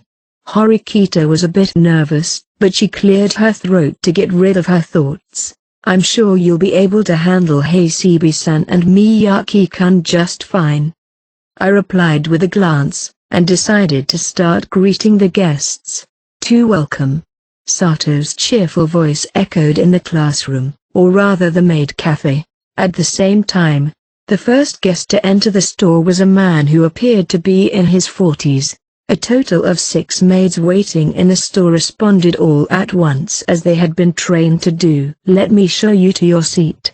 Sato's voice was cheerful, but her movements were stiff, since she wasn't entirely comfortable yet. Still, thanks to the rehearsal the day before, there were no major mistakes, and after showing the guest to their seat, she took the menu list and cold drinks to his table. The only way to get back to the practiced routine was to repeat the process and let the get used to the guests. Then, slowly but surely, the number of guests began to increase. The age range was similar, but sometimes teenage boys and girls who appeared to be the guests' family members began to shyly walk in. A good start, huh? It wasn't suddenly full, but it was nice to see that the seats weren't all empty. My cell phone was constantly receiving calls and reports from my classmates scattered around the school, which exhibits were attracting the most people and which were deserted. Since the sales of each class were unknown until the end of the festival, we had no choice but to gather information personally. Fortunately, all students were required to take a 1-hour break, so there were always a certain number of students who were not busy. That is why, of course, our class was always being scouted as well. After watching the room for a while, I decided to take a look at the hallway. It seemed that many guests had already made their way to the special wing, and as far as I could see, the guests outnumbered the students. If that man was behind this, it's possible that he's already in view. I don't think he would be looking for me on the day of the event without having done his homework, leaving no stone unturned. But so far, I haven't seen anyone suspicious. Besides, with so many adults, students, and children in the area, it would not be easy to make contact with me. For now, the focus should be on the current students rather than on them. Yoshida from Sakayonagi's class was peeking into the maid cafe without trying to hide. There was no sign of students from Class C at the moment, but they would likely come to check the situation at some point soon. The classroom door opened vigorously, and Ike and Hondo came out in a hurry. We took the order as fast as possible. "I'm going to the food stall to get it." "Now, that's fine. But please be a little more calm." Some of the guests were surprised by what happened. "Oh, right. Sorry." It was not an ideal situation for customers or potential customers to watch a flurry of restaurant personnel run to get their food. With a warning, the two looked at each other, nodded, and began to move, albeit at a rather fast pace. With this being the first delivery, we couldn't afford to be late today. This kind of back and forth repeated itself every time an order was placed. Ayano Koji. I turned around when my name was called and saw Kanzaki approaching me. "Looks like you're already thriving." We had gone through the preliminary phases, but Ichinose-sei's class's offering was, as I recall, sweets-based. They dealt things like crepes and chocolate bananas. "What about you?" "The kids love them, but the adults are not as receptive as we thought they would be. So we're not sure if we can aim for the top spot in terms of sales." "You may have a hard time, then." "Probably. But my priorities have shifted, so I'm not entirely concerned about this festival at the moment." Apparently, the first step towards change with Himena may have worked. "I'm going to the gym now. I want to learn what I can from the third years for the future." "I see. See you later." After seeing Kanzaki's walk off, I decided to return to the maid cafe and start working. I didn't have much to do until noon arrived, though. In a small partitioned-off corner of the classroom, I stood by to deal with any problems that could arise. I'm also in charge of taking pictures of guests who want to have their picture taken. Within a few minutes, after the first photo shoot, the guests who had been watching began asking to be photographed in rapid succession. I'm not saying that there weren't adults out there who would like to make some fun memories with high school students, but it was better to assume that the guests were taking advantage of the festival's purpose and dropping money on us. In a sense, it seemed that quite a few of them decided that this was also their job. Nevertheless, Conversation and laughter gradually spread throughout the maid cafe, and it began to show aspects of a lively, ubiquitous cafe. New customers, please show them around. Horikita's inorganic voice reached the classroom filled with laughter. Sato immediately approached to serve the customer and began to lead him to an empty seat. Sato-san will show you around. Well then, if you'll follow me, being one to shy away from showing affection. Horikita was in charge of outdoor advertising, although she was dressed as a maid to attract customers' attention. She did not smile in person. If this were a real maid cafe, Horikita would have been fired during her training period after passing her interview. Then again, the idea that Horikita would interview for a maid cafe was unlikely to happen. Less than 2 hours into the festival, the maid cafe was maintaining its customer base as planned. The important thing was how well they could handle the goods we stocked, especially since the film we stocked cost about 70 points per roll. So far our stock seemed to be holding out well, and I, the instant camera and photographer, had been busy flying around the classroom. The instant camera, which cost nearly 9,000 points, was not a cheap photographic equipment to have invested in, and I had to buy another one in case my current one broke down. I got one shot. The maids' voices echo through the store, and I move out of the waiting room, camera in hand. It seems that this time they wanted a photo shoot with Mi-chan, and Ichihashi, who was in charge of the bill, promptly received the points on her cell phone and completed the payment. Yes, cheese. After taking a two-shot of the laughing Mi-chan and the customer, I checked the film that popped out of the instant camera. Of course, I knew it was suspicious at the moment I took the shot, but I had released the shutter just as Mi-chan's eyes closed. Sorry Ayano Koji-kun. Never mind, I'll take another picture.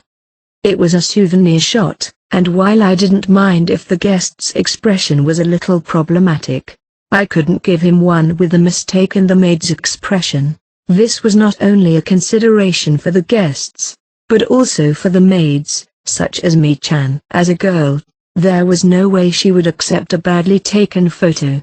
That was why, even though each picture could be taken for 800 points, 2, or in some cases 3, sheets of film were needed.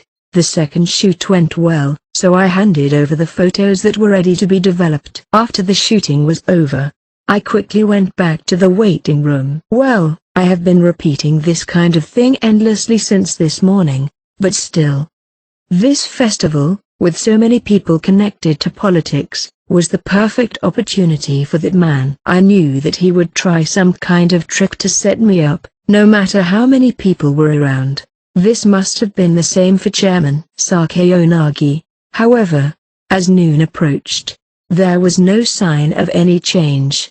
I'm reminded of the conversation between Tsukishiro and the mysterious student who had visited me during the athletic festival. But no matter how good you are still just a child. You should understand that that person has already factored in that strength of yours and sent me to you. After eliminating Tsukishiro, all we have to do is eliminate the White Room students and peace will return. I came here to advise you because I think you are making such a mistake. If we were to tie these matters together somewhat forcefully, it would be natural to think of capturing me by force with adults who are not students through the cultural festival. In fact, they decided to use Tsukishiro to forcefully hold the festival. So it should be so. Would they miss this great opportunity by letting me evade them? Missing an opportunity. Of course, the festival was not over yet, but what if they had not made any moves at this point? That would not be mere negligence, but, Ayano Koji-kun, what should I do? I seem to have run out of Darjeeling. Seeing Mi-chan rushing in with a panicked look on her face, I interrupted my thoughts. Let's focus on the problem at hand for now. We had prepared several kinds of tea, but the Darjeeling, which used high-end tea leaves, sold out immediately.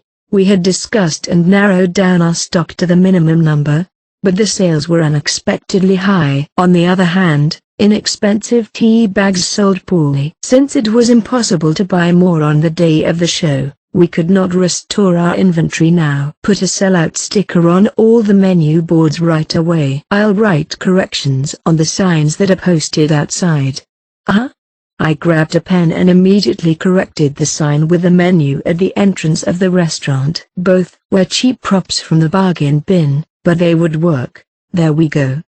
I wrote the words sold out due to popular demand next to the Darjeeling. Although this is an unexpected sellout, it was a way to showcase the popularity of the maid cafe. Immediately after, an arm reached out from the left side behind me. What came into view was not a school uniform, but the fabric of a suit. Take this without turning around. A white paper, folded in half, swayed in the slight breeze coming in through the window. There may not be any contact, or so I thought, and just when I thought so, this happened. It would be easy to ignore the order not to turn around, but I silently accepted it. The person who approached me at such short distance without giving me any sign of him was not an ordinary person. May I ask your name? That's needless prying. As soon as I grab the paper, his left arm disappears from my sight. I held that position for a while, and then I sense another presence approaching. What's wrong, Kiyotaka-kun? Yosuke seems to have come out of the classroom, concerned that I didn't come back right away. Sorry. I was approached by a guest who got a little lost and had to be dealt with. Any trouble? Orders are starting to not turn out well. The stalls seem to be doing better than expected. I see. The turnover is getting out of control. I'll be right there. After confirming that Yosuke had left, I unfolded the paper I had been holding in my right hand. I'm here to pick you up. Decide for yourself what to do. I'll wait for you at the front gate. He even politely included his phone number. I decide what to do. If they are really giving me a choice, did they really think I would choose to leave? It was unclear how much significance the note had. All I could say for sure was that the person who handed this to me was connected to the White Room.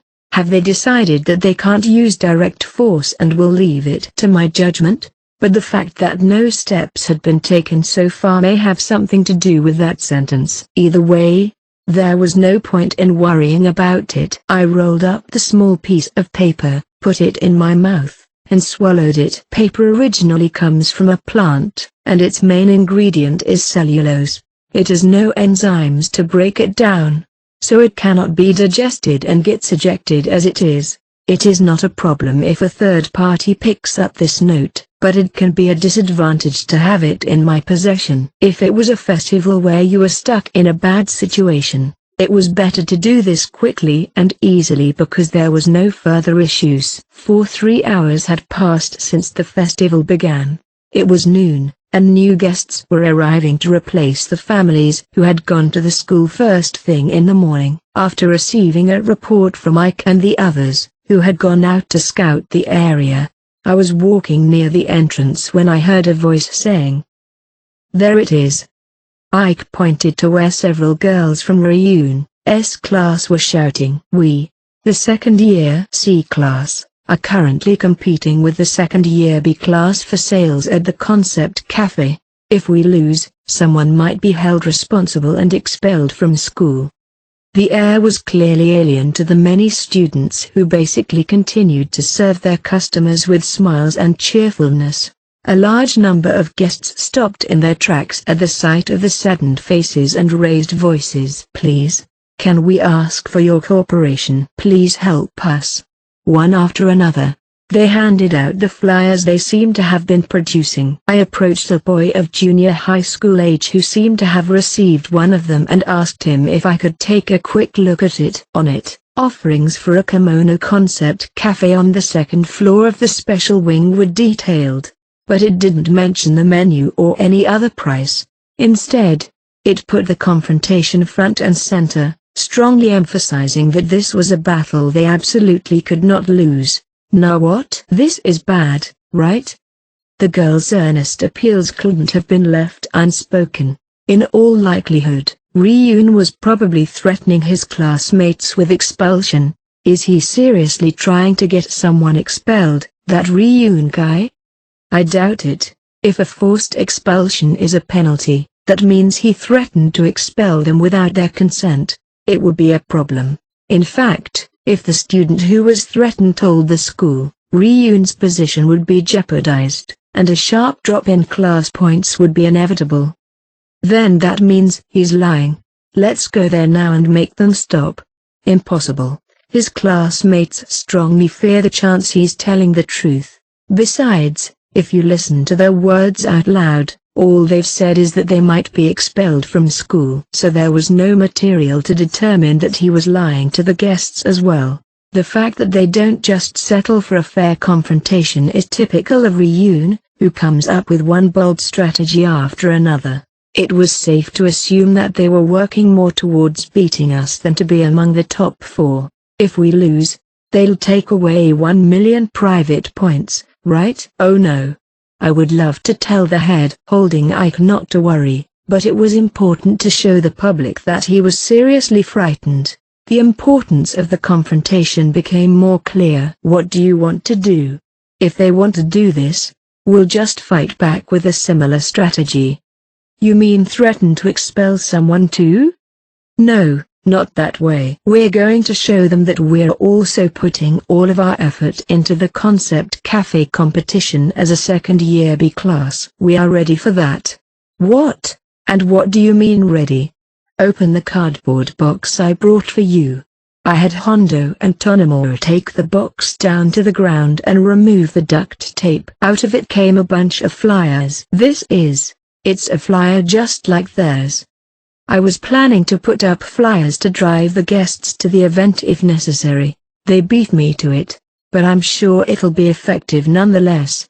The flyers prepared by Horikita's and Ryun's class were quickly circulated throughout the school, and word spread that the two classes were competing against each other. This way, it was also self-evident that they were making big bets on the one-on-one match-up. Knowing about this confrontation will give the illusion that both classes were taking similar risks. It doesn't create the need for me to go out of my way to threaten my classmates. I'm going to call the girls who have free hands now and ask them to spread the flyers all at once. Okay, I'll let them know right away. The process was to have them use their feet directly and have Hondo and the others communicate the information to their classmates. Then, in addition to the predetermined points for distributing flyers, we notified the boys who were running the stalls to let them know that we were confronting Ryun's class as well. Did you hear Horikita's class and Ryun's class are playing for a lot of money? I heard that the leader of the losing class is getting expelled. It seemed that word of the one-on-one match was beginning to reach the ears of ordinary students who had nothing to do with it. Speculation led to rumors, and rumors led to speculation. I'm going back. Let me know if you need anything else. Ike and the others who delivered meals were always on the lookout for changes in the situation. They nodded their heads in assurance, and I left them to it as I headed back to the special wing. On the way there, I spotted a Japanese-style girl holding a leaflet in a corner of a largely empty corridor. Shize. The way she handed the leaflets to the occasional adult passing by reminded me of the lethargic adults I sometimes see at the Kiyaki Mall handing out tissues without much enthusiasm. They were just handing out a predetermined number of leaflets in an unobtrusive manner. Can I have one? Shasu. They may not even be aware of our presence. Or perhaps they were just thanking us in a small way. She offered me a small thank you and a leaflet, but as I took it, her eyes locked onto me. Geez. You've been handing out flyers in a place like this, Ibuki? Go away. I was looked at by someone who didn't want to be looked at, and she looked away with a disgusted expression on her face. I'd heard about you, but I guess that means you're keeping your word. I had heard that she would dress in a kimono after losing the match with Ryun, but it suited her better than I expected. Costume for a horse and cart, huh? She stared at me intensely, but I was relieved that she didn't seem to understand much of what I meant. It's nothing. It wasn't easy to get rid of all the flyers when you're handing them out in an unpopular place. Maybe you should move to more places. I saw Yamashita and the others handing them out over there. You're kidding. Why would I team up with those guys? Although I already knew her answer, she immediately rejected me. Why don't you take all of this? That's a tall order. Fuck. I think I'll just stuff them in a garbage bag and throw them away. She looked down at the stack of flyers she didn't like and swore. The reason she didn't do so, though, was probably to make sure she avoided punishment in case they lose. When you win, you force your opponents to do so, but when you lose, you run away. If you continue to do that, you won't be able to compete with Ryun or any other opponent in the future. By the way, what did you confront Ryun with? I would have preferred a tie-up, but he suggested we play a card game. Card game? You mean like poker or something like that? Well, it's similar.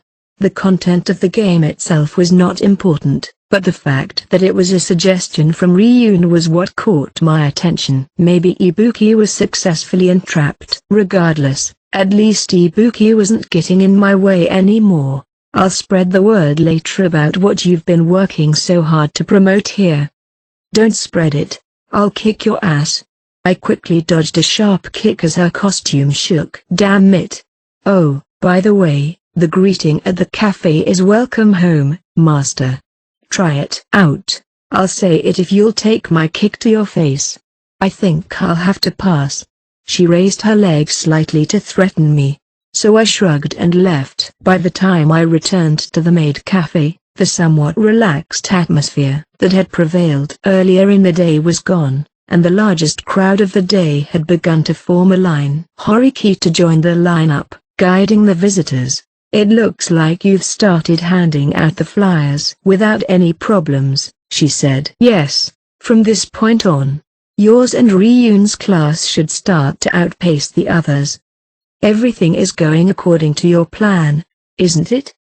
I'm not the one who added the unique color to it, though. Horikata and I nodded to each other and returned to our respective positions. 5. The maid cafe was on the road to success. However, the fact that Ryun made his movements known at an early stage may have backfired on him, and there were no other classes other than Ryun's class that followed suit, effectively attracting customers. This in itself was a welcome development, but a problem that had not occurred during the rehearsal arose. The problem was that there were too many customers due to the confrontational attitude that had been adopted between Class B and C. The classroom seats were filled to the limit, and crowding in more would only make it more suffocating. The only solution was to make the visitors wait in line, but maid cafes don't have a fast turnover to begin with. It was essential that students dressed as maids also enjoyed conversing with the adults. Usually, in such a situation, we would consider handing out numbered tickets and asking people to come back later. However, in a cultural festival, this was not a good idea. What would a customer with 3,000 points left in her pocket do if he or she received a numbered ticket and was asked to come back in an hour? Some customers would do so dutifully, but most would drop their money at another place during the waiting time. The next thing you know, you've spit out almost 3,000 points, and you have no more money to drop at the maid cafe, so you leave without stopping by. This is a development that happens in the real world. That was why we wanted customers who had lined up once to keep lining up until they entered the store and spent their money, and if possible, we even wanted to absorb the points they planned to drop elsewhere. That's not good. Customers are starting to leave the line. The prospect of taking a risk and getting a big payoff was now a warning sign. Idea. Ayano Koji-kun. Can I get out of customer service for a while? Ayano Kushida called out to me as I was about to walk to the end of the line. She must have been curious to see what was going on and came to check on the situation. What are you going to do? The waiting customers are just bored, and they're showing a strong interest in the maid cafe, but they're probably hungry, too, and it's too much to ask them to leave. I guess so. Since it was also right around lunchtime, It was obvious from the adults now in the classroom that many of them were there for food and drinks. Kushida picked up one of the bags filled with homemade cookies that she has been selling, prepared for souvenirs, and started walking down the hallway with it. Then, with a smile, she called out to the now bored customers. "Sorry to keep you waiting." She then pulled a cookie out of the bag and started handing them out to the waiting crowd. She may be aiming to fill their bellies just a little, but there was more to it than that. Once they receive something in return, they may feel guilty about leaving the place. If Kushida were to leave her current post, it would not be difficult for someone to run away from the line with some guilt on their back, but she stayed and continued to talk to them with a smile on her face. After receiving the cookies, it was no longer easy to leave the line, even though they were impatient. There were some disadvantages to Kushida leaving the hall, but the customers who had already taken their seats were certain to spend some money. For now, it was more important to bring the money-generating presents. Beyond that point, she could see what was going on in the restaurant better than anyone else, and she also knew how to make the most of herself. What could she do to get as many people on her side as possible? She knew how to get close to adults of the opposite sex, engage them in conversation that made them feel good, and sometimes even held their hand or did other skinship with them. They showed not the slightest resistance or aversion to this behavior. The other girls had been working hard all day, but Kushida was the only one who had managed to do all of these things perfectly. Even when she was accounting at times, she made as few mistakes as possible. Even when she stumbled over a calculation, this was truly a gift, as she had never participated in any real-life practice sessions. Kushida-san's abilities are quite something. This is her element, I guess. Yosuke nodded his head in respect as he looked at her workmanship. It seems that Kushida-san and Horikita-san, who have been facing strong headwinds, will also have some tailwinds. They've done such a good job. I had to admit that to some extent, people are creatures that resent easily, but on the other hand, they are also creatures that admit easily. Especially when you are young, evaluations are like the two sides of a coin, from the front to the back, and now back to the front again. But the more you're pushed around, the more you'll feel like a tired presence. Still, I'm fine with it, as long as Kushida-san is able to fight alongside everyone in the class. I'm really impressed by what I'm seeing. I think it's a cumulative process. During the preparations for the festival, Kushida-san visited Horikita-san's room late at night several times. I think they were practicing. So, in addition to her own talent, she was practicing well behind the scenes. If Yosuke's reading of Kushida's life was correct, it was a reminder of Kushida's greatness.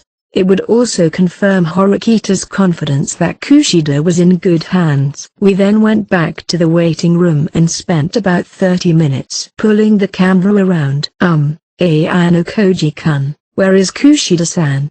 Mi-chan came out of the room, looking busy. Kushida? There's a customer who wants to take a picture with Kushida-san, but I can't find her. Kushida-san, who was supposed to be organizing the line, had disappeared. Yosuke and I immediately looked down the hallway, and sure enough, Kushida was out of sight. Excuse me, have you seen a girl standing in line here? Yosuke called out to the guests in line. Oh, you mean the girl who was handing out cookies? It looks like she was approached by a girl from the same school and followed her about 5 minutes ago. What was she like? I asked about the person who approached her, as if interrupting a conversation. A girl with her hair tied up in 2 knots. Yosuke didn't seem to have a clue, but I had a strong idea. I'm sorry, but I need you to take care of the store for a bit and direct me to another maid the way Kushida did. This was the kind of trouble no one expected. That's why I knew immediately that it was a problem I had to deal with. 6. It was difficult to locate a particular person at a festival where many people, young and old, were present, and if you can't predict where someone was going, It was even more difficult to find them. While operating my cell phone, I sighed in admiration at the overwhelming network of information. I was amazed at how fast and accurate it was. Within a few minutes of making the call, I was able to get their location information, not in the direction of the Kiyaki Mall or the dormitories, but behind the indoor pool facility. When I arrived there, I found Kushida's back facing me, dressed in an out-of-place maid's outfit. So don't make me say it again. Kushida, who was probably having a heated conversation with their friend, was shouting at her. Wow. Meanwhile, the other person immediately noticed me and told Kushida to stop talking. What? Why is Ayano Koji-kun here? Of course he's going to look for the ace when you've disappeared. That's true. Although I let the substitute maid take over the queuing example set by Kushida, I'm not sure how much longer she can maintain the same pace as Kushida. I thought I had taken her to a secretive location, but I'm surprised you found this place, senpai. I was actually keeping an eye on her the moment she stepped out into the line. Unfortunately for you, I've created an alliance with someone I can rely on now. No matter where anyone goes, I'll be sure to know where they are. Even Amasawa doesn't seem to have any idea who it was, but she didn't inquire any further. She was going to go right back after this, right senpai Tilda? Yeah, she's right. I'm sorry I slipped out without telling you, but I also wanted to talk to Amasawa-san for a minute. Then you could have just stood there and talked. That's no reason to leave for 10 or 20 minutes. Kushida knew that the first priority was to keep the line moving and the customers happy. That's why Kushida was working on abandoning her customer service duties. She wouldn't have left her seat unless it was something serious. Whatever there is between the two of you, we're busy with the festival. Can you talk about it some other time? There was no need to go to the trouble of choosing today as the day for the exchange. You are not the least bit surprised to see me and Kushida-senpai together, are you?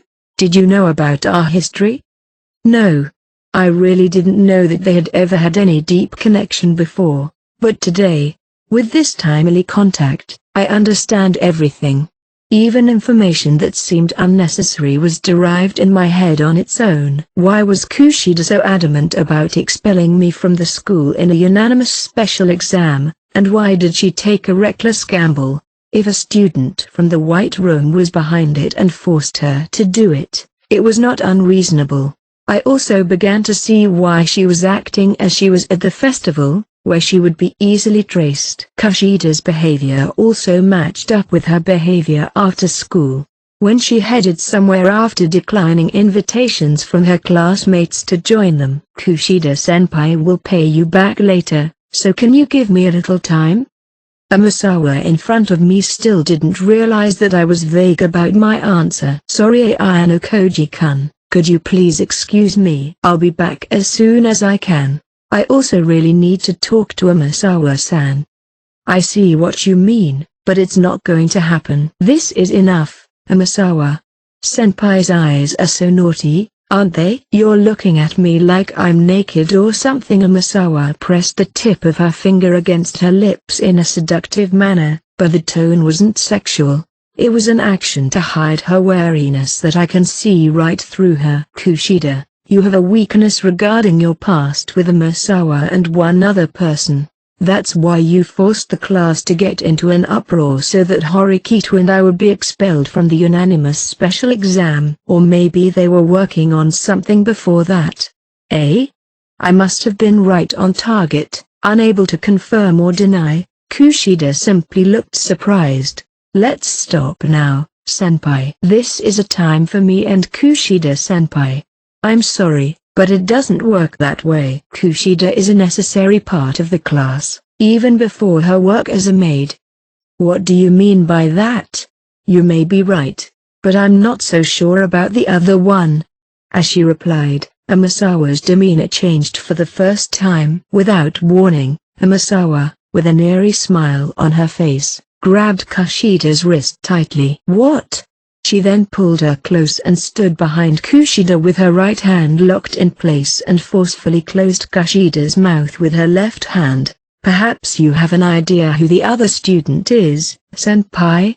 Kushida's words were silenced before she could ask the question, since Kushida knew that person firsthand. In other words, she knew who the other White Room student was. So, Amasawa anticipated Kushida's reaction and took measures to ensure she didn't unexpectedly utter that person's name. "You know, Kushida-senpai, if you say anything bad, I'll have you expelled, okay?" Kushida's face contorted in pain, probably due to the tight grip on her right arm. "Hard. This eye's not like you, Amasawa. You seem like you've been cornered pretty. Wait, senpai, I didn't say anything. Did I? Every single action speaks for itself." Kushida, enduring the pain, would not understand the nature of this conversation, and Amasawa herself didn't know how much I understood. "Let's talk about it again later, just the two of us next time. Please pretend you didn't see this and leave, Ayano Koji-senpai. If you do that, I'll let her go in about 10 minutes. What if I don't say yes? If you don't say yes, I might cripple Kushida-senpai here," she said and squeezed her right arm even tighter. "NGH. I'm a pretty girl, but I can easily break an arm or two." "Then let's give it a try. Let's see if you break Kushida's arm first, or if I can stop you." The distance between me and Amasawa was about 5 meters. "Are you serious? Are you serious about breaking her arm? Or are you saying that you don't think I can stop you?" "Both." "Then you're wrong about both. You really shouldn't forget who I am." Laughing, Amasawa loosened her grip on Kushida's right hand, even if only slightly. At that moment I kicked the ground and dove in just as Amasawa switched to a motion to break her arm. My right hand slid down Kushida's arm and reached her wrist as my left hand went around her mouth to her back. I grabbed Amasawa's right hand. "No way. It must be a defensive instinct." In an instant, she abandoned the action of breaking Kushida's arm and shifted her attention to me, and tried to make a left fist with a tight grip. However, I didn't give Amasawa any chance to make any further movements, and caught her, blocking her from moving towards Kushida. Just as Amasawa had done to Kushida earlier, I went behind her and twisted her body to the ground with her arm behind her back. Tilda. The forceful hold on the ground caused Amasawa to lose her breath for a moment and gasp for air. Her breath caused a slight dust cloud to rise. "Oh my, that was a little unexpected. Did you think there wasn't much difference between you and me?" I could tell by the look in her eyes. Amasawa's pride, which was always high, was deeply wounded. "You mean I was wrong about your abilities?" "Probably." Amasawa's fighting skills, which she had learned in the White Room, are real. The fact that she and the other student had been in the White Room for a long time and had learned to fight in the White Room was a real advantage. However, whether they could compete with me on equal terms was a completely different matter. Even if the opponent's skill had increased from 5 to 20, or even 30, it meant nothing because my score was still 100. "Since when did you think you could beat me?" "From the moment we met." If that wasn't a line from Ayano Koji-senpai, you'd be rubbing salt in my wounds. I'll tell you this. You seem to think that the other student might push me out of school, but did you ever wonder why I never asked for the other student's name?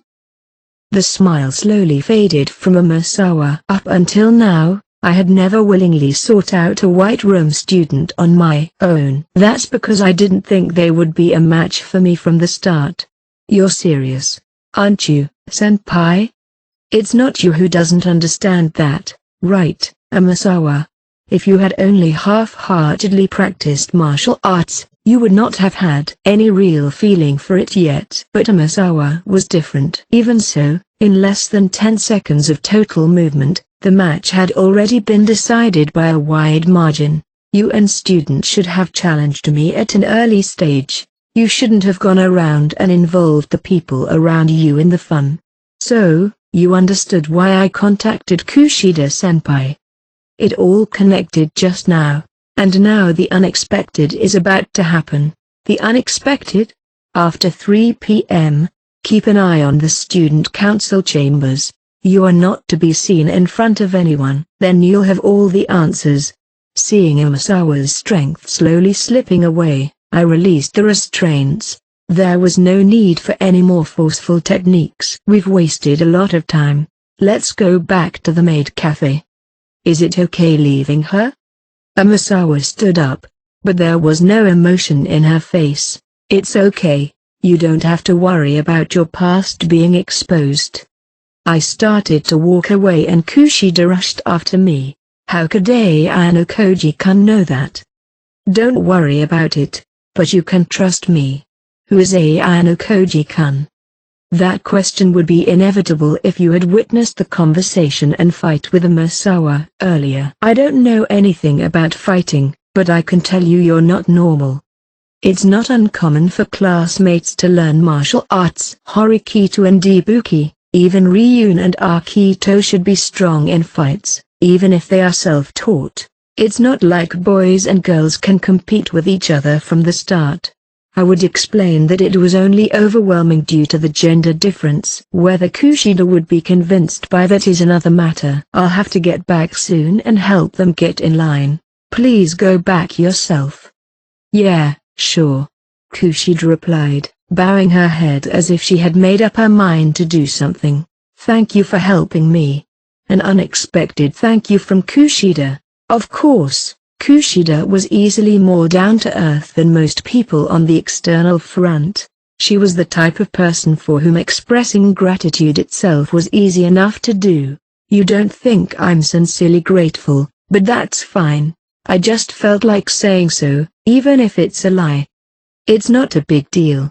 It's more of a natural behavior for a classmate. Then you don't have to consider this as a debt, right? She emphasized that part. And I thought about it for a moment, but I didn't feel like indebting her. Of course. If I did consider her to be in my debt because of what happened, she wouldn't really be able to repay me. Chapter 6, What I Left Behind. Kushida, WHO had left for a period of time but recovered brilliantly, succeeded in keeping the long line of customers together. However, the overcrowding caused a shortage of staff. The maids, who had taken a 1-hour break, were still tired, and their movements had slowed considerably. The men had extra hands, but it was still a struggle because they could do the backstage work but couldn't stand in the hall. There were a total of 8 maid outfits prepared for the event. 2 of them were basically considered as spares, so no more than 6 maids could work at any one time. Except for breaks, Sato and Mi-chan were the aces of the team, working hard all the time. Horikita, who was not initially supposed to be in charge of the hall, started serving customers in the middle of the day and was now moving around.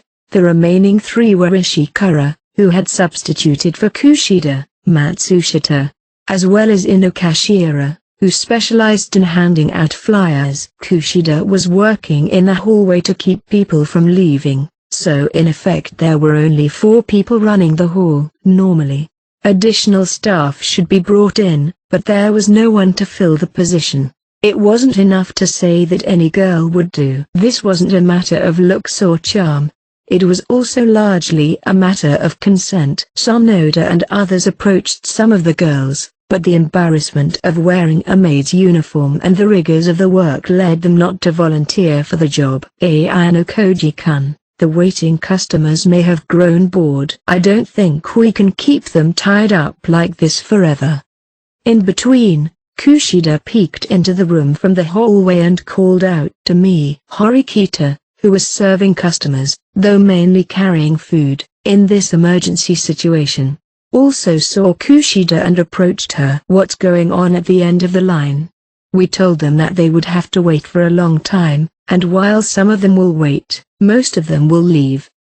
And if they saw a long line, they weren't going to wait, even if they didn't want to. The guests who are staying now are not just customers. They were just guests who came to the festival. I didn't expect them to stay because they felt that the time they had to wait was a waste. That was why Kushida was acting as a wall, but it seemed to be on the verge of collapse. You had 2 extra maid outfits, didn't you? It may be time to pull out the spare outfits for the day's emergencies. Yes, but what's the point if there are no girls willing to do it? Yeah, why not Karaizawa-san? Kushida suggested. I guess she thought that Kei, my girlfriend, would listen to my instructions. Certainly, it would not be impossible if I forced her to do so. But, as I recall, she has a break at 2 p.m., right? Yes, she's on break right now, and even if we had her change her clothes after returning at 3 o'clock, it's doubtful to what extent she'd be able to be of any use. What they didn't know was that you can't have her change in a simple locker room. Worst case scenario, it would be another 20 or 30 minutes to get back to the dorm and then back. Hey, can I talk to you for a second? Ike, who had brought the food back and forth for I don't know how many times today, called out to me. What's wrong? Any trouble? Oh no, I heard you say you're short on staff right now. I was wondering if you could leave it to Satsuki Shinohara-san, but I wonder if she's up to the task. I think she'll be fine. Besides, she was practicing to be a maid, even if only lightly. The 3 of us looked at each other as we heard this for the first time. Shinohara was working on the cooking side of the stall. Can you call her right now? Sure, I'm on it. Now I'm just grateful to have a student who was willing to wear a maid's outfit. Later, with a recommendation from Shinohara, he strongly persuaded Azuma. It was decided that she would join us. Ayano Koji-kun, as you know, I have to take a break at 3 o'clock. I'm going to need some manpower after I leave. I've thought it through. Don't worry. 15 minutes later, Shinohara was asked to go to the hall, and Azuma was asked to join Kushida in the hallway to hold up the customers waiting there. But Kushida's expression in the hallway was grim, and it was not a development she seemed to relish. It's hard to say if she's the right person for the job, because Shinohara-san doesn't make much of an impact visually, and she's not very good as customer service. There's an emergency. Hey, CB-san is still unavailable? Before I say not available, she's been gone since this morning. She's formally participating in the festival, but she might be back at her dormitory. You mean payback for Sakura-san's expulsion? You participated in the preliminary discussion, right? I was just observing. Still, that means you know more than Shinohara-san, Azuma-san and the others, right? That's why it was an effective way to get back at Haruka and Akito, who seemed to be along for the ride, since we were making our plans based on the calculations of our strength. I see. If you knew that much, I would have thought that you would have considered the possibility that those 2 would not participate and thought of another way. Even if you knew that, you can't increase the class size. Besides, if we moved with another strategy from the beginning, Haruka and Akito would have got the hint. We decided that it would be more of a disadvantage to have them go on an unexpected sabotage by doing so. It would bother us, but that's it. It's not an action that can be called revenge. If only this were the case. What do you mean? Haruka and Irie were looking forward to the cultural festival. That's why they were going to see it through until the end. Since that's over, there will be no reason to continue staying at this school. You mean they're going to drop out of school? Probably, if 2 students voluntarily withdraw from the school. In addition to the simple disadvantage in numbers, a significant drop in class points will be inevitable. The class would be severely damaged. How much damage? I estimate 600 class points for the 2 of them combined. 600? Nothing surprising. Expulsion under the normal rules of this school has traditionally been penalized by that much. Excluding limited circumstances where the risk of expulsion was high due to strict special exams, this was a natural step. If 2 people really drop out, it means that my path to Class A is doomed. The fact that she said mine was typical of Kushida, but she was right. It's going to be almost impossible to get back in. I wonder if they're just going to sit back and watch. I was going to come up with a way out of this. I looked down at my phone. Unfortunately, I haven't received the notification I was hoping for. I guess there was some unforeseen trouble, or maybe the trump card never arrived.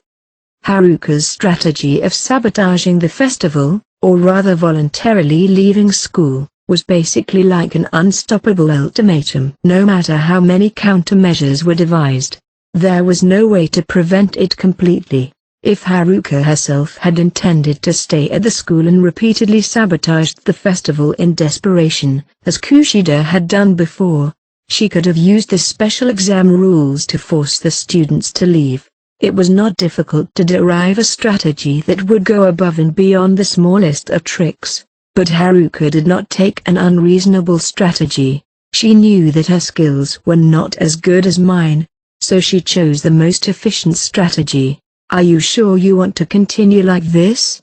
That's not for me to decide, that's for Haruka and Akito to decide. If they want to continue with their non-participation in the festival, then that's also what they're going to have to do. I don't think Ayano Koji-kun really thinks that way, though. Do you understand? Do I understand? You're not going to abandon Hasebe-san and the others, are you? Apparently, Kushida could see what I was about to do. The reason you didn't try to persuade her until this time was to test the 2 of them? I didn't know what they were aiming for. Were they going to ruin the festival or not? But from the fact that they've done nothing so far, I had a pretty good guess. I'm going to make contact now. Do you have any idea where they are? That's why I'm having my contact figure things out. I showed her my cell phone screen and showed her someone's message with Haruka's current location. You have a reliable ally. I guess it's thanks to this person that you found out where I was. Ah, they're the perfect person to look or keep an eye on someone. They always knew where Haruka and the others were, but at the end of the day, there's only so much I can do. Whether or not I can make those 2 people's hearts beat is another matter altogether. I'm leaving. I left the situation to Kushida and the others and headed for Haruka. One after stopping by the classroom and grabbing the cardboard boxes I had brought with me that morning, I walked through the school building to the road leading to the Kiyaki Mall. I eventually came to a place with benches for students to take a rest. There were no stalls on this side, and of course no students or guests were to be seen. As I approached, I naturally came into their line of sight. How did you find this place, Kyopon? Haruka was sitting on a bench, and Akito was standing nearby, staring at me. I know you and I really used to chat around here after school. Reports were coming in that Haruka and Akito have been walking all over the school all day today, and after all that, they must have chosen this place as their stopping point. Quite the former Ayano Koji group, correct? Haruka greeted me without a smile and immediately continued. What are you doing here? I thought I wasn't interrupting the festival. Maybe you're right, you're not interfering, but you haven't been cooperating with us either. That's true. I feel bad for you. No, I feel bad for the class. Akito, who hadn't shown up since this morning, apologized. No matter. I know what you're thinking when you're standing by Haruka's side. Let's not worry about that, let's get you to answer my question. What are you doing here? The maid cafe is more successful than you can imagine, and we are short of maids. Well, maybe things would have been a little different if I had been there. I would have been there too, so you wouldn't have been short 2 people. In that case, Kushida wouldn't be here, and it would have been a much more dire situation. You responded to sarcasm with sarcasm. I'm just stating the facts.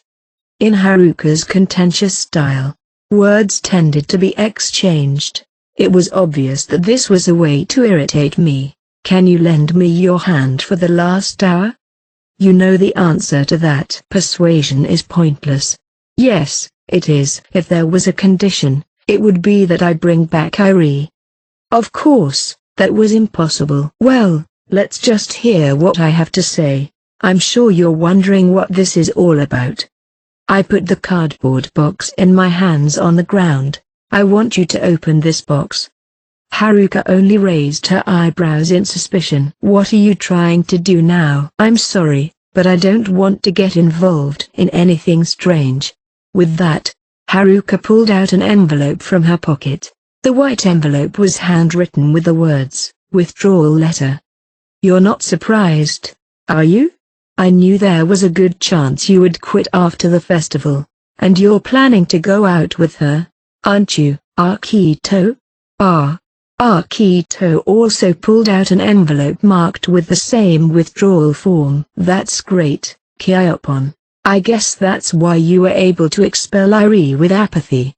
As she spoke, her gaze did not turn to me. She was simply staring into the void. It was as if she was talking from some other dimension, separating herself from the world.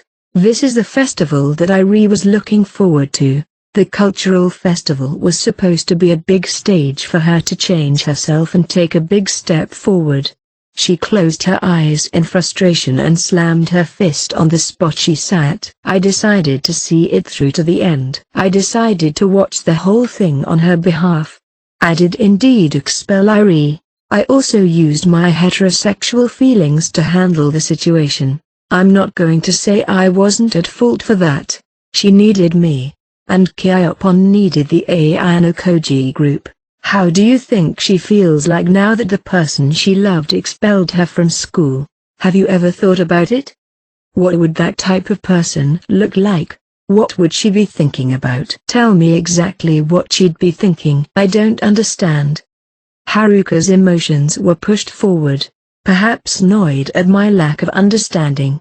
Of course she'd cry all the time. All the time. She'd be so frustrated, sad, and bitter that she sits in the corner of her room and thinks back to her happy school days. Can't you see that? Is that the Irie you see? Not just what I see. That's the kind of girl she is. Why can't you understand that? She spewed out her anger, not loud, but obvious. Kyoppon is really the same. You just don't want to face reality. You just don't want to think about Irie, who is miserable because you're the one who drove her out of school. Haruka decided that I was just running away. I'm sorry, but I don't even think that way. It's none of my business what happens to the students who drop out. It's just a waste of my time to think about it. Knowing that she would be upset, I just stated the facts. Naturally, this greatly irritated Haruka. You're filthy and disgusting. Haruka spat out those words and slowly got up from the bench. I asked myself, how could Irie ever fall in love with such a ruthless man? Haruka slowly walked up to me. She came close enough to reach out her hand. I can't stand talking to you any longer. Why don't you just die with me? Saying this, she thrusted the expulsion letter at me. Will you die with me? The devil's invitation. Her words, which seemed to cause déjà vu, brought back memories of the past. Kyoppon is attracting attention in a bad way because he got Irie expelled from school, and it's not like you have a strong desire to graduate in Class A, is it? If that's the case, why not just quit? Relationships can easily fall apart over a single thing. Until recently, no one could have imagined that this conversation would take place between me and Haruka. It's fine that you want me to withdraw from school, but it doesn't make sense to me. I can't help but be bothered by the fact that Irie is being forced to go along with your self-serving fantasies. What are you trying to say? I'm just saying that you don't seem to understand how Irie feels. It's really conceited. I understand her better than anyone else, and you don't want to admit that. Don't get cocky, Haruka. What did you just say? Akito, who had mistakenly thought she was going to be attacked, stepped in front of Haruka and extended his left hand as if to defend her.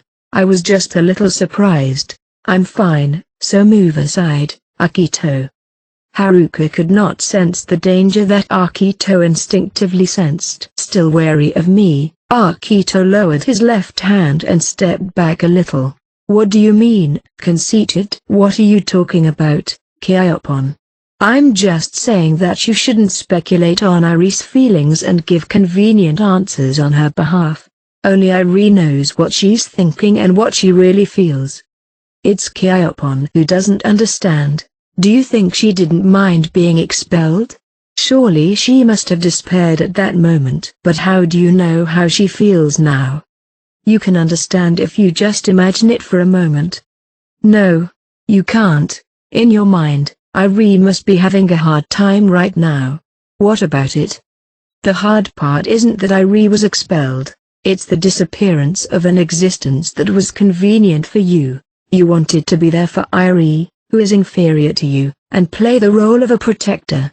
You loved the sense of superiority and satisfaction you got from that. Of course not. You don't even remember how we used to be.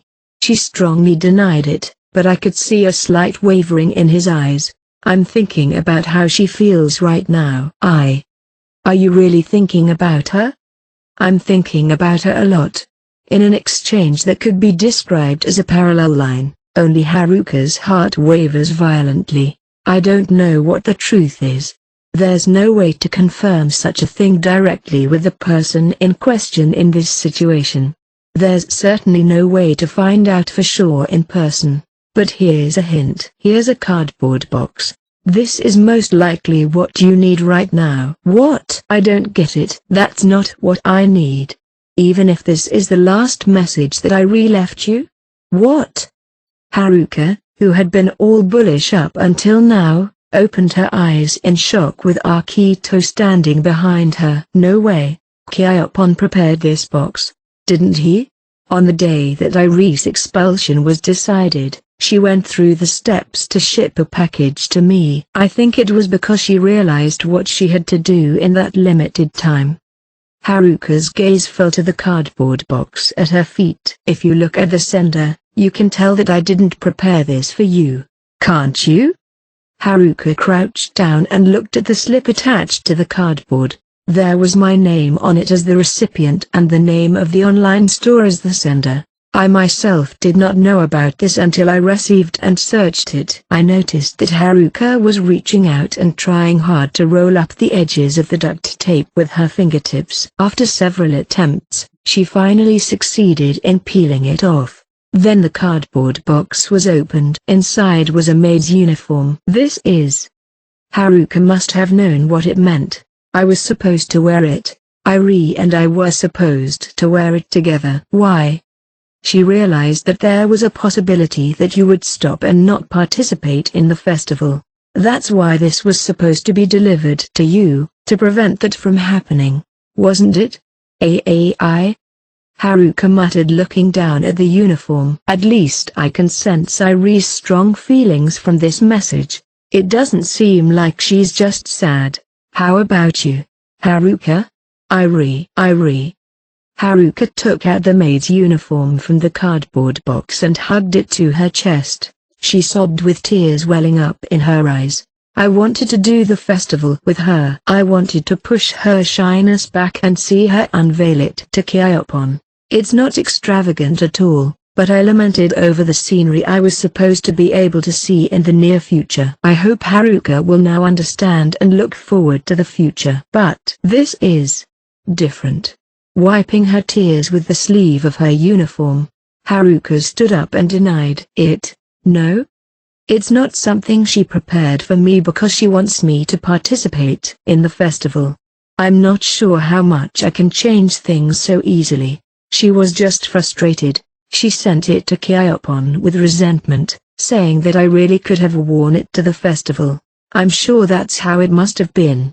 How one interpreted this maid's outfit was left to one's own interpretation, and since Irie did not leave a specific message, not everything that was convenient for us was true. It is, isn't it? If it was really meant for me to wear, it should have been sent to me. But the reason why it was addressed to Kaiopon was because it has another meaning. No? It was interesting to see the difference in viewpoints. and I certainly couldn't rule out that possibility. Was it possible that she was harassing the person who expelled her from school? Interesting. Wait, Haruka. I think that's a little different. Akito interjected for the first time here. No, it's not. Yes, even this package may have been a staged act prepared by Kiyopon. The reason she sent the last memento to Kiyotaka and not you is because she wanted you to have a chance to get to know each other again, right? If it had been delivered directly to Haruka, and if she had received the gift honestly, then I would never have had the chance to make contact with her. No, absolutely not. I was a member of the Ayano-koji group too, and I know that Irie would have thought so. No. Haruka turned, grabbing Akito by the chest. Don't take things as you will. Don't try to make things convenient and forgive Kiyopon. That's not what I meant. Even if that were the case, she was deprived of her precious place in the world. That's not going to change that fact. I won't accept a friendship based on sacrifice. But whatever anyone's fantasy is, it has no effect on the person in question. What matters is where and what Irie is actually doing right now. Isn't that the point? I know. So, I'm leaving school to find out. I'm going to be there for that girl. As soon as she completed her revenge against the class, she would go to see Irie himself. Voluntarily withdrawing from school is also convenient for Haruka. You're being too loud. Even here, if you're not subtle, you'll receive a lot of attention, won't you? Those calm and cold words pierced through her anger. Kushida was a character I never thought I'd see here, dressed as a maid, which was out of place in this tense atmosphere. She slowly approached. Is everything all right at the store? We just had a change of customers, so we have a little time. I don't know if that's true or not, but I'm guessing she didn't just slip out unannounced. Kushida's "it's okay" look told me that everything's fine. What are you doing here? Haruka and I were wondering the same thing. What am I doing here? Ayano-koji-kun told me that Hasebe-san and Miyaki-kun might be planning to leave the school.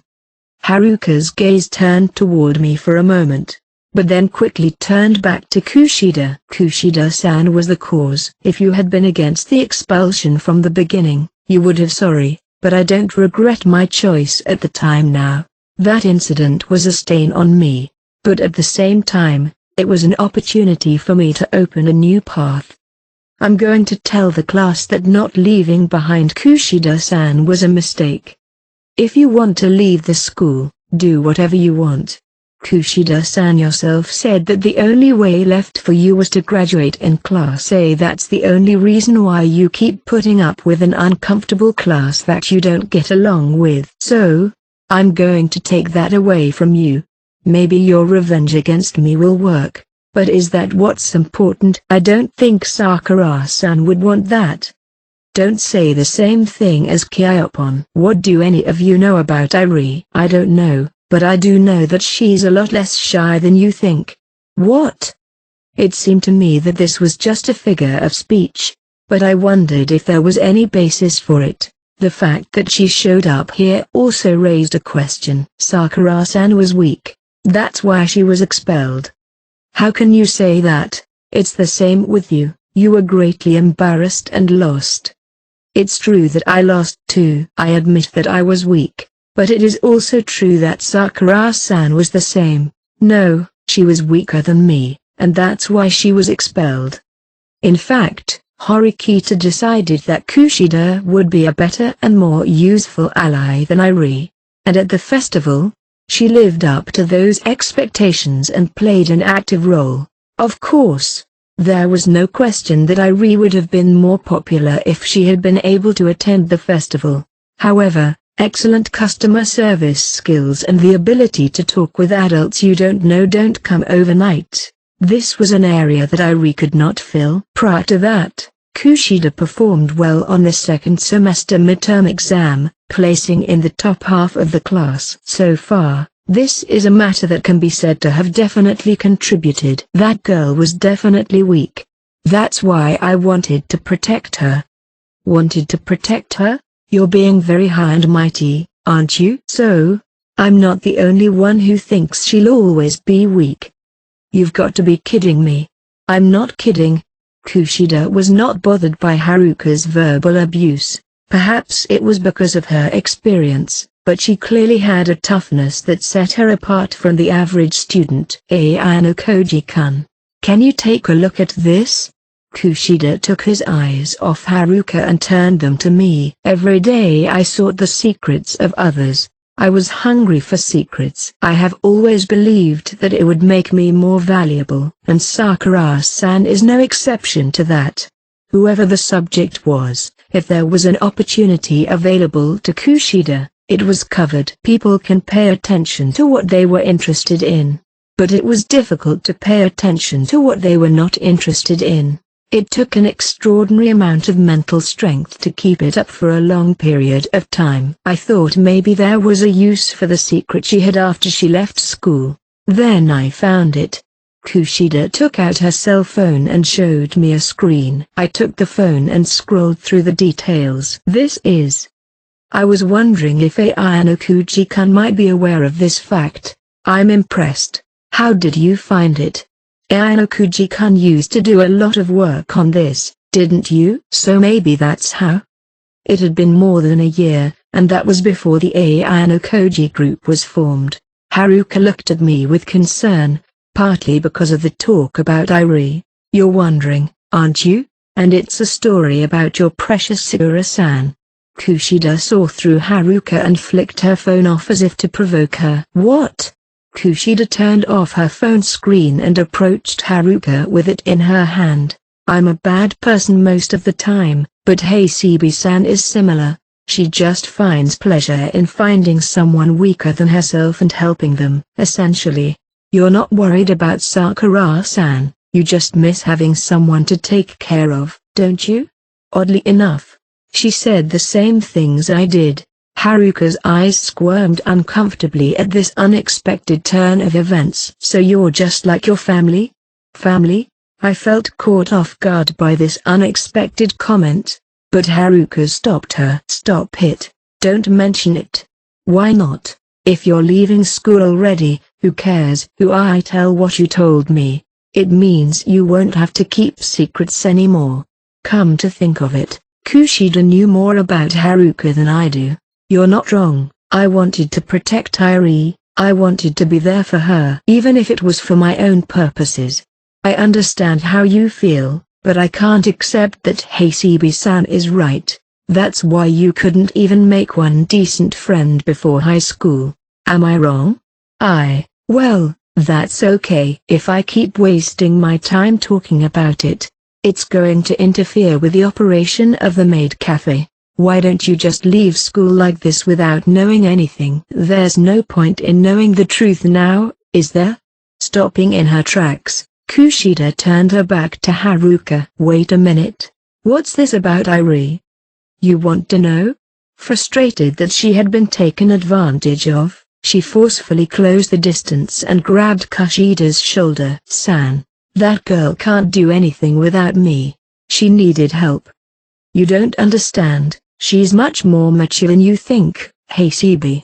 Haruka, holding the phone half-heartedly in her hand, tapped the screen with her finger and accessed the internet.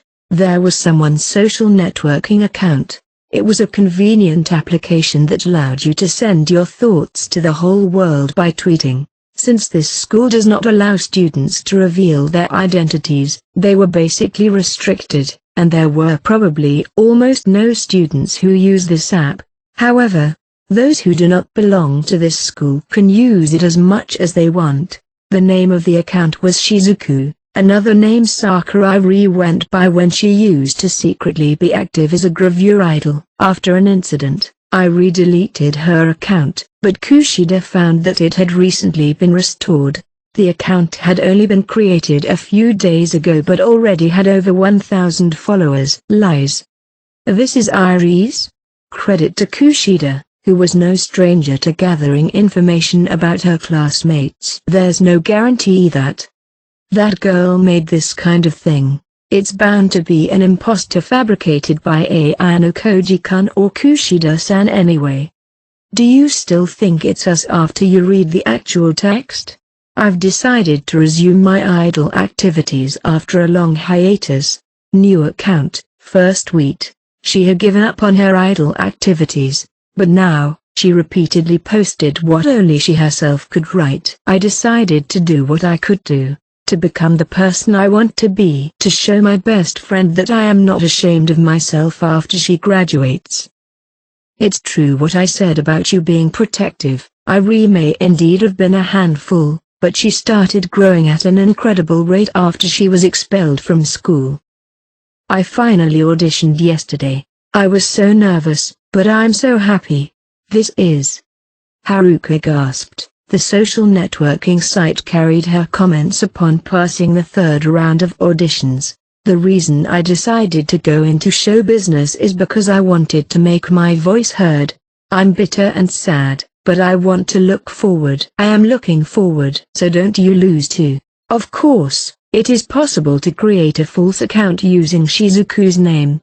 However, it was difficult to disguise the fact that she was followed by an entertainment production company and her social media content. That was why Haruka should be able to tell that the owner of this account is Irene. From reading that, I don't see the abysmal scene you described for Irene.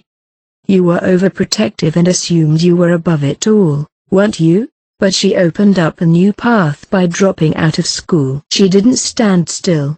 Kushida forcefully snatched the phone from Haruka's trembling hands and turned back to me. I'm sorry I slipped out again. She then flashed her usual smile, which didn't seem to fit the occasion. I thought I saved you, but you saved me right away. You owe me this one, right? I thought you didn't lend or borrow? I don't like to borrow, but I don't mind lending. She says this and starts to walk back to the special wing. You're a shrewd guy. After exposing her various weaknesses, Haruka stood, shocked and broken. It reminded me strongly of the scene with Kushida in the unanimous special exam. Haruka, I don't think this is an imposter. Akito must have been looking at Shizuku's social media profile on his own phone, too, because he offered his phone to her instead. Haruka then continued to devour and read through Iree's various messages. Tears welled up in Haruka's eyes as her vision blurred. She had thought that Irene couldn't do anything without following her. But then she realized that Irene had begun to walk in front of her. Even now, she was trying her best to walk, even though she must have been heartbroken. It was because she was afraid that Haruka might stop. What a fool I was, she thought. I knew Haruka had just assumed that it was unfortunate that Irene was expelled from school and felt sorry for her. This is new knowledge for me. I thought that those who were expelled, those who were defeated, had ended everything there. She assumed that the package she was sent was the last remnant of her life, but it wasn't. The loser returned. Some people start new from where they lost. This was the great divide between the White Room and this world. No. Perhaps those who dropped out of the White Room were also able to reinvent themselves like Irene. That girl could be a big shot in the future. And yet you're going to voluntarily leave school going after Irene? Not only will Irene laugh at you, she might not even take you seriously. It wasn't hard to imagine what would happen if Haruka were to quit school to seek revenge and meet with Irene. Instead of being greeted with a smile, she would be seriously offended. I don't know what to do. There's only one answer, be yourself enough to meet Irene with dignity. If you graduated from Class A, that's a different story. You need to get through those 3 years and be someone who isn't ashamed to stand in front of Irene. It's no longer time for Irene to go after Haruka. It's time for Haruka to go after Irene. Just in case, the cost of this luggage has been included in the budget as something that can be used at the cultural festival. There was no guarantee that the item would be usable at the festival, but it was a good thing to have a contingency plan. In other words, there would be no obstacles in wearing this maid uniform and standing in the maid cafe. I'm not asking you to be as agile as the other maids, but you have to see the view that your beloved Irie would have wanted you to see. You are her best friend, and you owe it to her." Haruka made a small apology to Akito, handed him the letter of withdrawal, clutched her maid's uniform to her chest, and ran out. She had only a few hours left, but she still had a chance to be on the stage. "Kiyotaka, will your classmates accept Haruka? Kushida is there, Horikito is there, Yosuke is there. Whatever the situation, we'll get along fine." "I see." Akito put his phone away and stacked the two withdrawal papers on top of each other, tearing them down the middle. "The reason for my withdrawal is gone. I want to stay with Haruka until the end as well. Even having learned the truth, Haruka's heart will remain cold. You should support her. Even if she can't laugh with everyone now, she still has more than a year of school left. The day when she can truly smile again will not be far off. I'm sure my classmates will blame me for a while, too." He scratched his head and smiled a little. "I wonder what would have happened if Kushida hadn't shown up. And what would have happened to Kiyotaka? I don't know. I'm afraid I was out of ideas. I took out my cell phone and opened the internet. I then deleted all the search history that I had prepared in advance that led to Shizuku's social media profiles. Kushida was the one who showed me how to make the most of it. So, the credit goes to Kushida. Let's go back, Akito. There's still a few more hours left of the festival." The time was around 2:20 p.m. Horikito's class had succeeded in getting back its missing members. When we took Akito to the food stall, the boys accepted him without hesitation, even though they were teasing him. Akito's eyes turned a little red as he thanked them for such a warm welcome. It was probably due in large to the fact that he was not the central figure in a particularly contentious situation. Unfortunately, Casey, formerly of the Ayano Koji group, was not in sight as he had just gone on a break. Returning to the maid cafe in the special wing, the line was as long as ever. Kushida was walking around handing out new cookies while serving customers with a smile. Both the old and young were all gazing at Kushida. They seemed to be enjoying her company. I feel bad for Azuma, who was working hard together with Kushida, and her contribution was more than what any of us expected. "Welcome back," Sato shouted and led us to the entrance. Two female customers left the classroom, waving to the maids. Then the next customer busily entered and was ushered to an empty seat.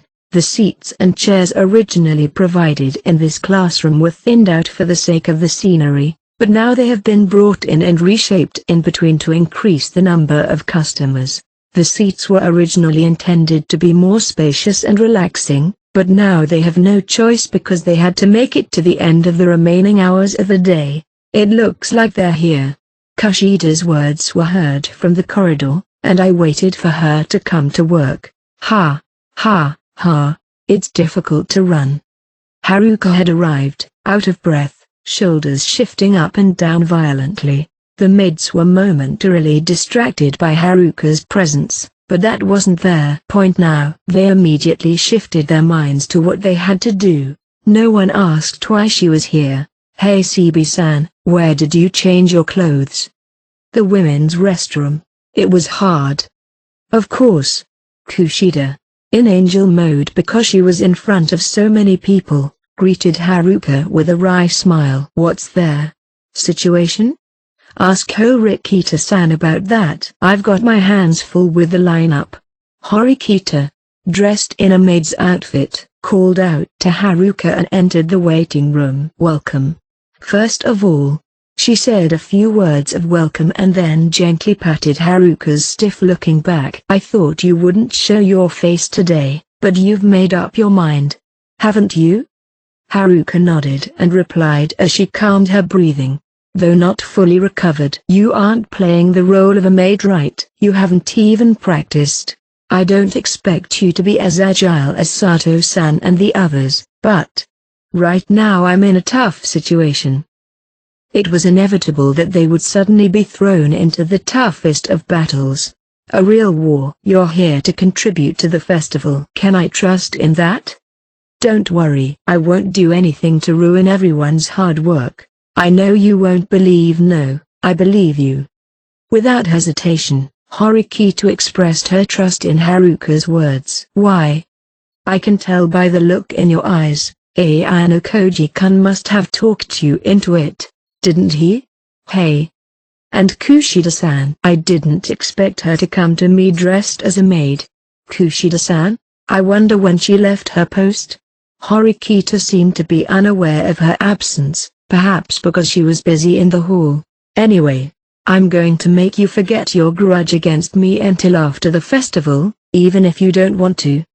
I know. Then fine. You'll be in charge of pouring for the customers who have run out of cold water, and if requested, you'll be in charge of taking pictures. Is that okay? I'll see what I can do.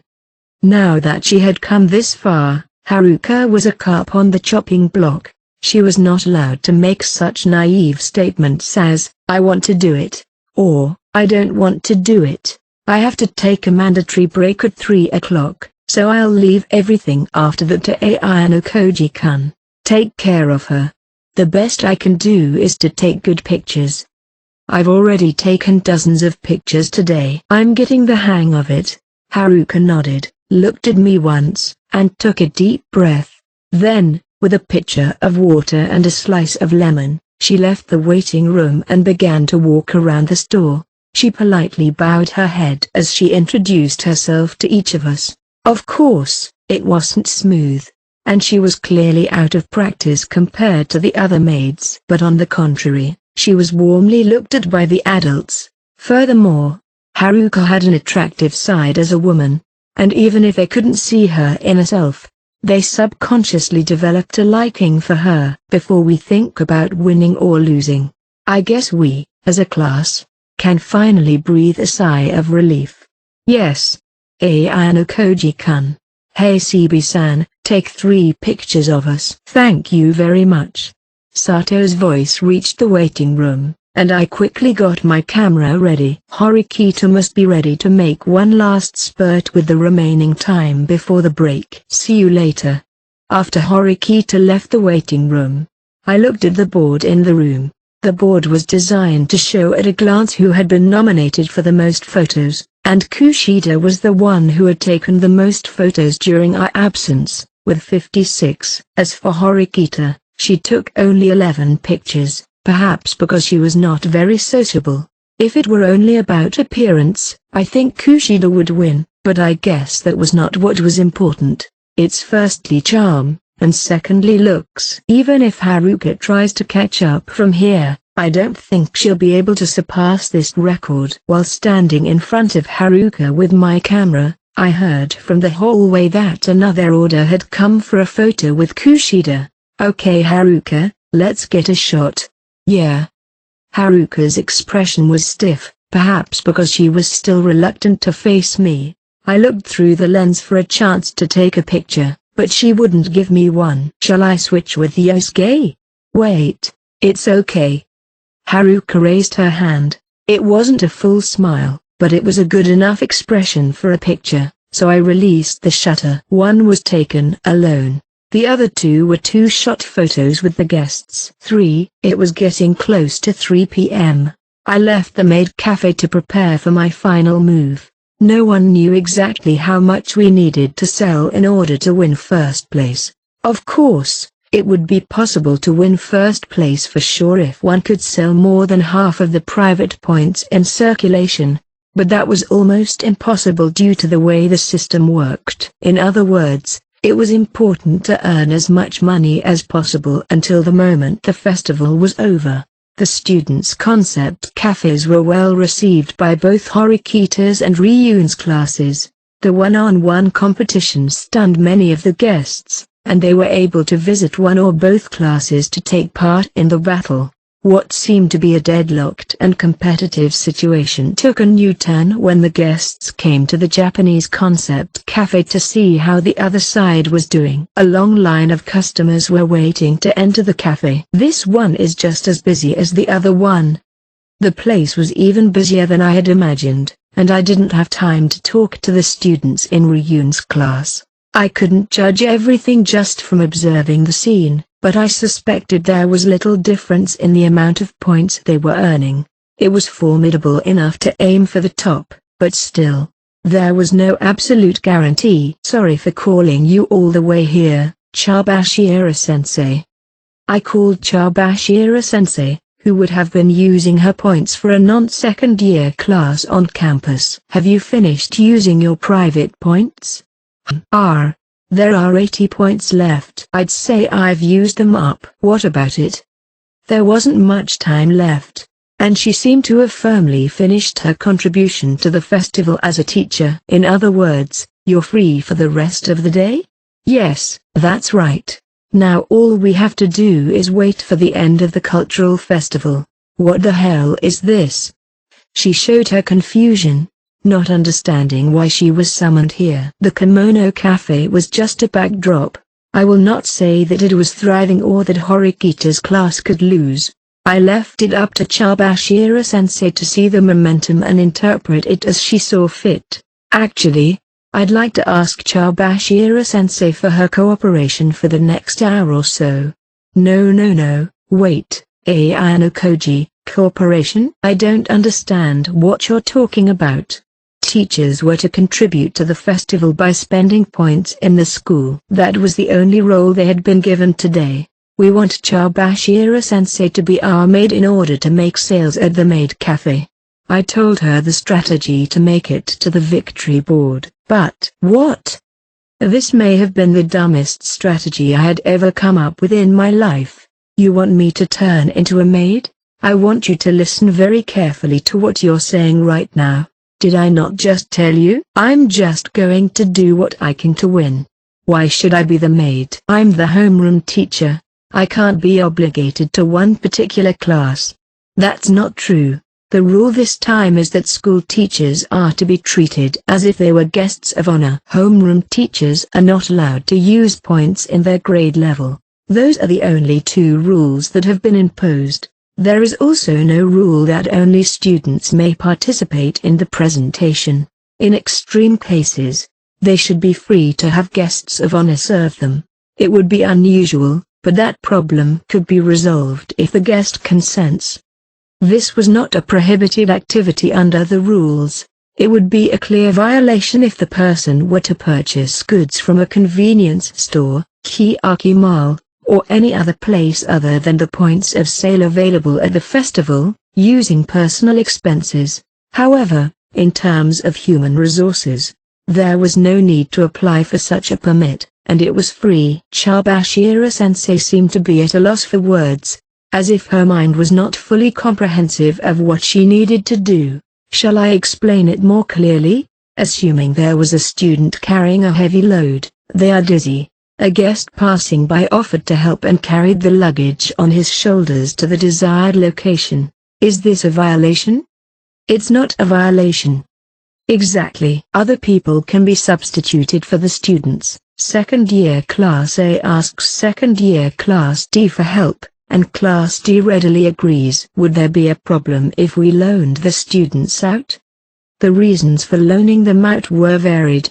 To provide support out of genuine concern, to plot a plan to cause problems within, or to exchange labor and compensation for something in return. Whatever the reason, as long as it was within the rules, the school won't blame you for it. In fact, just walking around the school, I saw a few students supporting other classes. I don't see the problem.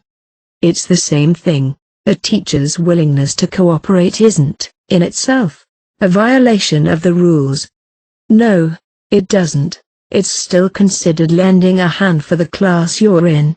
That's right. Even if it is broadly allowed, you can't be sure that such an opinion won't be expressed. That's why clear rules need to be utilized and legitimate. We will pay for any private points that would be incurred when renting teachers. I'm sure the school is looking at that possibility in anticipation of this festival. No way. No, but I don't know if I'm enough to be considered. I've hit the bullseye. She showed such an expression. Chabashira-sensei was also a teacher at this school. and in the past had been in charge of other classes. It was only natural that the school made various assumptions for a cultural festival that had never been held in the past. In principle, private points at this school were a powerful weapon. No wonder it could be used not only for routine shopping, but also to secure personnel if necessary. There is nothing in this school that cannot be bought with private points. Is there a difference? To deny this was to deny the school, and it was like admitting that you were a disqualified teacher. Chabashira-sensei had no right to refuse, even if it was far from her intention. In a panic, Chabashira-sensei began reading the rules about the festival on her cell phone. Pay 100,000 private points for every hour students ask for a teacher's help. It seems that you are well prepared for the behind-the-scenes rules that only this school's has. That's the option. This was the same thing that happened when private points were used to buy test scores. That's 100,000 points per hour. It's not a cheap deal. Are you sure you want to do this? Of course I'm sure. Asking teachers to cooperate inherently doesn't help much, whether you have them cook or serve. If they didn't practice beforehand, it would be a waste of private points to have them on your side for an hour or so. It was difficult for them to perform the job on the spot if they had to go out to the restaurant to serve the customers, but if you used them in a different way than usual, you could get the effect you paid for. Are you really sure? I'm sorry, Chabashira-sensei, but now I'm going to ask you to cooperate even if you don't want to. I don't have a lot of time to spare right now. After 3 p.m., we wouldn't be able to get a full hour's help, which would make us less efficient. Well, wait. Yes, why don't you ask Chi-A? She does this kind of thing better. She'd be ready to do it even for a rival class. I'm sure she would, but what I'm looking for now is not someone who can do this dexterously, but rather someone who is clumsy. Because I believe that the more clumsy you are, or the more effective you are at the margins, the more effective you will be. I have no idea what your logic is. It must have been true that deep down she didn't like it and that she didn't understand. It was because she didn't understand that Chabashira-sensei functioned a certain way that could be appealable to a certain audience. There's no more time. Please take care of it. I forced her to accept my private points as I took my phone and paid Chabashira-sensei. We have a deal. That's not fair, Ayano Koji, using the school rules. That's not cowardly. It's a really straightforward way to fight. I have no idea how to act in a maid cafe. I don't know what's going to happen to me. That's fine. I don't expect anything from the teacher. Chabashira-sensei staying inside the classroom in a maid outfit, that fact alone was enough to win. For after pushing the reluctant Chabashira-sensei into the locker room, I pasted the text I had prepared on my cell phone and sent it to all my classmates at once as a bulk message. The purpose was to inform the students that Chabashira-sensei will be working as a maid for the last hour only, and to inform the students who were available that they were to go around the school advertising the event, as intended. The buzz spreaded swiftly through word of mouth. Using teachers, this was a limited, oversized event that students would never be able to pull off. The air in the hallway was buzzing so much that it instantly turned into an uproar. Chabashira-sensei, dressed as a maid, rushed into the hallway with a red face. Okay, here I am, Ayano Koji, hurry up and let me inside the classroom. We've been waiting for you. I can't keep showing her off for free, so I led her inside the classroom. So, what am I supposed to do here? You don't have to do anything. Just stand still. What? I told you, I don't want you to be dexterous. I'm looking forward to working with you. Thus, I threw Chabashira-sensei into the classroom and left her to do nothing but stand. She didn't talk to anyone, but simply stood shyly in the corner of the classroom. Being clumsy, she wasn't able to do anything in particular and needed to stand without talking to anyone. This was the ultimate eroticism. We were going to have to make a major shift in our maid cafe policy from here on out. The biggest concern was the large number of visitors who couldn't fit in the classrooms. In order to forcefully solve this physical problem, we had to make the customers pay a reasonable price. The idea was to have a standing room only fee to accommodate overcapacity customers. We added a rule that allowed immediate entry upon payment of 1,000 points to enter the classroom. The first guests waiting in line would be offered entry, and only those who responded that they would be willing to stand in line would be allowed to enter the room first. Some of the visitors waiting in line at this point may complain, but we were willing to take that risk. Standing room only. I've never heard of that idea in a maid cafe. A standing room should be set up on the side of the room where desks couldn't be set up and in the space at the rear of the classroom. This would allow people to enter the room without desks and chairs. And 2,000 points for a photo shoot with Chabashira-sensei. This will be sold for more than double the price of a photo of one student. We hurriedly filled in the guests with the board at the entrance. Amazing. Would a customer pay that price? Look behind you. Kushida, who had been staring at the board, looked back and saw the customers who had paid their bill and accepted the standing room disappear one by one into the classroom. The current faculty and staff were intrigued by the sight, which they would not see again. Although homeroom teachers of the same grade were restricted from spending their private points, the number of teachers who were still at the school and in charge of classes other than the second year was, of course, overwhelmingly large. The adults who worked at Kiyaki Mall had a strong image of the Chabashira-sensei as a hard-nosed teacher, as they witnessed repeatedly in their daily lives. Adults came in like a wave. Some of the adults from the outside may not understand the significance of this phenomenon, but when it comes to the amount that thought, it's worth a look, that would be different. They were tempted by the limited number of people who were willing to take a look, even if they didn't understand what the others were talking about. The maid cafe queue was overflowing with more than 10 or 20 people in line. The long line was not decreasing, but rather gaining momentum. Wow, that's a lot of people, Ayano Koji-kun.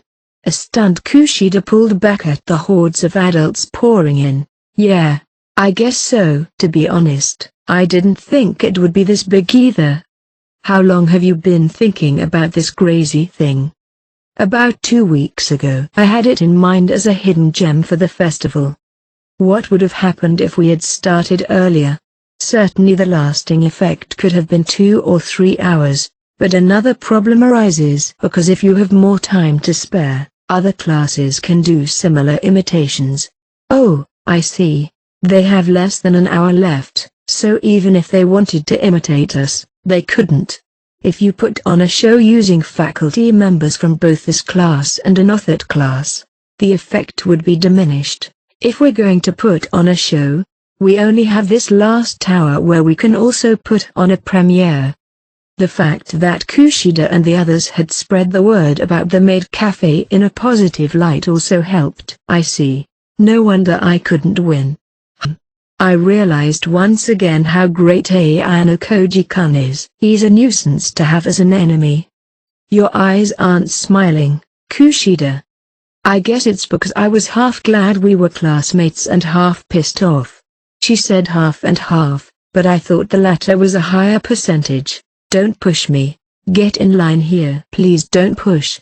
Sudo and his team rushed to create a wall of people and tried to get them to form a line. But it was becoming a crowd as some adults sought to somehow look into the classroom. But this was business too.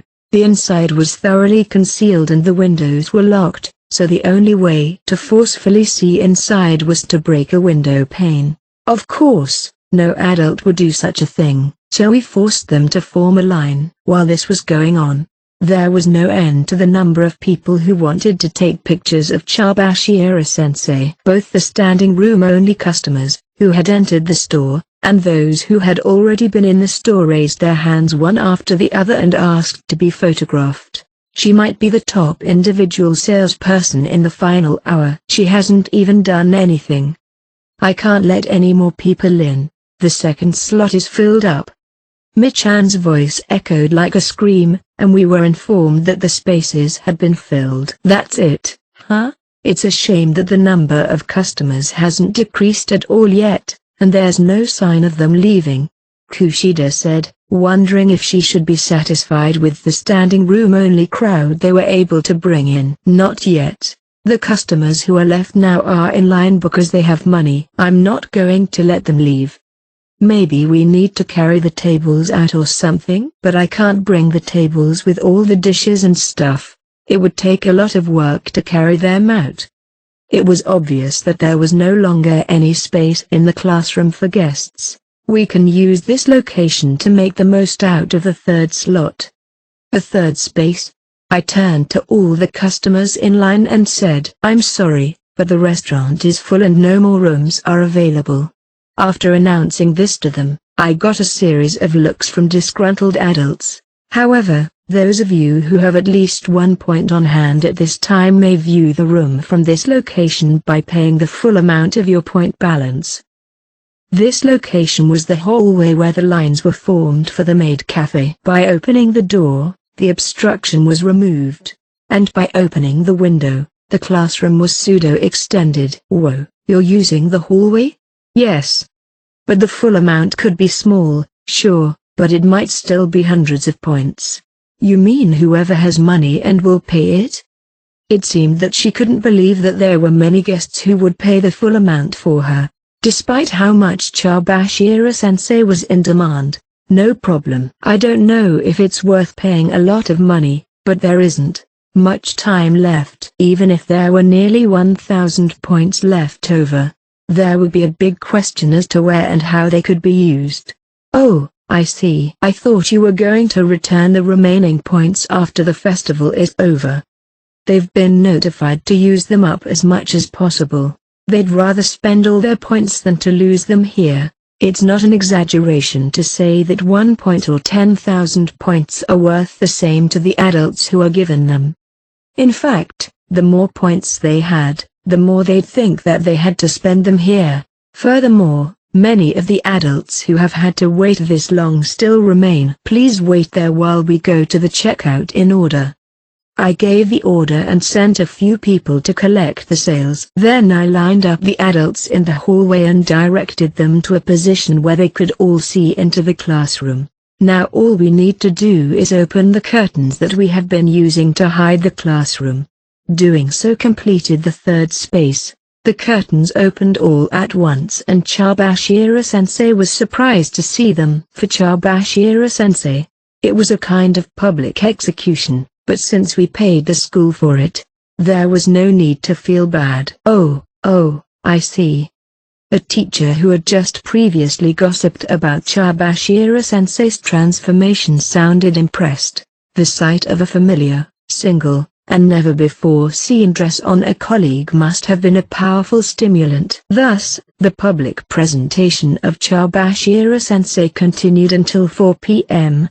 Using this corridor, in the end, Chabashira-sensei took first place, surpassing Kushida, with 63 desired pictures. Chapter 7, Unseen Characters at 3p.m. My job at the festival had come to an end. I left the classroom, leaving Ayano Koji-kun in charge. Just as our hidden gem made an exciting appearance, I never thought that you would really make Chabashira-sensei into a maid.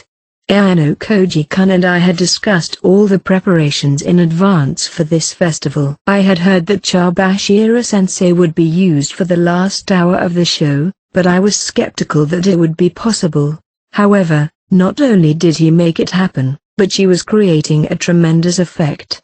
Every time I walked down the corridor, I heard the rumors of Chabashira-sensei's maid costume circulating. Anyway, Chabashira-sensei's participation was an opportune event for me personally.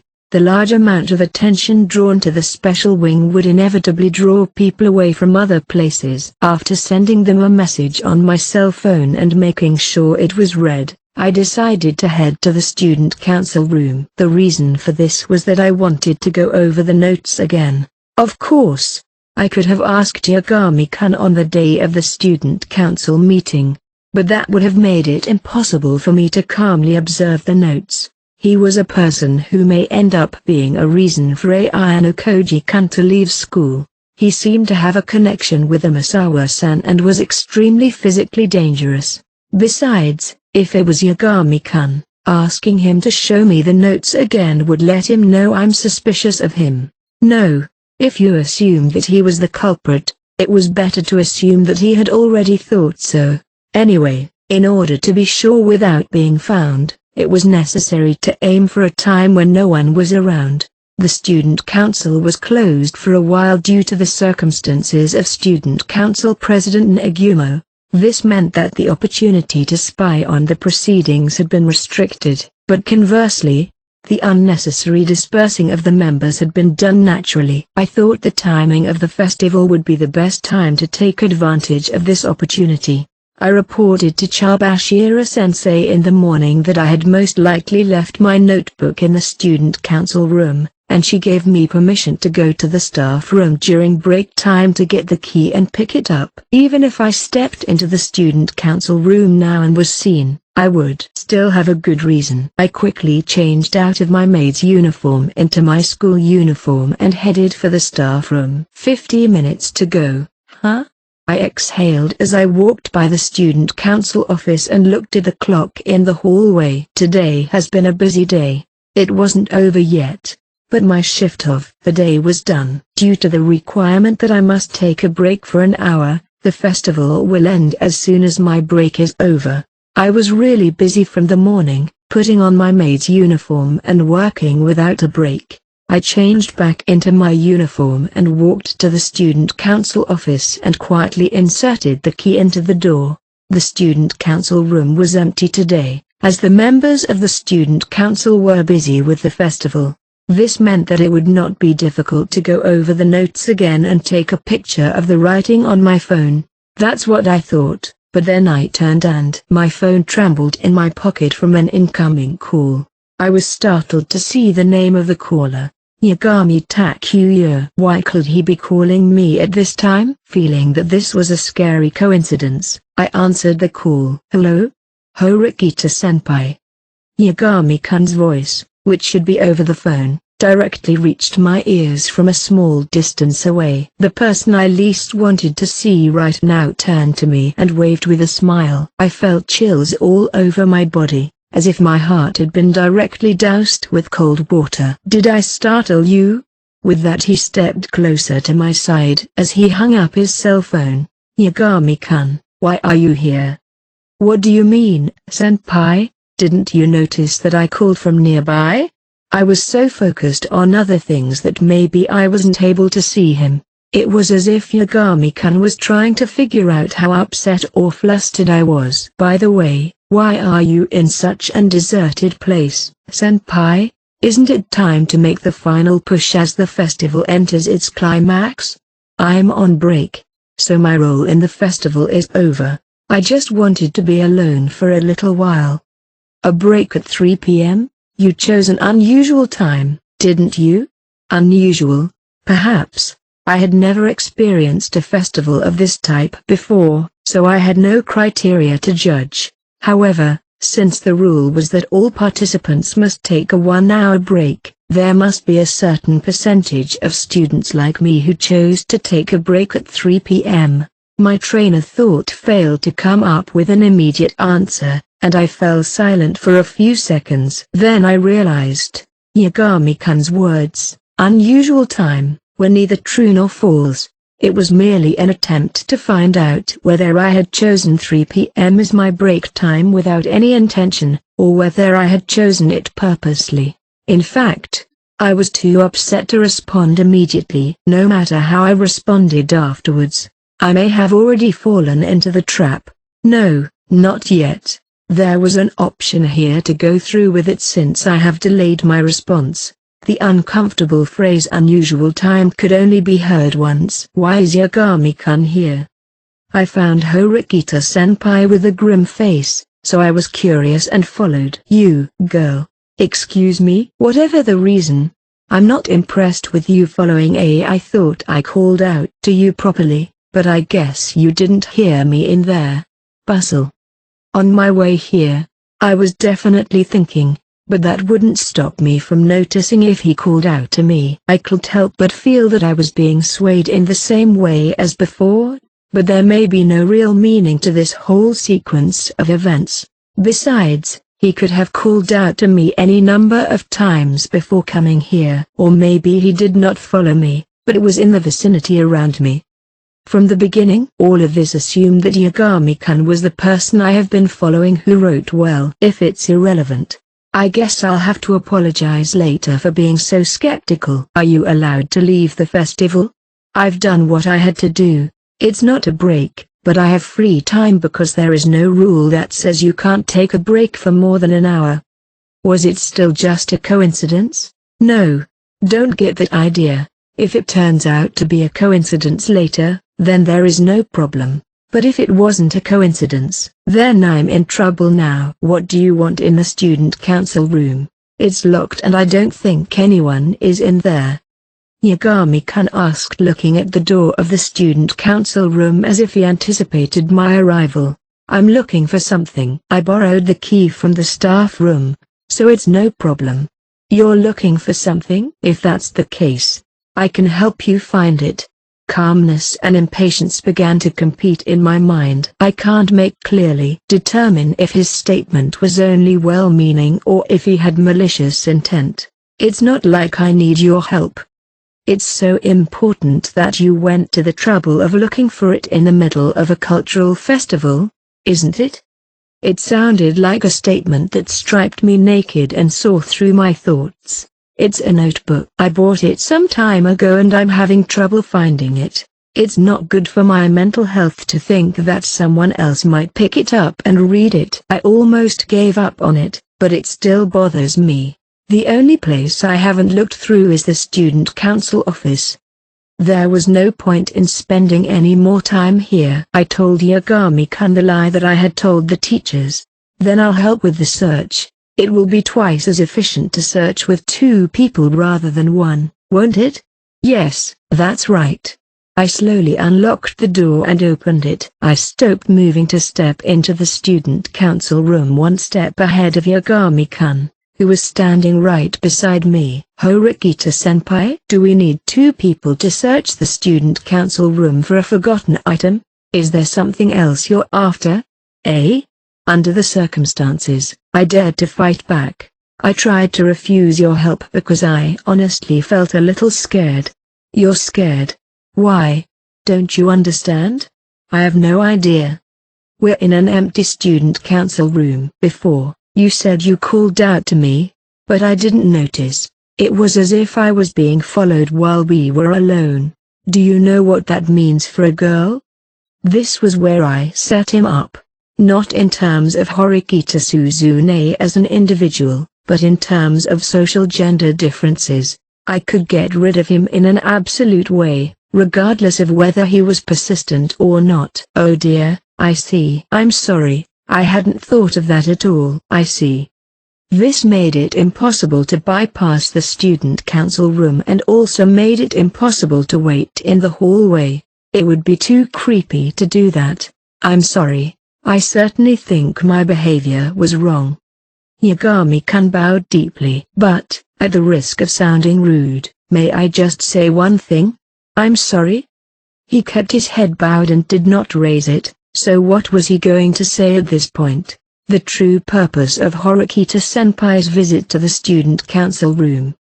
Yagami-kun looked up, and right after that, Yagami-kun's posture suddenly collapsed in front of me, and his upper body was bent. No, he was attacked. I got him. With a voice like that, Ibuki-san appeared, dressed in a kimono. Wait, Ibuki-san. Don't just stand there, let me in, Horikita. It would be a big problem if they found me, as it certainly looked like an obvious act of violence. I opened the door to the student council room and Ibuki-san forcefully pushed Yagami-kun to enter. Hey, what are you doing? The first one to speak out was, of course, Yagami-kun, the victim. Ibuki-san appeared from behind, confused by the situation.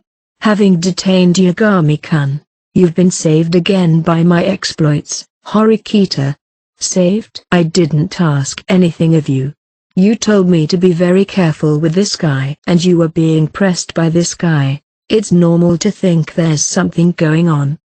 She blurted out things she didn't have to say all at once. Her single-minded behavior had rendered all my previous conversations useless. To say that I had warned her in front of the person in question was nothing short of nonsense. Who do you want me to pay attention to? Yagami-kun, unable to move, asked the question in a natural way. Now that it's come to this, I had no choice but to throw it all at him. I apologize for the violent formality, but I have something on my mind about you. Do you remember the other day when you showed me the notes from the meeting? It was in regards to the comments made by Student Council President Nagumo, wasn't it? Yes. I wanted to check again what you wrote in the notebook. Specifically, your handwriting of the letters. Letters? I'm not sure, but what you're really looking for is the notebook full of the meeting records, right? Yagami-kun continued, looking puzzled. You said you wanted to check my handwriting, but what is your true intention?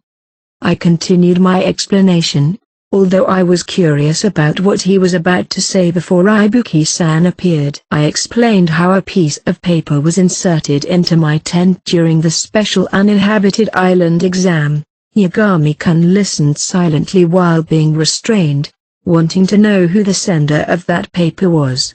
You mean because the handwriting in my records and the handwriting on that paper were similar? Yes, that is correct. If that story is true, I can certainly understand your wariness of me, and in order to confirm it secretly, it would have been best to aim for such a timing. Because of the preparation period for the festival, people were coming and going on Saturdays and Sundays, and students were walking all over the school to scout for potential stall locations, so I couldn't take the option of collecting them then. But I am not the sender of the letter. Yagami-kun denied it once and for all, and although I was inclined to believe him, I wasn't sure if I should. When I was unable to honestly accept it, he became a little more emphatic. Do you have any reason for your doubt? Unfortunately, I don't have any grounds. I just can't expect you to honestly admit it. If you don't mind, could you show me that paper once? Then I think I can ask you to compare the letters with my handwriting, and I should be able to prove my innocence. I'm afraid that's impossible. I had a little trouble and lost that paper. Amasawa-san confronted me on the island and tore it up into little pieces. That's a problem. Doesn't that mean I can't prove my innocence? That's why I want to recheck the notes first.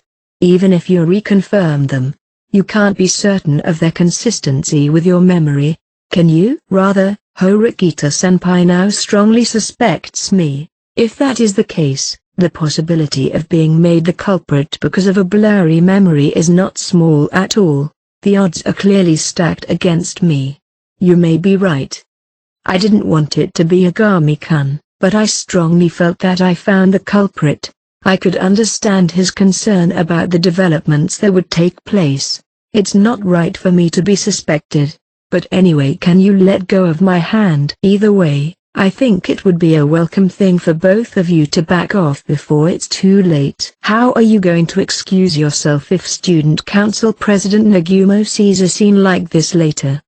We were restraining a first-year boy for no reason. Surely this situation was nothing but a mass of inconvenience for us. It would be a different story if we had been assaulted, etc. But he had done nothing. Ibuki-san, let him go. I instructed Ibuki-san to follow his words, but Ibuki-san's expression was grim and unruffled as she held Yagami-kun down. I'm sorry, but that's not how it works. Why not? Because my intuition tells me that harmless-looking people like you are the most dangerous. That's what she had learned before with Ayano Koji-kun, but it was clear from her demeanor that it wasn't just a matter of looks. Do you have any other grounds? You have a habit of looking weak at a quick glance, but you have a bad sense of humor flying around. You're not just a scrawny kid, are you? I thought it was because Ibuki-san was in direct contact with him that I knew what she was thinking. The part about the possibility that the person we were looking for was quite skilled. If that was indeed the case with Yagami-kun, then it was no wonder that he was a strong suspect. The message sent to me is very similar to Yagami-kun's handwriting. Add to that, the hidden physical ability, and the fact that he appeared here. It's true that I don't mind working out, so I have some confidence in my body. Sighing in irritation, Yagami-kun raised his gaze slightly and looked at me. I'm a little angry with you too. This situation is too one-sided. It would not be surprising if Yagami-kun had some high physical ability, as Ibuki-san had read. Originally, his OAA grade was C, which was average. It was possible that Yagami-kun's running speed and sports ability were low, with him only being proficient in martial arts. Was he a white or black belt? As the judgment was pressed for time, the silence was broken in an unexpected way. The door to the student council room, where no one was supposed to come, opened without warning. Oh shit. This is quite an unusual situation, isn't it? The one who showed up was Student Council President Nagumo. Only Yagami-kun didn't change his attitude, but Ibuki-san and I were terribly surprised because of our guilty behavior. Student Council President, why are you here? What is this about? By this he meant mainly that Ibuki-san was restraining Yagami-kun. If it took two girls to bully a junior student, that's a big problem, man. Ibuki-san couldn't continue restraining him, so she released Yagami-kun with both hands. Thank you for saving me, Student Council President Nagumo. Yagami-kun looked calm and fixed his ruffled uniform. What was with Yagami-kun's calm demeanor, as if he had known that the Student Council President was coming? Then, let's ask you to explain why you're here without permission. If I said I lost my notebook, Yagami-kun might have pointed out that I was lying. On the other hand, if I brought up the subject of the notes, the story would spread to Student Council President Nagumo. Horikita-senpai seemed to have lost her notebook, and I was going to help her find it. Ibuki-senpai seemed to have mistakenly thought that I was attacking Horikita-senpai and acted like she did for no apparent reason. He replied, not trying to corner me, but to defend my lie. I see, so that's the reason for the restraint. I think the misunderstanding has been cleared up, and I don't particularly intend to make an issue of it. Then there's no need for further mention. So, did you find the notebook? If he was willing to talk back, I was grateful to go along with the process. No, I did not find it. This was the last place I placed it. Maybe I mistook it for trash and threw it away. I'll just give up. Although he could check himself, he probably didn't care about the whereabouts of the notebook. The student body president looked away from me, as if he wasn't interested, and then sat down in his usual seat. Whatever the reason, this isn't something you should be doing in the middle of a cultural festival. Break it up now. Even if I persisted here, I could no longer see the meeting notes. I just had to back off quietly for now. With that thought in mind, I was about to leave the room with Ibuki-san, but then, by the way, Student Council President Nagumo, how did you know we were here? Yagami-kun asked such a question beside me and Ibuki-san. Are you curious? The door to the student council room was supposed to be locked, but the student council president didn't hesitate to enter the room, so I was a little concerned. It was certainly unnatural. I didn't know if the student body president had a spare key or not, but he should have tried to open the door by inserting the key at least once. It was understandable to be suspicious that he entered the room so naturally without question. It was as if he knew from the beginning that something was going on. Were Student Council President Nagumo and Yagami-kun planning to meet up here? If so, then Yagami-kun's prediction that the student body president would come would make sense. But the exchange between the two was far from indicative. I'd be happy to answer you, but before I do, I wanted to ask Yagami-kun something too. Me? You remember the matter we talked about in the student council room the other day, don't you? I told you that there's a rumor that I'm trying to expel some students with a lot of money. Of course, I've been doing some digging on my end, but I haven't been able to find out where the rumors are coming from. I couldn't keep up with the sudden rehash of the story, but you know, don't you, where the rumors are coming from? Pardon me? I mean, you're the one who started them, aren't you? Student Council President Nagumo kicked the underside of the desk lightly in frustration. Wait, please. What in the world is going on all of a sudden? Why would I do such a thing? Just as he was suspected by us, now he was suspected by Student Council President Nagumo, and it was completely unrelated. The reason for you doing it is quite clear. It was a special exam among first-year students where certain students were expelled for a prize money. You were one of the few who participated. Yagami-kun's expression clouded slightly here. It contained irritation, just like Student Council President Nagumo's. What do you mean, Student Council President Nagumo? What on earth are you talking about? You denied it at the Student Council meeting, but it was a fact. Well, you were involved too, weren't you? But I didn't break any rules, you know. It's just school policy. I was standing in as Student Council President with Director Tsukishiro to maintain fairness. Am I right, Yagami? There had been relentless special exams at this school, but I didn't think that was even possible. Wasn't it a rule not to talk about that special exam and its participants? You broke that rule first, didn't you? It wasn't me. There is no merit in embarrassing Student Council President Nagumo. Besides, there were several other first-year students who received the same explanation. Well, yeah, but you showed up here. It's tempting to speculate. That's just a coincidence. Student Council President Nagumo was facing Yagami-kun, but changed his gaze to us. You guys go back now. I'll talk to Yagami from here.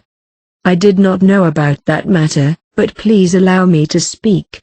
Horikita-senpai, what are you going to say? Yagami-kun attempted to restrain me with his eyes. I covered for you earlier. Return the favor, he seemed to be saying. I had to ignore such a gaze. Tell me. I don't know if he was the one who spread the rumor about that special exam, but I don't think it's a coincidence that he showed up here. Yagami-kun was following me, or I now strongly feel that he has been watching around the student council room from the beginning. You think so, Suzune? Is this true, Yagami? Yagami-kun's expression hardened as he was caught between the two sides. But then he exhaled in irritation. I understand. You two were working together from the beginning, weren't you? From the moment you handed me that letter disguised as a love letter, you decided to force me into a corner here, didn't you? The letter disguised as a love letter? You mean this one? Student Council President Nagumo took out from his pocket the love letter I had received from Miyakihashi-san. What did he mean by a letter disguised as a love letter? I don't understand. It's just a love letter from an unknown sender, with true feelings for me written on it. No, it's not. The letter is indeed a love letter at first glance, but it says, Cultural Festival, 3 p.m., Student Council Room. Other words like important, expulsion, and secret are everywhere. No? Opening the already sealed letter, Student Council President Nagumo looked it over. Where is that written? I have no idea. With that, Student Council President Nagumo moved to hand me the love letter. Excuse me. I borrowed the letter and looked through the contents, but I couldn't find their letter Yagami-kun mentioned anywhere. Ibuki-san was also curious and took a peek at the note, but her reaction was the same as ours. Such was the content. I want you to forgive me for confessing without telling you my name. I have always loved you. Please stop playing games. If you analyze the anagrams, you will find the truth. What's an anagram? Unlike Ibuki-san, who didn't understand the meaning of the word itself, I wondered if he meant to say that this letter was written with an anagram. An anagram is a rearrangement of letters to change their meanings, a play on words. Even if you try to find the answer repeatedly, you won't find it right away. Maybe you could find it with time, but it's not possible to instantly recognize it. You are very clever, Yagami. Apparently neither Suzune nor I can analyze anagrams right away, right? Yagami-kun was just as highly wary of us as we were of his growing skepticism. Could it have been written by one of you two? Or was it someone you know in common? Common acquaintance? Who the hell are you talking about? I don't know that, but you can trust that I followed the anagram to this place. If that was so. No, he said something completely strange. I don't care at this point if it's an anagram or not. How do you know in advance what's in this love letter? You read it before you handed it to me, right? Yes, there was no other way to know. It's from coincidence. When I dropped the letter, the seal came off and the contents came out. I wasn't supposed to look at it, but I couldn't resist looking through it. That's not very good behavior for a member of the student council. I understood the temptation to steal a glance, but I would usually restrain myself, and even more so if it was a letter exchanged by a third party who had nothing to do with me. Would I take the risk of checking the contents of a letter exchanged between third parties with whom I have nothing to do? It was true that not knowing the sender's name tickled my curiosity, but whether I'd even check the contents of the letter was another matter. You checked inside because you usually have bad morals, right? I had a hunch that I was being set up in some kind of trap. It doesn't sound like we can quite believe your words at the moment. I was feeling strangely uncomfortable about this whole discussion. The world as I saw it, the world as Yagami-kun saw it, and the world as President Nagumo saw it. I couldn't help but feel that they were all slightly different from each other. They seemed to be meshing, but they were not. I felt uncomfortable as if something was stuck in my back teeth. It was bad enough that Yagami-kun read the letter without permission. However, the fact that he spread a bad rumor about Student Council President Nagumo, not to mention the ambiguous meeting notes, made it worse. We couldn't determine with certainty whether his appearance in front of the Student Council room was intentional or coincidental either. There was no way to go on blaming Yagami-kun any further here. Yagami-kun looked at me and Student Council President Nagumo alternately and gave a small laugh. Isn't it about time for you to answer the question? The truth is, you all already know, don't you? After a moment of silence, perhaps having sorted out the situation in his mind, Yagami-kun spoke up. Horikita-senpai, you were shown the meeting notes, associated the paper with the one you received during the uninhabited island, and thought I was the culprit. Then you gave a letter to Student Council President Nagumo, disguised as a love letter, and secretly sent him a message. For some reason, he started mentioning the notes and paper himself, which he had not mentioned up to this point. Why do you have to go through all that trouble? You could have just called or chatted. Isn't it so you don't leave evidence that you suspect me? You can make any number of requests with this letter disguised as a love letter, and Student Council President Nagumo would be willing to go over the meeting records with you to determine if I am the person Horikita-senpai is looking for. The island? The notes? The person Suzune is looking for? What are you talking about? Are you still going to continue your act, Student Council President Nagumo? I already know that you and Horikita-senpai are acting under the direction of a certain person. Everything is under the direction of Ayano Koji-senpai, who created the anagram of this letter, isn't it? I feel bad for him. I'm sure he had already arrived at this conclusion far before I even had to show you the notes. Horikita-senpai. Why is Ayano Koji-kun's name mentioned here? He's going around a lot, isn't he? I thought he didn't like to be publicized, but I didn't expect him to contact me in this way. He laughed amusedly. Yagami-kun's attitude had clearly changed from before. So what happens after this? Are we finally going to meet Ayano Koji-senpai? Yagami-kun looked at the doorway like a child with a toy gift box in front of him. I'm impatient. Can you tell me what you have heard about me before he arrives? I would especially like to hear it from your mouth, Horikita-senpai. Wait, I really don't know what you are talking about. I suspected that you came to my tent and put the letter in there, but I only talked to Ibuki-san about it.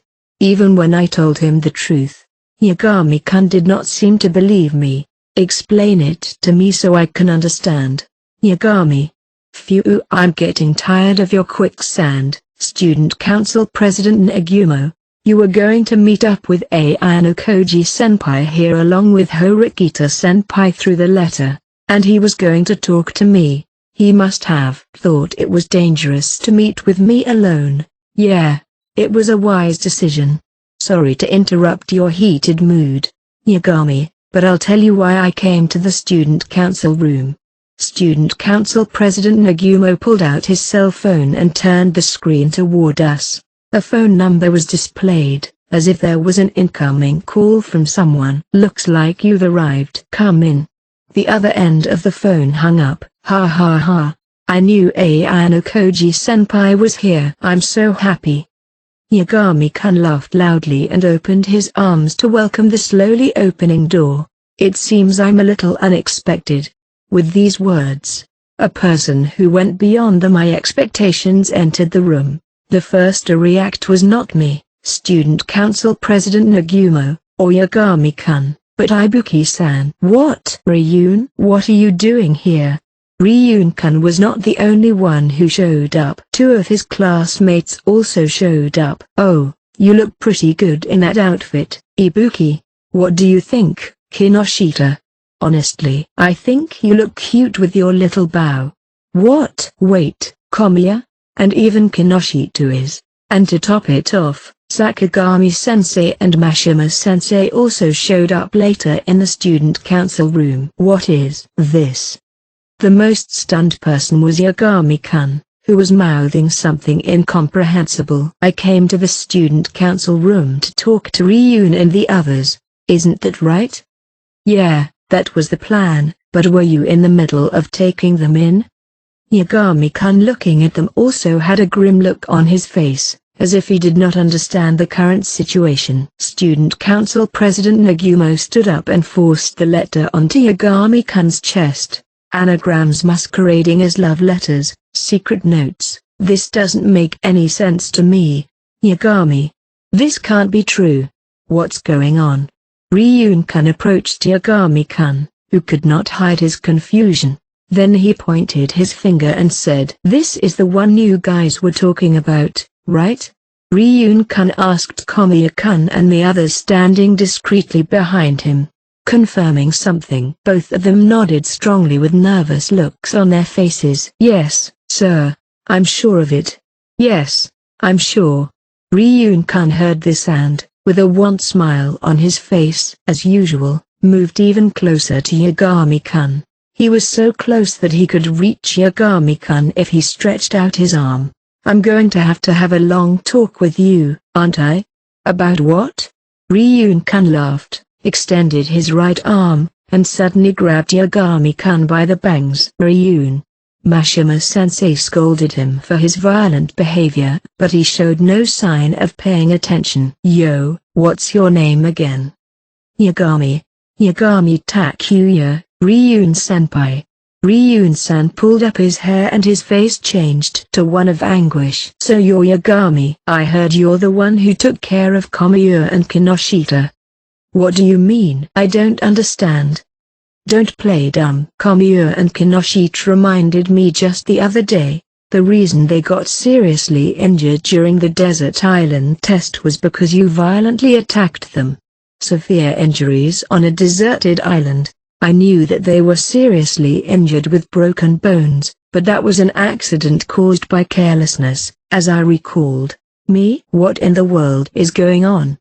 These guys had lost their memories due to the shock of their injuries. But once it was put away as an accident, they remembered. They remember now that you were the culprit. As if in response to this statement, Student Council President Nagumo also commented, "It was just yesterday. We were going to have a discussion today, just me, Ryun, and Komiya and Kinoshita. Why are the teachers here? I called them here to save you the trouble. I heard that Sakagami rushed over when the two of you were injured. Speaking of Yagami-kun, I'm sure Mashima-sensei recalls as well. Sakagami-sensei confirmed Mashima-sensei, as if remembering something. Yes, I don't want to do anything to suspect the students, but I can't deny the possibility. Hey, what are you saying? I didn't do anything. No wonder he was so flustered. I was not able to clear my head either. Yagami, I know that the GPS on your watch was not functioning when the two alerts went off that day. There were several students whose watches were broken during the special exam, but only two, including you, were able to contact Komiya and the others from the point where you last disappeared. Of course, at the time, Komiya, Kinoshita, and Shinohara could only say that someone had injured them, but they could not give their names. Therefore, we had no choice but to treat it as an accident. He couldn't remember, but later he remembered and gave my name. That's impossible. It's obvious that the two of them must have talked past each other to come up with my name. Mutual back-channeling? The fact that your watch was broken is a fact that the average student does not know. Over 400 people were taking the test on a deserted island. Two of them were wearing watches with broken GPS at the time they were injured. Surely the odds are too low to call it a coincidence. They recall seeing the culprit. What's your basis for your doubts about their claims? Tell me. With more strength in his fingertips, Ryun-kun pulled on Yagami-kun's hair. GGHH. That's.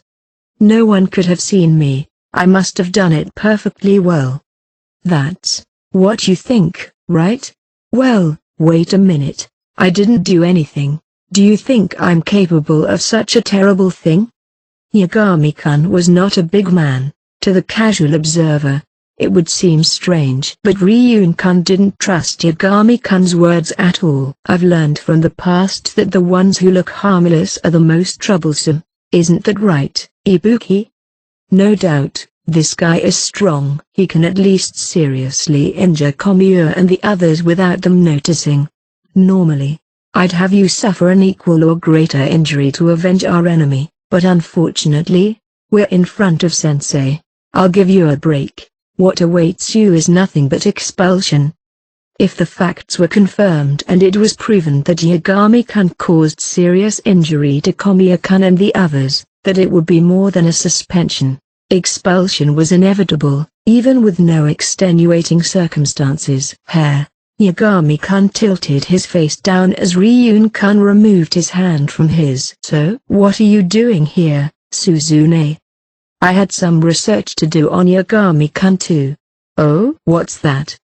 I came this far. I had no choice but to tell them all about it. I told them what had happened on the deserted island, that I had been looking for a student with beautiful handwriting, that I had come here to check the notes because they were similar to Yagami-kun's. I pulled out the notebook and opened it to Yagami-kun's page. The handwriting and Yagami-kun's handwriting are almost identical. It also matches my memory. Let me ask you to explain what this means, Yagami. Student Council President Nagumo asked, even though he didn't have a full grasp of what's going on. The only thing that was certain was that something mysterious was going on in this place. While all of us were related to Yagami-kun, there wasn't a definitive key. There was no one who could be the most important key. How was such a thing possible? What if it had all started with that one love letter, and I entrusted it to Yagami-kun, and Yagami-kun saw what was inside, too? They knew for sure that Yagami-kun would analyze the anagram inside of it, but they didn't know that I had seen Yagami-kun's notes. No. I wonder if that had anything to do with it. I was an outsider, and Ibuki-san was an outsider with me. Even if Ibuki-san and I were not here, this sequence of events would have continued. Yagami-kun, who was lured by the letter and came to the student council room, would have been questioned by President Nagumo. But was such a thing possible? Even if it were possible, who would do it? When and where? No, This kind of question itself may be wrong. It would not be at all surprising if Ayano Koji-kun was behind this event. Ryun-kun, Kamiya-kun and others who unexpectedly appeared, as well as the teachers. It was a place to surround Yagami-kun, who was evasive from all sides. Kyuku. I'm surprised too, but I can't help it. He was playing with fire too much. Ryun-kun started laughing, perhaps feeling the same way I did. Why is this happening? This is beyond stupid. I don't know what kind of background you have, but you're trapped. I am still in a state where I can't even fight him. This is where it ends. It can't be over. That's ridiculous. Yagami-kun, his whole body trembling, shouted in a voice never heard before. You mean you don't even have to deal with me directly? Hey. Ha. Ha ha ha. Don't fuck with me. Don't fuck with me. Shut up. Don't yell so close to me, you little bitch. Ryun-kun sticked his pinky in his right ear and muttered in exasperation. Yagami-kun's excitement did not subside. Okay, Yagami-kun said. I'm going to do it now. I'm going to kill him with my own hands. Then I'll go back to where I belong, and get my rightful place. I'll take his dead body back with me. There were two teachers here, as if that didn't matter at all. In a clear sign of change, Ibuki-san jumped toward Yagami-kun from behind just as he was about to take a bold step toward Ryun-kun. Without looking back, Yagami-kun quickly dealt with it and slammed his elbow into her abdomen. Just one shot and Ibuki-san crumpled to the ground, unable to stand up. Stop it, Yagami. When the teachers started to run to stop Yagami-san, Ryun-kun stopped them. Pull back, he's not fucking around. Guess it's time for me to step up, isn't it? Ryun-kun, without regard to the fact that this was the student council chambers, clenched his fist. Oh my god, you can't stop me. I'm not going to tolerate anyone who stands in front of me from now on. I don't care if it's a woman or a teacher. If you don't want to see yourself get hurt like Kamiya and the others, then shut up and back off. Kyuku. So that's your true nature. That's funny, isn't it? Without hesitation, Ryun-kun took a step forward and lightly spread his arms out as if to provoke. I'll gladly stand in your way, so come at me. You're only a punk. Ryun-kun was determined, but I didn't think Yagami-kun could be stopped. However, we must do something to hold him here. He was driven by the urge to destroy everything, regardless of the teacher's presence. If we let him go, there is no guarantee that we will be able to stop his rampage. And where he was headed was to Ayano Koji-kun.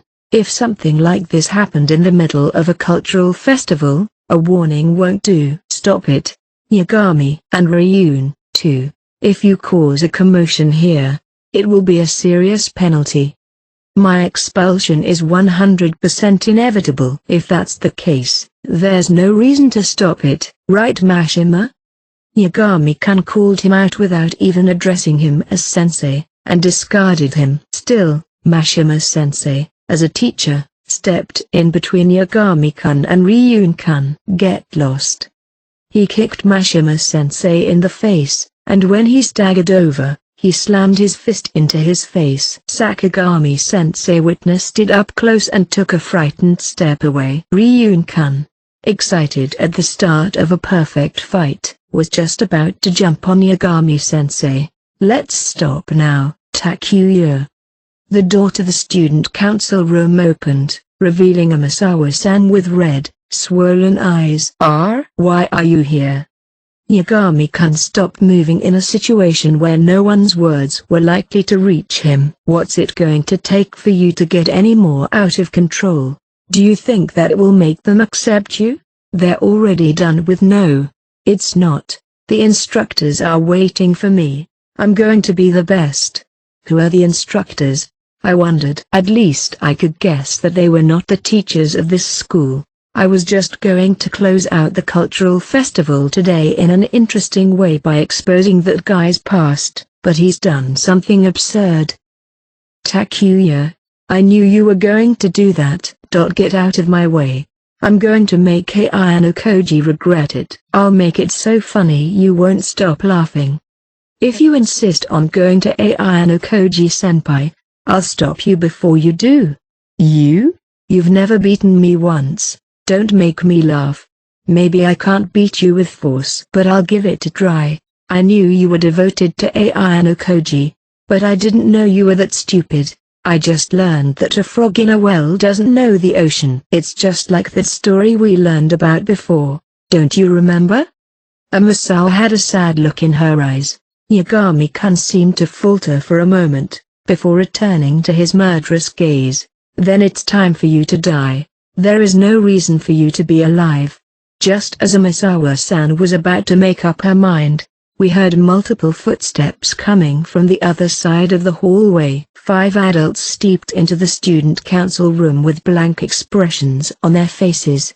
Not all of them were recognizable, but 2 of the 5 were guests of honor who had also shown up at the maid cafe. Yagami-kun, who had been untouchable until a moment ago, suddenly began to tremble. Why are you guys here? Hey, why? We even got a call to come pick you up at the student council office. It wasn't exactly what we had in mind. Yagami-kun, who had been on a killing spree just a short time ago, found himself squeezed like a child. It was almost as if a child had been caught by his parents and was scared of the punishment. Surrounded by adults, Yagami-kun was taken away without resistance. Amasawa-san walked with him. You people are. Mashima-sensei confirmed as he stood up in pain.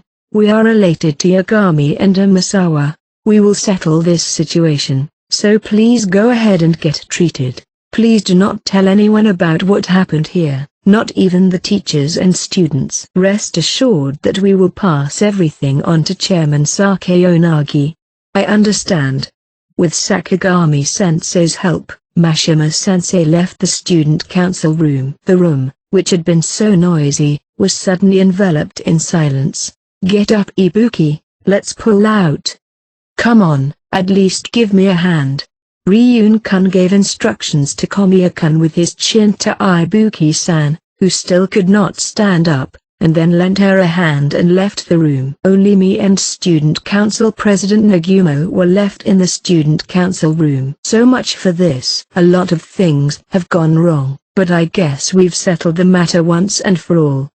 How much did you know about today's incident involving Ayano Koji-kun? What are you talking about? As I said before, I just came here with the intention of talking to Ryun. Then you didn't need to bring that letter. The love letter remained crumpled and fallen on the floor in emptiness. To borrow Yagami's words, it was a coincidence. It just happened to be still in my pocket. A simple lie. There was nothing more to say. Such was the notice from the student body president. The noisy festival is over. You two, go back. I understand. I turned to leave the room, and saw Nagumo settling into his chair, eyes closed, with a slight grin on his face. Epilogue. The people behind the scenes finally, 4P.M arrived, and the hectic cultural festival finally came to an end. As explained in advance, the accounting application was forcibly shut down, and sales cannot be recorded thereafter. The results could be checked via cell phone starting 6 p.m., 2 hours later. Even though the event was over, we were still expected to not take it for granted until the end of the day. The guests who had stayed until the end began to leave their seats as the cafe was closing, and gave their impressions of the maid cafe to the students. All of them had positive comments such as, "It was interesting," and "It was fun." The students who had worked so hard at the event were deeply touched by those warm words, and their fatigue seemed to fade away. Incidentally, Chabashira-sensei ran out of the classroom like a rabbit as soon as 4 o'clock came. Running around in that outfit would have been conspicuous, but let's leave it at that. It was around 5:30 when all the customers left and all the classmates, except Konji, gathered at the maid cafe. Good work, everyone. A lot happened, but at least we were able to end the festival in an ideal way. I don't think the sales could have been any better. Ike and the others gathered in the classroom, having just finished taking down the outdoor stalls. In the maid cafe, some guests stayed eating until late, so there were still some areas to clean up, but Horikita stepped up to sum up the cultural festival. The results will be announced later, but there is something I want to talk to you about before that. Yes.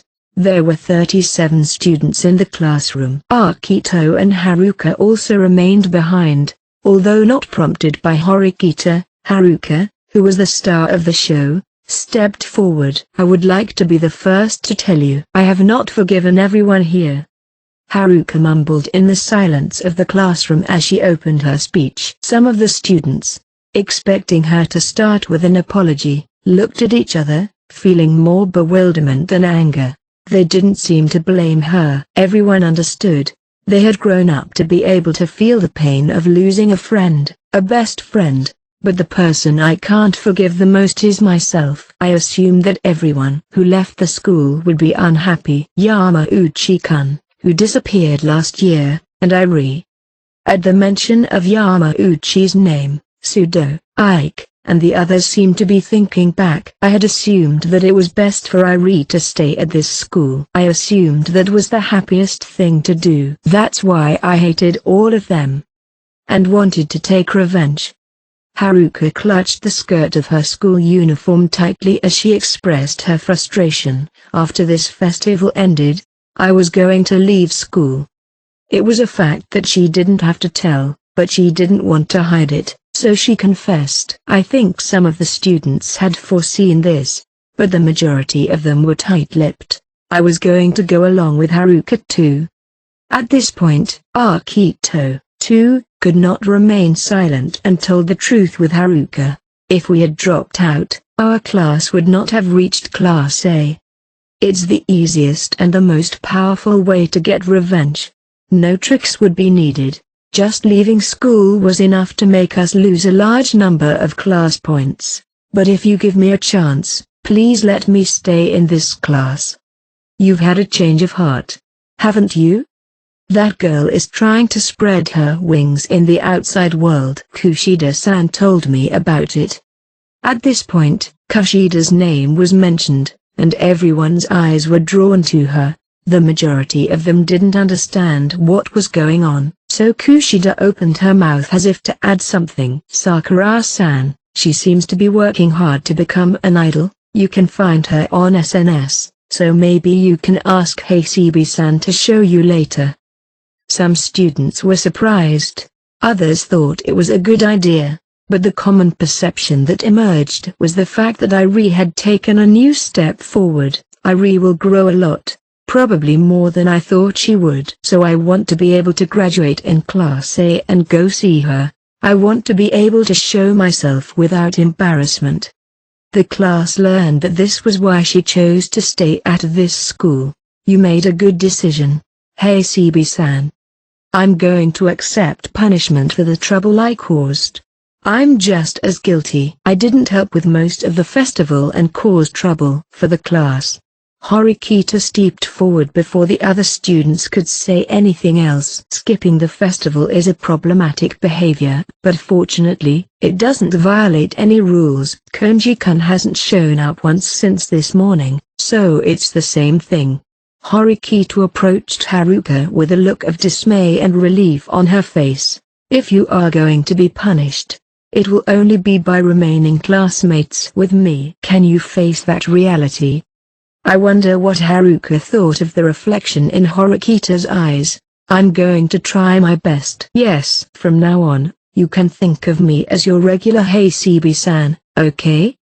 Don't worry, I won't bother you. That was enough. Horikita nodded and declared, Miyaki-kun is the same as before as well. Is that okay? Of course. That's all for today then. Let's all finish the rest of the cleanup quickly. Casey walked up to Haruka and Akito, somewhat hesitantly. Starting with Akito's apology, Casey's eyes reddened a bit and he spoke with relief. Haruka's apology brought the three of them together for the first time while and they smiled slightly at each other. Akito and Casey turned their attention to Haruka as if they had made up their minds. The two of them signaled to Haruka as well, and the eyes of those three turned to me in confusion. If I were to approach them here and now, the group might be resumed. That was no longer necessary. I turned my back and went to send words of thanks to Sato and the others. The group of 5 was now 3, but I hoped that the bond between them would be stronger than before. That place doesn't need me. The 3 of them could sense my actions as a sign of farewell. They didn't approach me or call out to me. It was quick after that. The cleanup that was left to be done would soon be back on track with 37 people. All the cleanup was done before 6 p.m. Then the results of the festival were announced. First place, second year B class, plus 100 class points. Second place, second year C class, plus 100 class points. Third place, third year B class, plus 100 class points. Fourth place, second year A class, plus 100 class points. Fifth place, first year A class, plus 50 class points.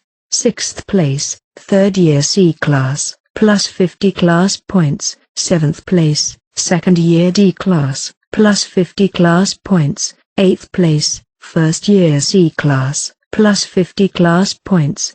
Ninth place, third year D class, plus 50 class points. 10th place, first year B class. 11th place, third year A class. 12th place, first year D class. We're in first place. We did it. I guess Chabashira-sensei's cosplay really struck. Each was pleased and praised each other for a good fight. But Ryun's place is also in second place, and Sakyonagi's class is in fourth place, which is quintessential. Ayano Koji-kun. Yeah, everything is going according to plan. It was a certainty that Horikita's class would take the top place, and it was assumed from the beginning that Ryun's class would also be in the top position. I wondered how the one-liners would fare, but you've managed to outsmart them.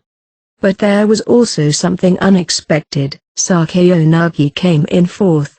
Yes, did you see their performance? No, I didn't go to the third floor of the special wing today. Did you see them?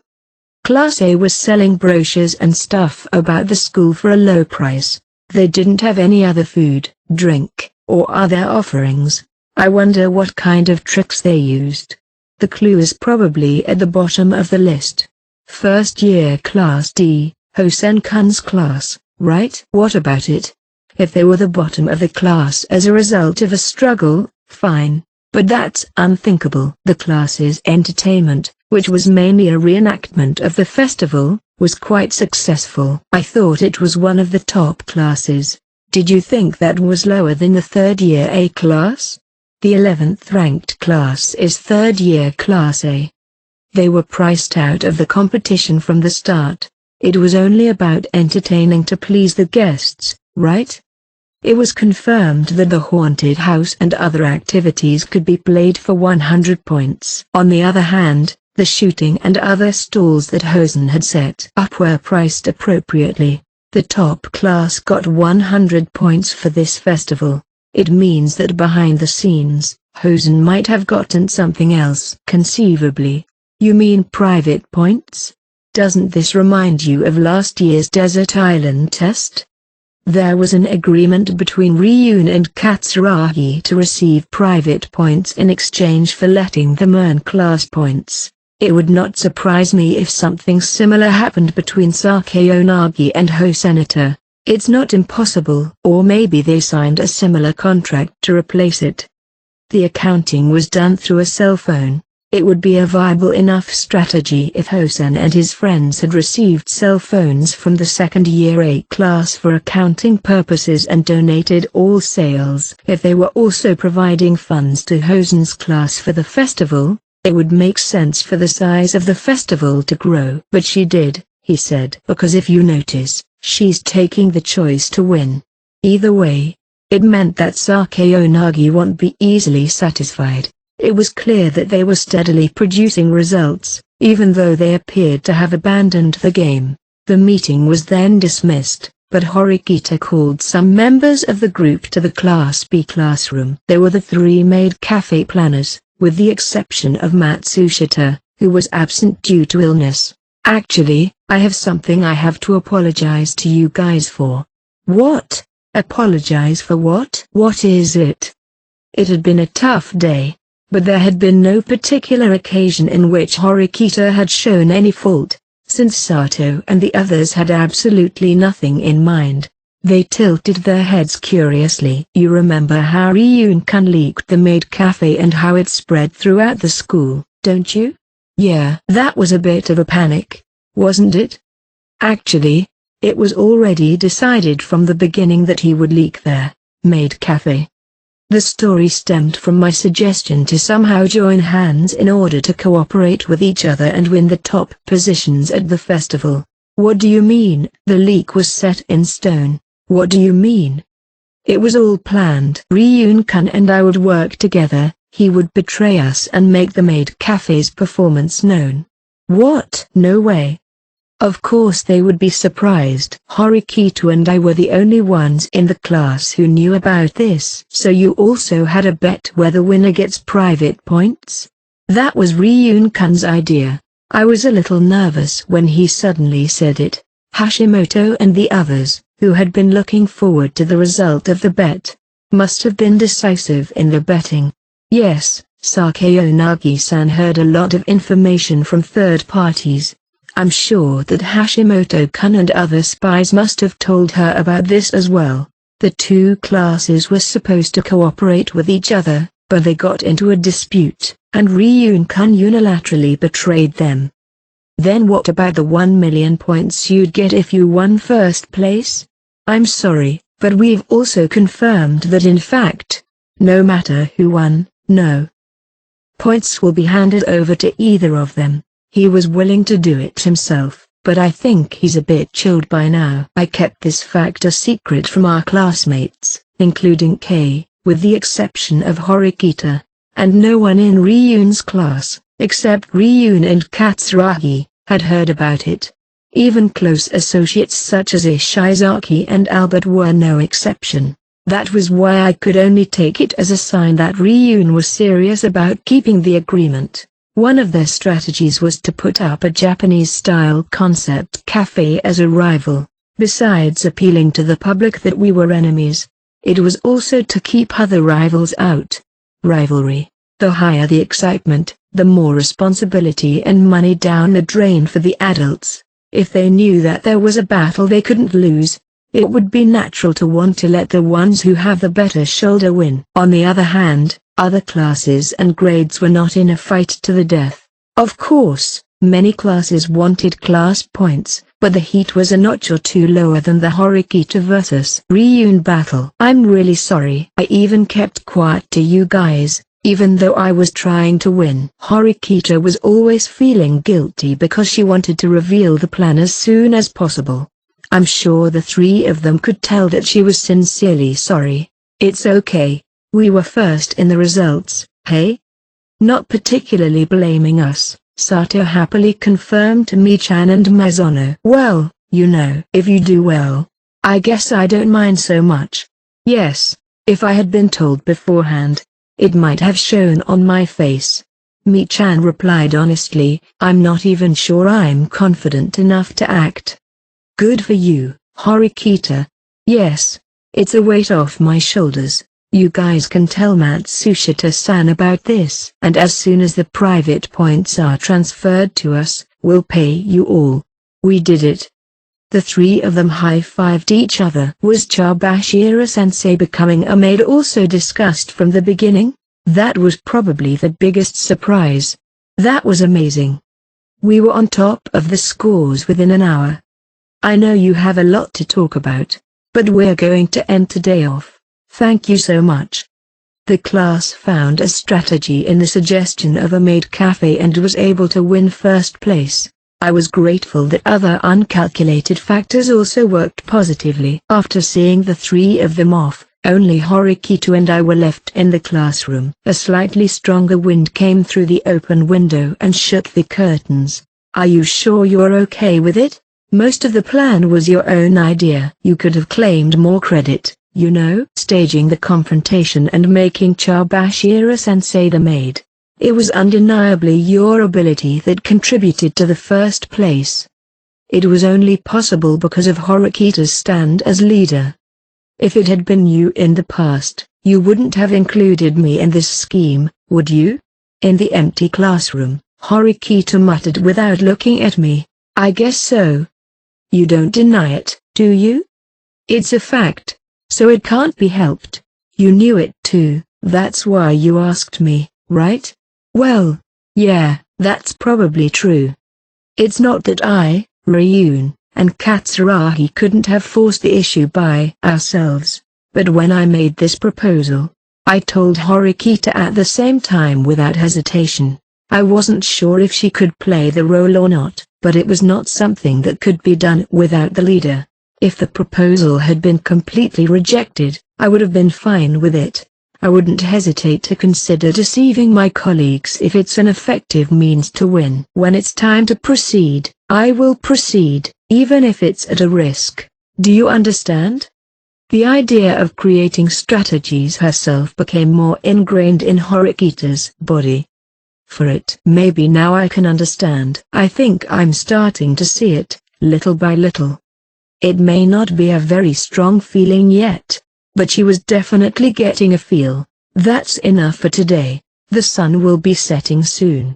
Wait, Ayano Koji-kun. I really need to ask you something right now. I had a hunch that Horikita would refuse to leave when I tried to encourage her to do so. I had a feeling that Horikita and Ibuki's presence in the student council room was not a mere coincidence. It must be because they had arrived at that place by following some sort of thread. What is it? Today's cultural festival. The serious incident that was happening behind the scenes. Are you just in time or not? My cell phone rang. Sorry, hold on a second. Yeah. I looked at the screen and saw that it was an incoming call from an unknown number. Hello? Are you still in school? I'd like to talk to you for a minute if you'd like. The voice sounded familiar. It was Tsubaki Sakurako, a student in first year. Class C. I didn't care how she got my number, as there were so many different ways to get it, but she was an unexpected person. I'm not surprised as to why she made contact today. Are you alone now? Unfortunately not. Then why don't we meet up? Where are you? I just left the front door. You're still on campus, right? Give me 5 minutes. Okay. After a short call, I told Horikita, I'm sorry, but I'm going to have to step out for a bit. I'll be back in about 10 or 20 minutes. Then we'll continue our conversation. Okay, I'll wait here. I promised to come back here and left the classroom. Once I was alone, I decided to call the person who had helped me the most today. The third year's information network is top-notch. Whether it was Kushida Kikiyo or Hasibe Haruka, you're able to find them immediately. I've once again realized the power of Student Council President Nagumo. Did you call me to say that? I just wanted to thank you in advance. You were very helpful in today's search. The number of eyes and the leadership among the third-year students who quickly located Haruka and Kushida were magnificent. I never thought you'd use the strategy I used on you for your own benefit. It was helpful that you were able to tell me what was going on in there. Student council room. Thanks to you, I was able to respond quickly. At first, I thought it was Yagami's crazy delusion, but was there actually a trick to that letter? It seems to be a love letter to Student Council President Nagumo, but as Yagami complained, it had a somewhat complicated anagram in it. If someone deciphers it, they arrive at the sentence, I have an important meeting in the student council room after 3 p.m. I also mixed in a few other words that I thought would be interesting. If he had a strong interest, he would naturally take me up on the offer. In addition to the anagram, the love letter had a few other little touches. The envelope used for the letter and the stickers that held it together were made available to anyone at any time at the Kiyaki Mall. If they had been custom-made and bought on the internet, Yagami might have hesitated, fearing that the contents might be seen and evidence would be left behind. However, if you inspect the Kiyaki Mall, you'd notice that all but the handwritten letterhead could be substituted. That's why he could check the contents without hesitation. Furthermore, by writing directly, I could give Yagami information about the handwriting. White Room students were thoroughly trained in calligraphy, so their handwriting was sure to be professional. The love letter prepared in this way was passed to Horikita through another girl using K. Then, she was led to hand it to Yagami, giving him time to examine it. Since there was a possibility that Horikita would hand it directly to Nagumo, I had him act like he was in a bad mood that day so that she couldn't hand it over immediately. I didn't think he was the guy who went rogue on the island. How much did you know about him? I don't know anything. Yagami just confessed on his own. What kind of a trick was used for Komiya and the others to name Yagami? Was it a coincidence that the teacher showed up? I just told them that the person at the center of the trouble might be lured out.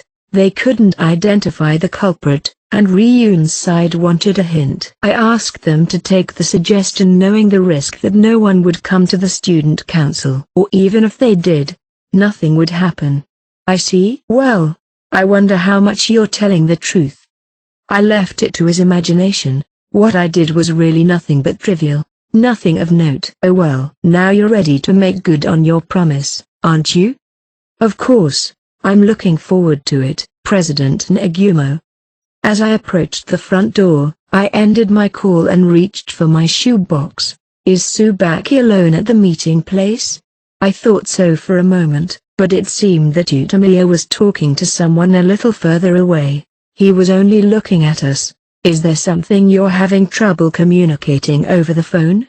Well, the first-year students are in a bit of a mess right now.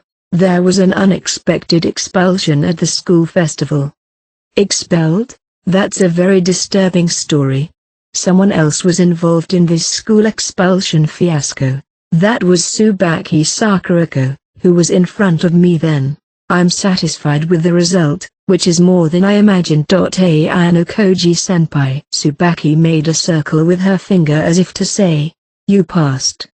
It seems you've successfully extracted information from Sato-senpai and drove Yagami-kun out of school. I am very grateful. I didn't extract the information. You contacted Sato repeatedly and gradually drove her into a corner. And then, when she couldn't take it anymore, you coordinated and threatened her, pushing her to spit everything out and confide in someone.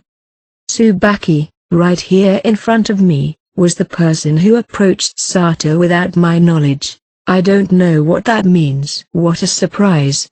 Sato was apparently approached by Tsubaki near the women's restroom at Kiyaki Mall. There, she flashed some bait that would turn things around for her, including a turnaround between my relationship with Kei, which tickled her curiosity. It seems you called Sato to your room and made cheap threats, but it wasn't a serious attempt to manipulate her into ruining our relationship. It was because you wanted to push her to act, or deal with the threat of Kei's relationship, by indirectly letting her know that we were getting close.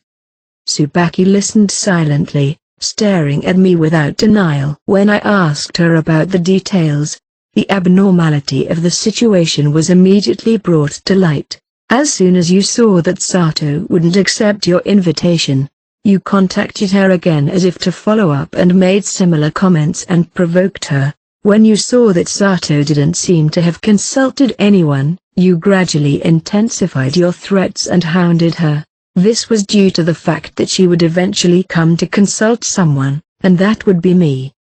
The goal was not to cage Sato, but to wait for her to ask me for help. Then, you most likely told Sato that it was Yagami who was behind the threats, not you.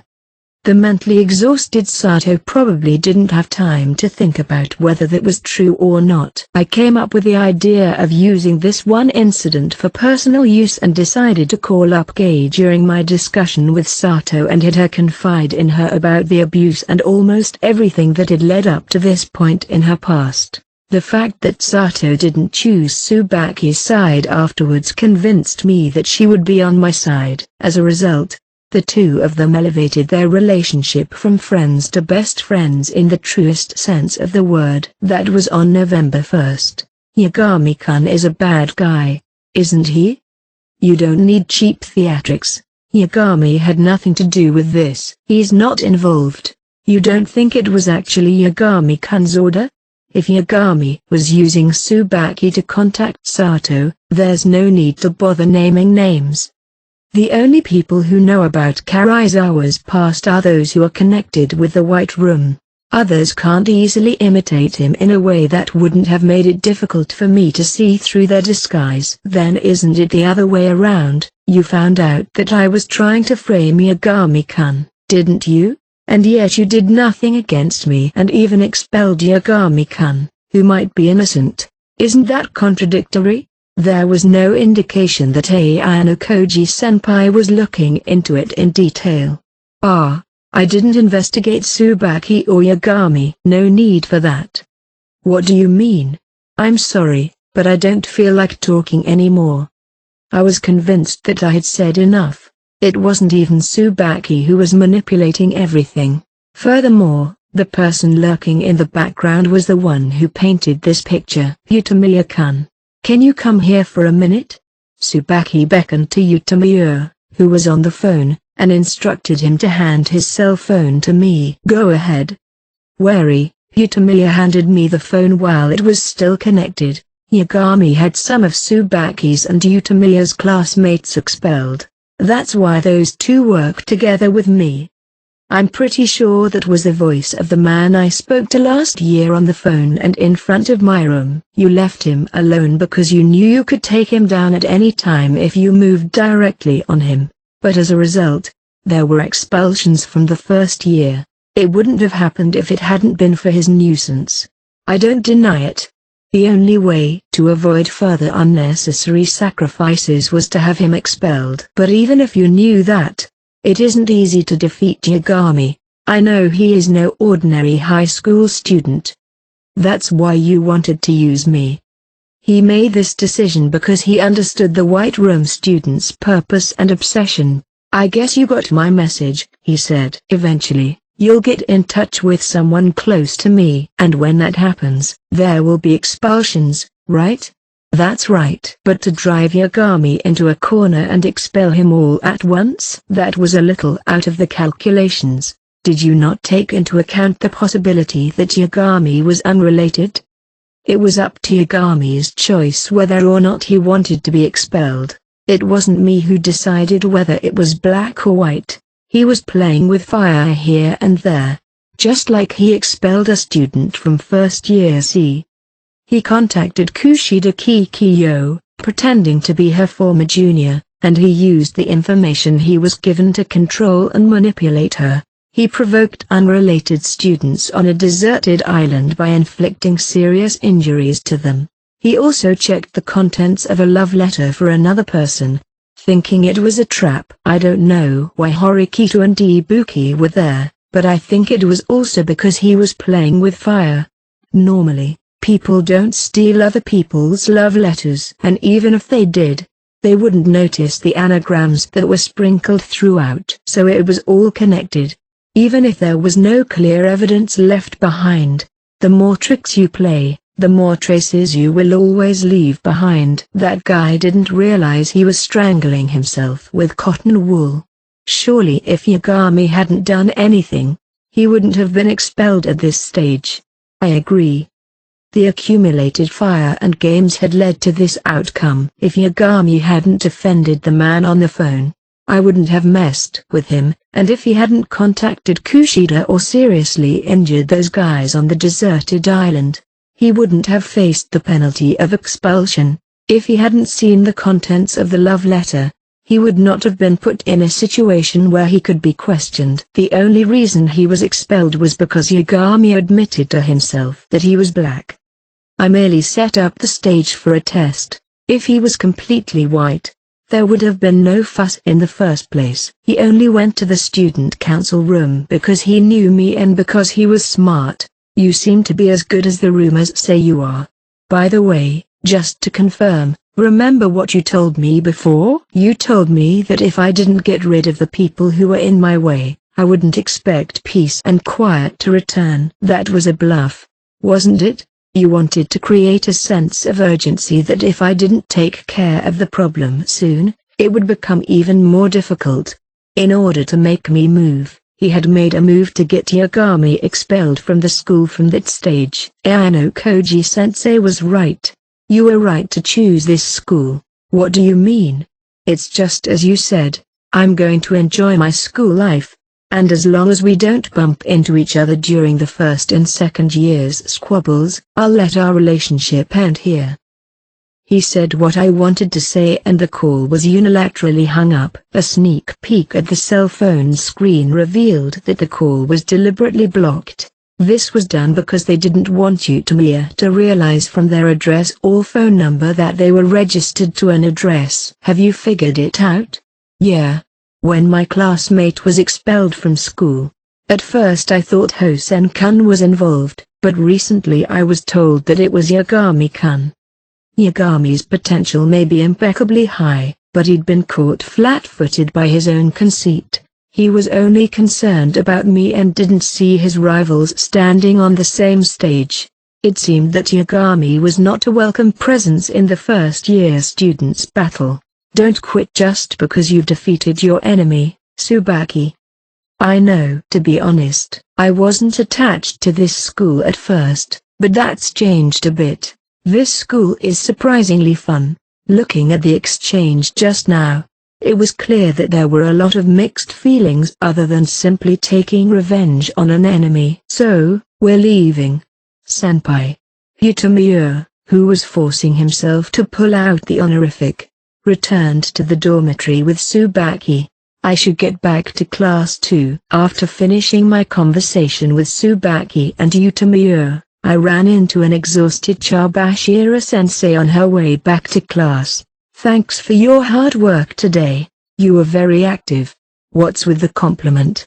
Chabashira-sensei was clearly angry as she turned her childlike glare on me without hiding it. Did you really hate it so much that we made you wear a maid's uniform?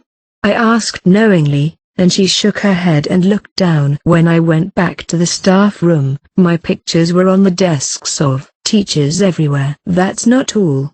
I wonder how many teachers I've been accosted by in the short time I've been there, how many stories about my maid's uniform, how many embarrassments I've suffered. For the time being, I sincerely wish to be as shellfish. It must have been a really hard time for her, because she felt the pressure so intensely. That's not for me to know. It must be symbolic of the teacher's popularity. I am definitely not popular. You've gone the extra mile.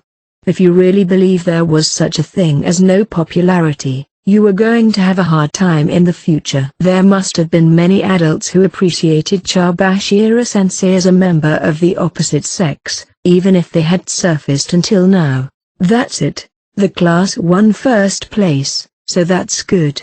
Not good at all. If anything, the top sales amount was a sure thing even if I didn't do anything. I see. Well, first place looks better than second and third place, doesn't it? That's not like you to say. She swallowed hard and held back, as if she thought there was no point in blaming me anymore. Even so, I didn't think you were cooperating with Ryun's class under the guise of being hostile to them. If one class fights alone, the maximum strength is about 40 people, but if two classes join hands, nearly twice that number of people will join hands though, not foolproof. Propaganda doesn't necessarily have to go hand in hand on the surface. If you get a lot of people together, albeit in different forms, you can make a big show without spending a lot of money. Even the staff room was surprised. Everyone thought it was a real showdown. Chabashira-sensei only mentioned the festival's success, but not Yagami's withdrawal. Even first-year students who were not directly involved in the event should know about it as well as teachers, but none have spoken about it with me, who they think was uninvolved. As a teacher at this school, she was making the right decision. By the way, aren't you going home? I have Horikita waiting in the classroom. Are you still working overtime? I'm making the rounds of the school. There have been several reports of forgotten items filed by guests. So even when the festival was over, the teachers were still busy cleaning up afterwards. When I returned to the classroom with Chabashira-sensei, Horikita was lying on her desk with her upper body on top. Chabashira-sensei and I looked at each other and decided not to talk to her. I went closer to check and found that she seemed to be asleep. A strong breeze was coming in through the opened window. For a moment, I wondered if I should cover her with her uniform jacket, but decided against it. I decided not to because I knew Horikita wouldn't be pleased if she knew I had approached her later. For a moment I thought she was awake, but apparently not. No. She was talking in his sleep. I was a little surprised because it was a bit of a startling statement. Horikita must have been tired today. I closed the window quietly so she wouldn't catch a cold before heading back to the corridor. I'm going to let her sleep a little longer. Are you going to wait for her to wake up here? She won first place at the school festival. I'd say it's well deserved. She'll be up soon anyway. You go home now. I'll take over here. Are you sure?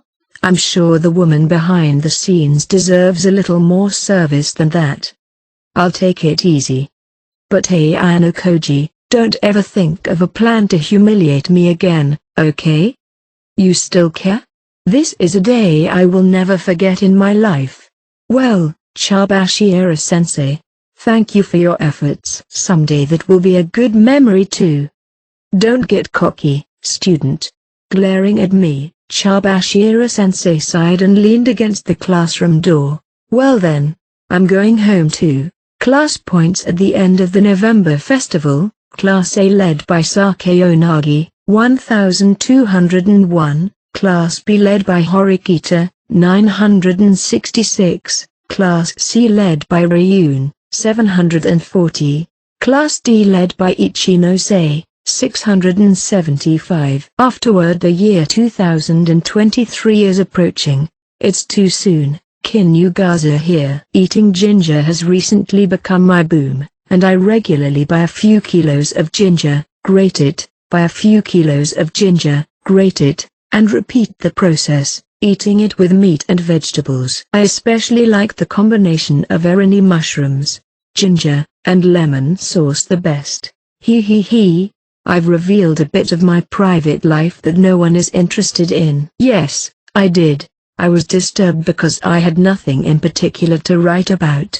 But let's move on to the main topic. This story is mainly about the cultural festival in November. I know some of you may have wanted to see the costumes of the other students, but please understand that this is a story for another time. The story is progressing smoothly without stopping. Soon the second semester will end, and we will enter the winter break and the turbulent third semester. Although the number of volumes is a little larger than originally expected, the second grade version has finally passed the turn of the year. I feel that we are getting closer and closer to the conclusion of the story. Will Ayano-koji be able to graduate from school safely? How will each class end up in the end? I think we will be able to see the whole picture little by little. So please wait with bated breath. And then, finally, the second season of the anime will start in July. We have been waiting for it for a long time. I waited so long that I was wondering how long I had to wait. I can't wait to see Ayano-koji and his friends in action for the first time in several years. And since a third season is also planned, well, how can I say that I am filled with emotion? Whether you like Yuzutsu or not, whether you are interested or not, I hope everyone will watch it. I will watch it as one of those who have been waiting for the second season more than anyone else. Yay! Finally, I would like to make an unusually serious announcement. Please understand this in advance. The second season of the TV anime Classroom of the Elite will start soon. I have written a special volume, a volume 0 so to say, which will come with the DVD bonus. It was really hard work. And since it is volume 0, it goes into Ayano Koji's past. The illustrator, Tomo-sensei, has cooperated fully with me, and the volume and number of illustrations are the same as those in the main volume of the book. That is all for now, and I will leave you with this afterword. I hope to see you all again somewhere within this year. Diamond, diamond, diamond. Good to see everyone again. Skywish here. The short stories by Cinnamon translations are not done yet. I will be adding them in a separate video, but wanted to get the main volume to you all as soon as possible. Currently I am also working on a chess channel if anyone is interested in that. The next volume will be released October 24th. I will be opening the volume 18 spoilers room to discuss this volume in the community Discord. I will see you all in hopefully a few days when Cinnamon finishes their short story translations. Diamond, diamond, diamond.